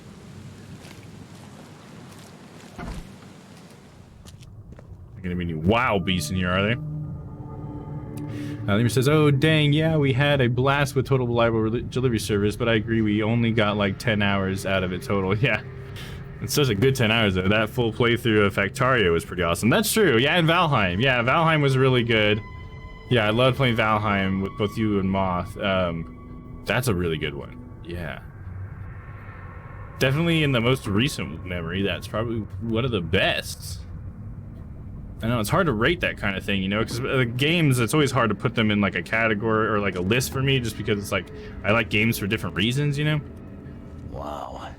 It pierced a good inch of solid wood like it was nothing. Damn, dude. Yeah, it probably is. It had some pretty funny moments too. Yeah, there was definitely some laughing and stuff with it. Oh yeah. We played it so often too, we just kept like playing it, you know, just kept loading back into it. We play some more Valheim today, you know.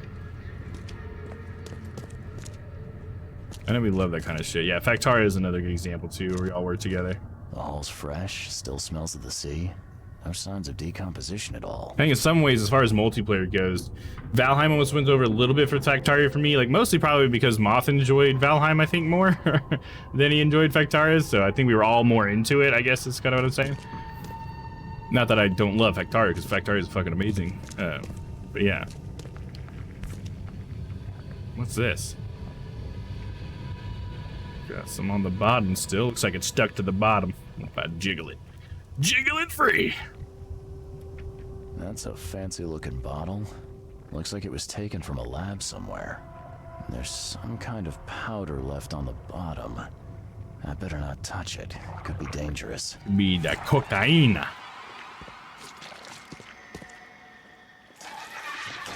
Is that a wild beast on here? It is.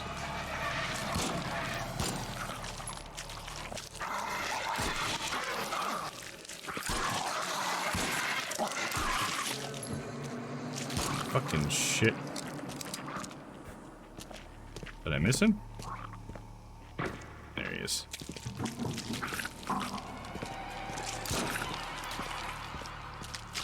I'm out.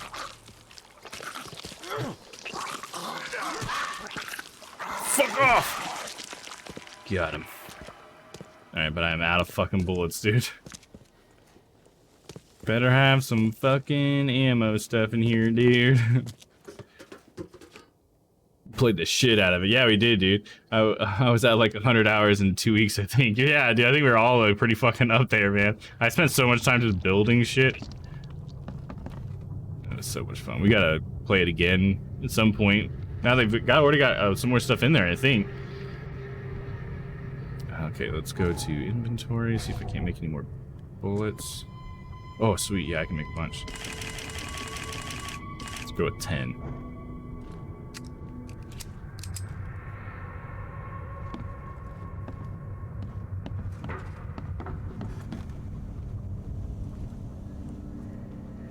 I think it's fun when you guys played the Stranded on a Beach game and Sea Thieves. Oh, Stranded on a Beach being, do you mean Raft? Yeah, there you go. Yeah, yes, there you go. Yeah, Lemur said the same thing. Yeah, that was a good one. And Sea Thieves. Yeah, I think the multicam things are fun in general. I think that's kind of what you're getting at a little bit there still, right? I like doing the multicam stuff, but we haven't done it as much recently. I guess we haven't had like a really long game to play like that.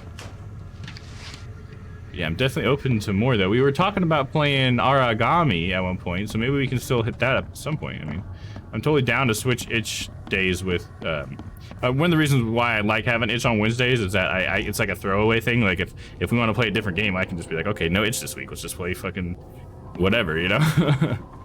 Always wanted to play Raft, but never found people to jump into it with me. Oh yeah, it's fun, dude. It's like kind of short though, because it's not finished and it's been like in early access for so long. We were expecting there to be so much more content because we just played it like all the way through just a couple of months ago.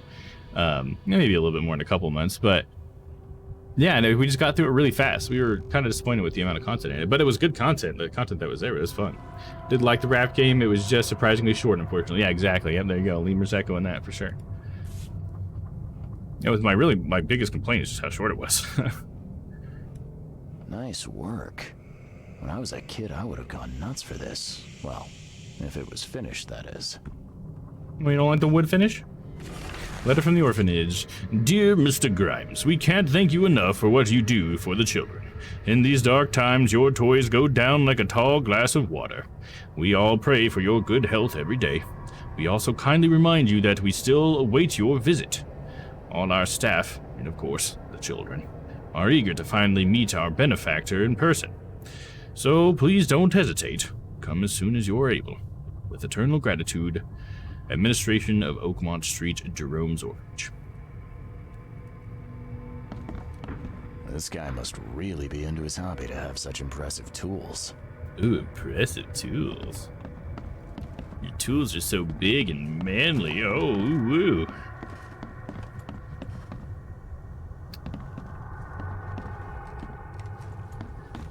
We're done on this floor, I guess.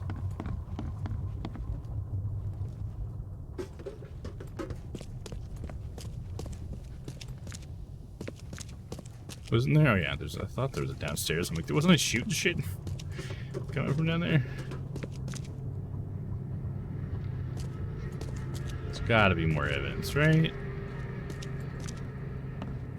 Oh, here's something. Thing's dead as a doornail, but I don't see any wounds. It is like a fucking lobster crawled into a cat. That's so fucking weird. And how they're just like normal. They're like, yep, yeah, this is a normal animal. Sure. Fucking how, dude? Fuck. It's the man kissing the fish! That son of a bitch. Making out with giant fish.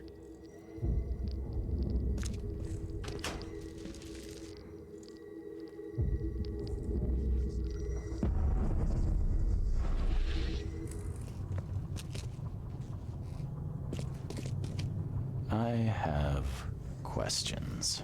Yeah, like, what the fuck? That's my first fucking question. What is this? He's got, like, fucking slave chains and shit? Well, not slave, but prisoner, I guess? And he's got a fucking table with a bunch of tools in it. And this weird fucking contraption. It's got restraints all over it. What are the rings for? There's blood all over the floor? Yeah, my question is what the fucking shit is going on here?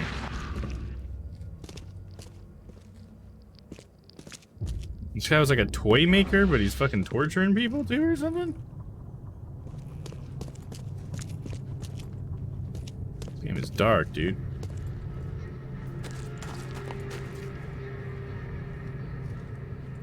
Yeah, I'll take some fucking shell casings, hell yeah, man.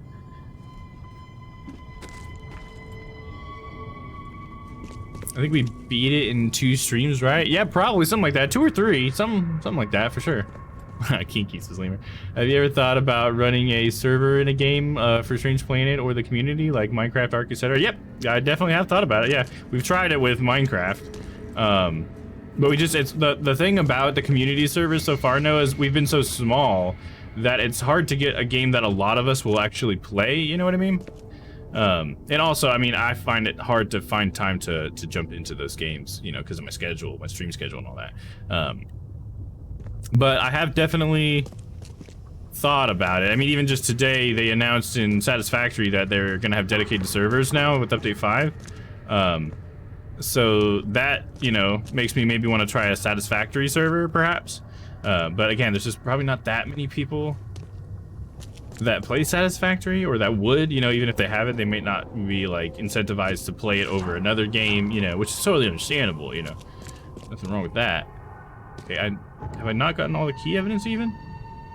Something that I've not gotten here. Yeah, I love the idea of it though. I think it'd be really cool, like with a Satisfactory one, to just kind of just tell everybody just like fucking go nuts, you know, and see what everybody builds. All these different factories everywhere.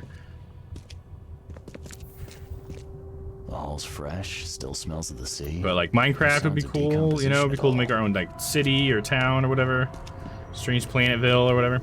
Oh, here we go. Another thing over here to look at. Oh, it's the fucking weird cat thing.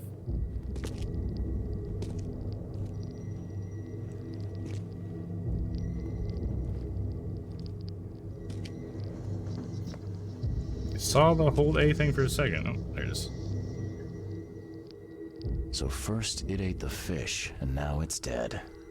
That's troubling. Okay. So what does that tell me?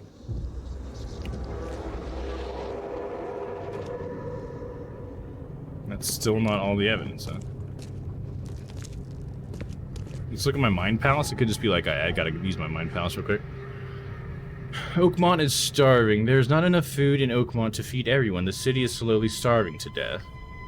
A secret chamber in the warehouse. The fish is poisonous. So how about Oakmont is starving and the fish is poisonous? Okay, that's not connected. Weird. EOD is giving a fish away and the fish are poisonous. Large quantities of possibly poisoned fish have already been distributed to the city's poorer citizens. Yeah, it just doesn't sound like a good guy thing to do. You know what I mean? EOD's giving you a fish, secret chamber warehouse, lab flask. Lab flask in the secret chamber? Yeah. Just gonna start putting shit together and see what happens. There we go. The EOD helps prevent famine. Without the fish provided by the EOD, the city is at risk of famine. I don't know how these things aren't linked.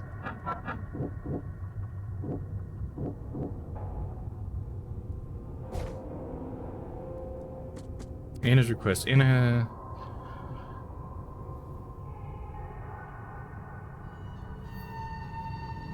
She had asked me to investigate the robbery at the fish storage, which I'm still looking into, and I guess there's still evidence to find here.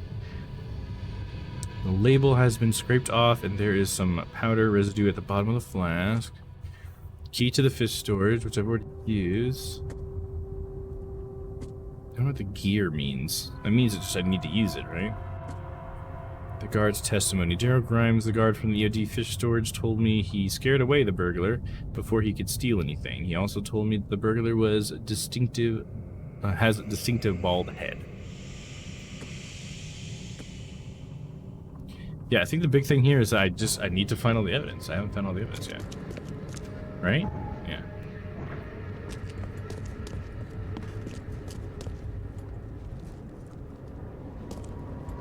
There's something else here somewhere.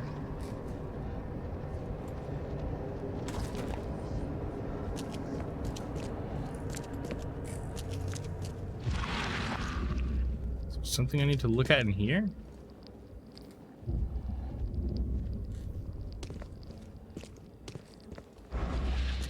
What's weird is that I come into this room and then I don't really like get anything out of it.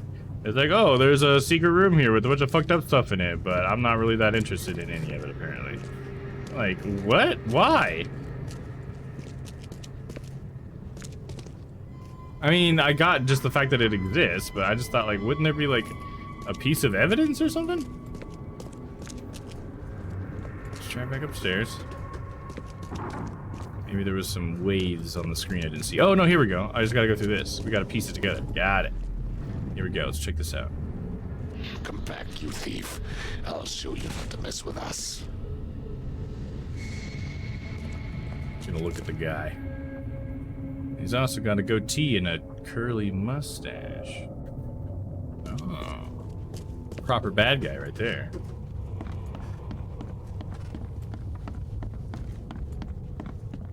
Darn pests. Mayor, take them. Sure why I needed to see that step. Okay.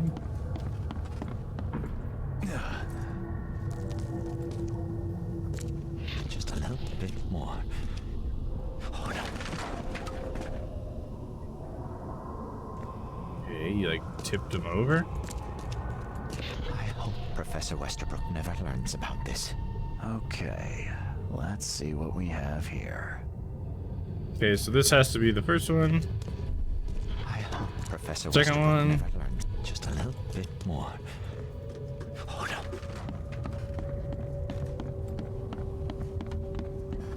Third and... Darn pests. Mayor, take them. Where? Come back, you thief. I'll show you not to mess with us. And they totally missed. Man broke into the fish storage, poisoned the fish with an unknown substance, and made a noise which alerted the guard, who chased him out. Okay, so he's the one that poisoned the fish. Okay, so he wasn't stealing anything. He was just trying to sabotage the operation, I guess. Key evidence collected, and then all evidence? Damn it. Okay, I gotta look at my mind palace. Let me see what additional evidence I could find. Well, I got it open. Oh, actually, I don't have it open because this is not the same quest.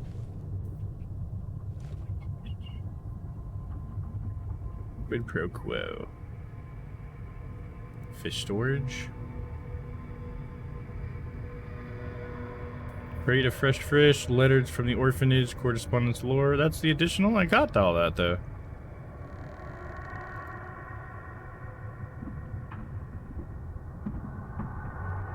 Okay. So I did get all the evidence? Oh, I did. Did it say it on the screen? I didn't see it. Okay. Well, I got it all. We're all right. Didn't need to look it up. All right. The events in the fish storage. A man broke into the fish storage and dosed the fish with an unknown but likely poisonous substance. A guard was alerted by the noise and chased him out. Fine. Palace. I met by Professor. Lab flask. The man who broke into the EOD fish storage is somehow connected to the university. I need to visit the university. There you go. That's where we're going next. Or we will be going next time. Well, we can go ahead and head there a little bit. We can get, mosey on over there. You know what I mean? The most subtlest of tasks completed. Yeah, dude. Interesting. This game does not really give you a whole lot of that stuff. And not that it's a bad thing, robbed the place. He came to poison the fish. By the sea. Are you sure? Well, that's what the evidence suggests, anyway. Okay, this is horrible. Please don't tell Anna it was my fault, or she'll have me quartered. Tell her I need to tell her quartered? Anna will quarter you. You're joking about that, right? Wish I was. Anna, she's ruthless when it comes to punishing the guilty, EOD member or not. That's unexpected. Huh. So I need to tell her. Shit, I already forgot. What are we telling her? Fuck, I already forgot, dude. Does it tell me about this conversation with him? Can you help me out here? What are we saying? And is apparently somewhat cruel, and Daryl's failure likely endangers his life.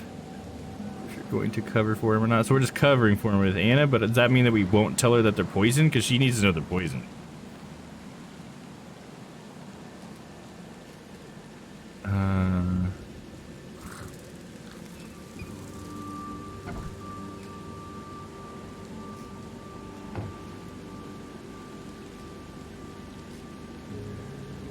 Okay, yeah, it doesn't really seem like it matters either one I pick, so I'm just gonna say I won't tell her. Don't worry, I won't tell her. You seem like a decent sort, Daryl. I'll make something up. Thanks, Mr. Reed. Here's a little something to express my gratitude. I mean, it does seem like a pretty decent dude. Take care now. Bird Still, Innsmouther. I've done wrong and I deserve to be punished. I'll stay on guard duty for the next month without a day off. You have my word. All right, you go ahead and do what you gotta do, I guess. I found a hidden chamber in the basement. Yeah, I'll say that. I found a hidden room full of shackles and chains downstairs. Looks like some kind of torture chamber. Know anything about it? What? Stop talking truck. That can't be true. I know this place top to bottom. Now, Daryl, you know I'm a detective. And if you're lying, I'm going to find out one way or another. I've Put some got pressure nothing down. to do with it, I swear, Mr. Reed. Go ask Anna. She's responsible for renting the place. I know nothing about this. Okay. I'll talk to Anna. We'll see if your story holds up. Damn dog. So, by the way, where's the university? Can you remind me where I can find the Oakmont University? You can't miss it. It's the greatest thing Oakmont has to offer, except maybe our famous caramelized eel stew. Give me your map. There you go. But don't forget to first report your findings to Anna. See ya. May the sea protect Wouldn't you. want to be ya.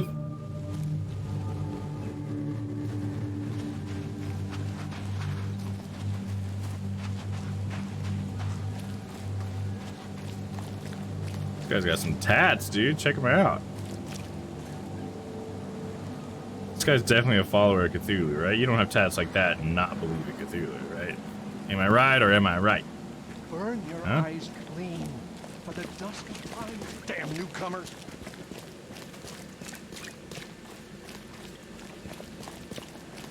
This dude vomiting right there? You try to get it in the fucking toilet or something. Oh, there is no toilet. It's just a closet you're vomiting in. Okay. Well, then carry on. His skin doesn't match. Yeah, like on his head was like a yellowish tint, and then the rest of his skin was like a more white. That's pretty funny. Let's see. We're gonna go to the university. Oh, no, we need to go back to what's her face. Ooh, she's right over here. Yeah, it seems like this game could definitely have used like a few more passes of polish, I guess. Maybe just some better AI, that kind of thing. So whatever these people make next, a Frogware or whatever they make next, got room for improvement. But it's definitely not bad. I like this game.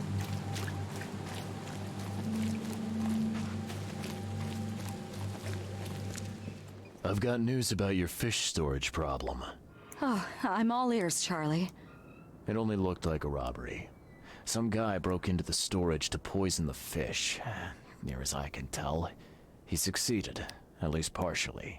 I realize it's a lot to take on faith. Look, I've got a sample of what I think is the poison. Though I can't identify it yet. See, protect us. That's terrible. What kind of man would do such a thing, and why? I don't know, but I aim to find out. we need to stop distributing the fish. We have to let everyone know about this. Kay knows how many people might already be affected. Yeah, you should check your fish right here, dude. What the fuck? What should I do with the poisoner? Any idea who the poisoner is? Let's not do that. Any theories on who might have done this? Any enemies? The EOD has a lot of enemies. Why? Wicked people that want to burn this city or drown it in blood. Why would they want that? It could be anyone.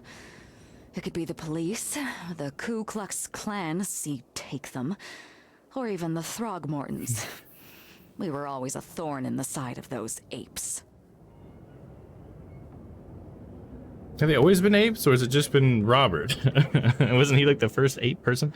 Sells his phone at 8%, and meds kicking in means Stella is hitting the hay. Sounds good. Have a great night, Dom, Lemur, Noah, and Lurkers. You too, Stella. Thanks for hanging out. Yeah, we'll be finishing up here pretty quick, so I don't think you'll miss much. Voice acting is pretty good too. Oh yeah, absolutely. It has that really good voice acting, and I definitely agree there, man. Okay, what should I do with the poisoner?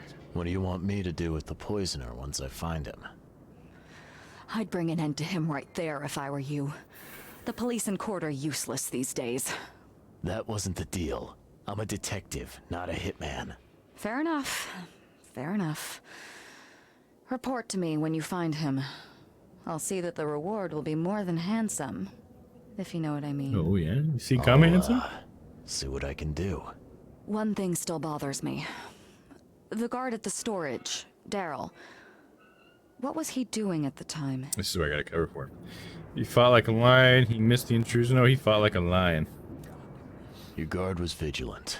He fought bravely, but the poisoner knocked him out. You ask me, he deserves a raise. Good old dependable Daryl. Dependable Daryl. I hope he's okay. I'll see he gets his due. Goodbye, Charlie. I don't know where the university is. I found a holding pen in the storage. Yeah, let's ask her about that, dude. I gotta know about this. I found what looks suspiciously like a dungeon in the basement of your fish storage. Care to explain? Excuse me? You found what? A dungeon. Chains, shackles, and blood. Ring any bells? Oh, I've no idea what you're talking about. But no it idea. Sounds awful. We only started renting the place a few weeks ago. Goodness. I'm going to have to ask our landlord several uncomfortable questions, it seems. Thanks for the heads up, Charlie. You're welcome. See you later. Yeah, I got the yawns tonight. Fuck. Alright, probably a good time to have the yawns because we need to call it stream. So let's go ahead and save right here. A reward of the physical variety, huh? Winky wink. Yeah, that's what I was picking up right there. Like, oh, I don't have any money to pay you with. Maybe we can find another arrangement.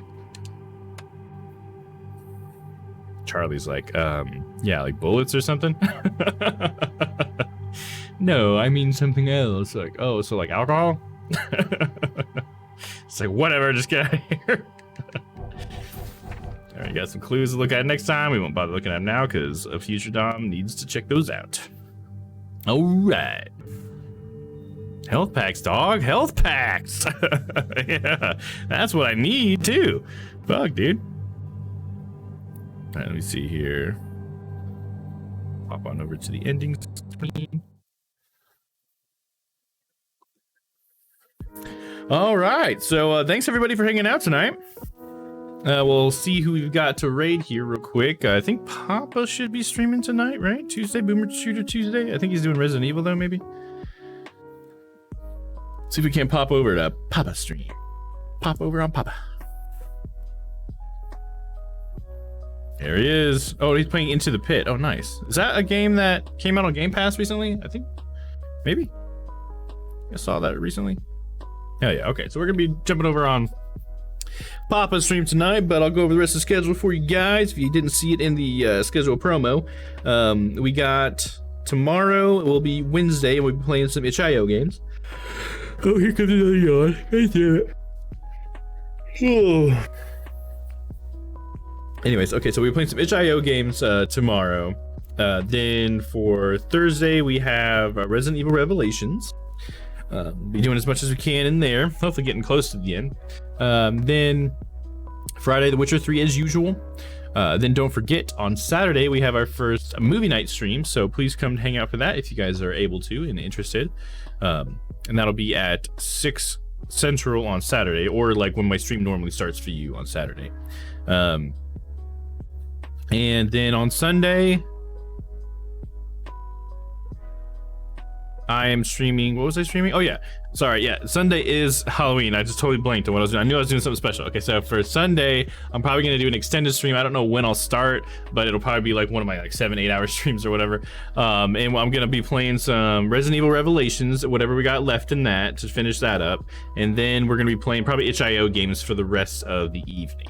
That's what I plan on Halloween Sunday. So that is this week for you guys. Solid stream. Have a wonderful night all. Yeah, you as well, Noah. Thank you very much for being here, dude. All right, guys, I'm gonna start this raid for Papa Wolf. We're gonna jump in on him here. He's playing some Into the Pit. Check that game out, see what it's all about, man. All right, thanks again, guys, for hanging out. You know I love you. We'll see you tomorrow for some wacky itch.io games, and until then, you guys stay happy and stay healthy. And raid on Dom Bomb!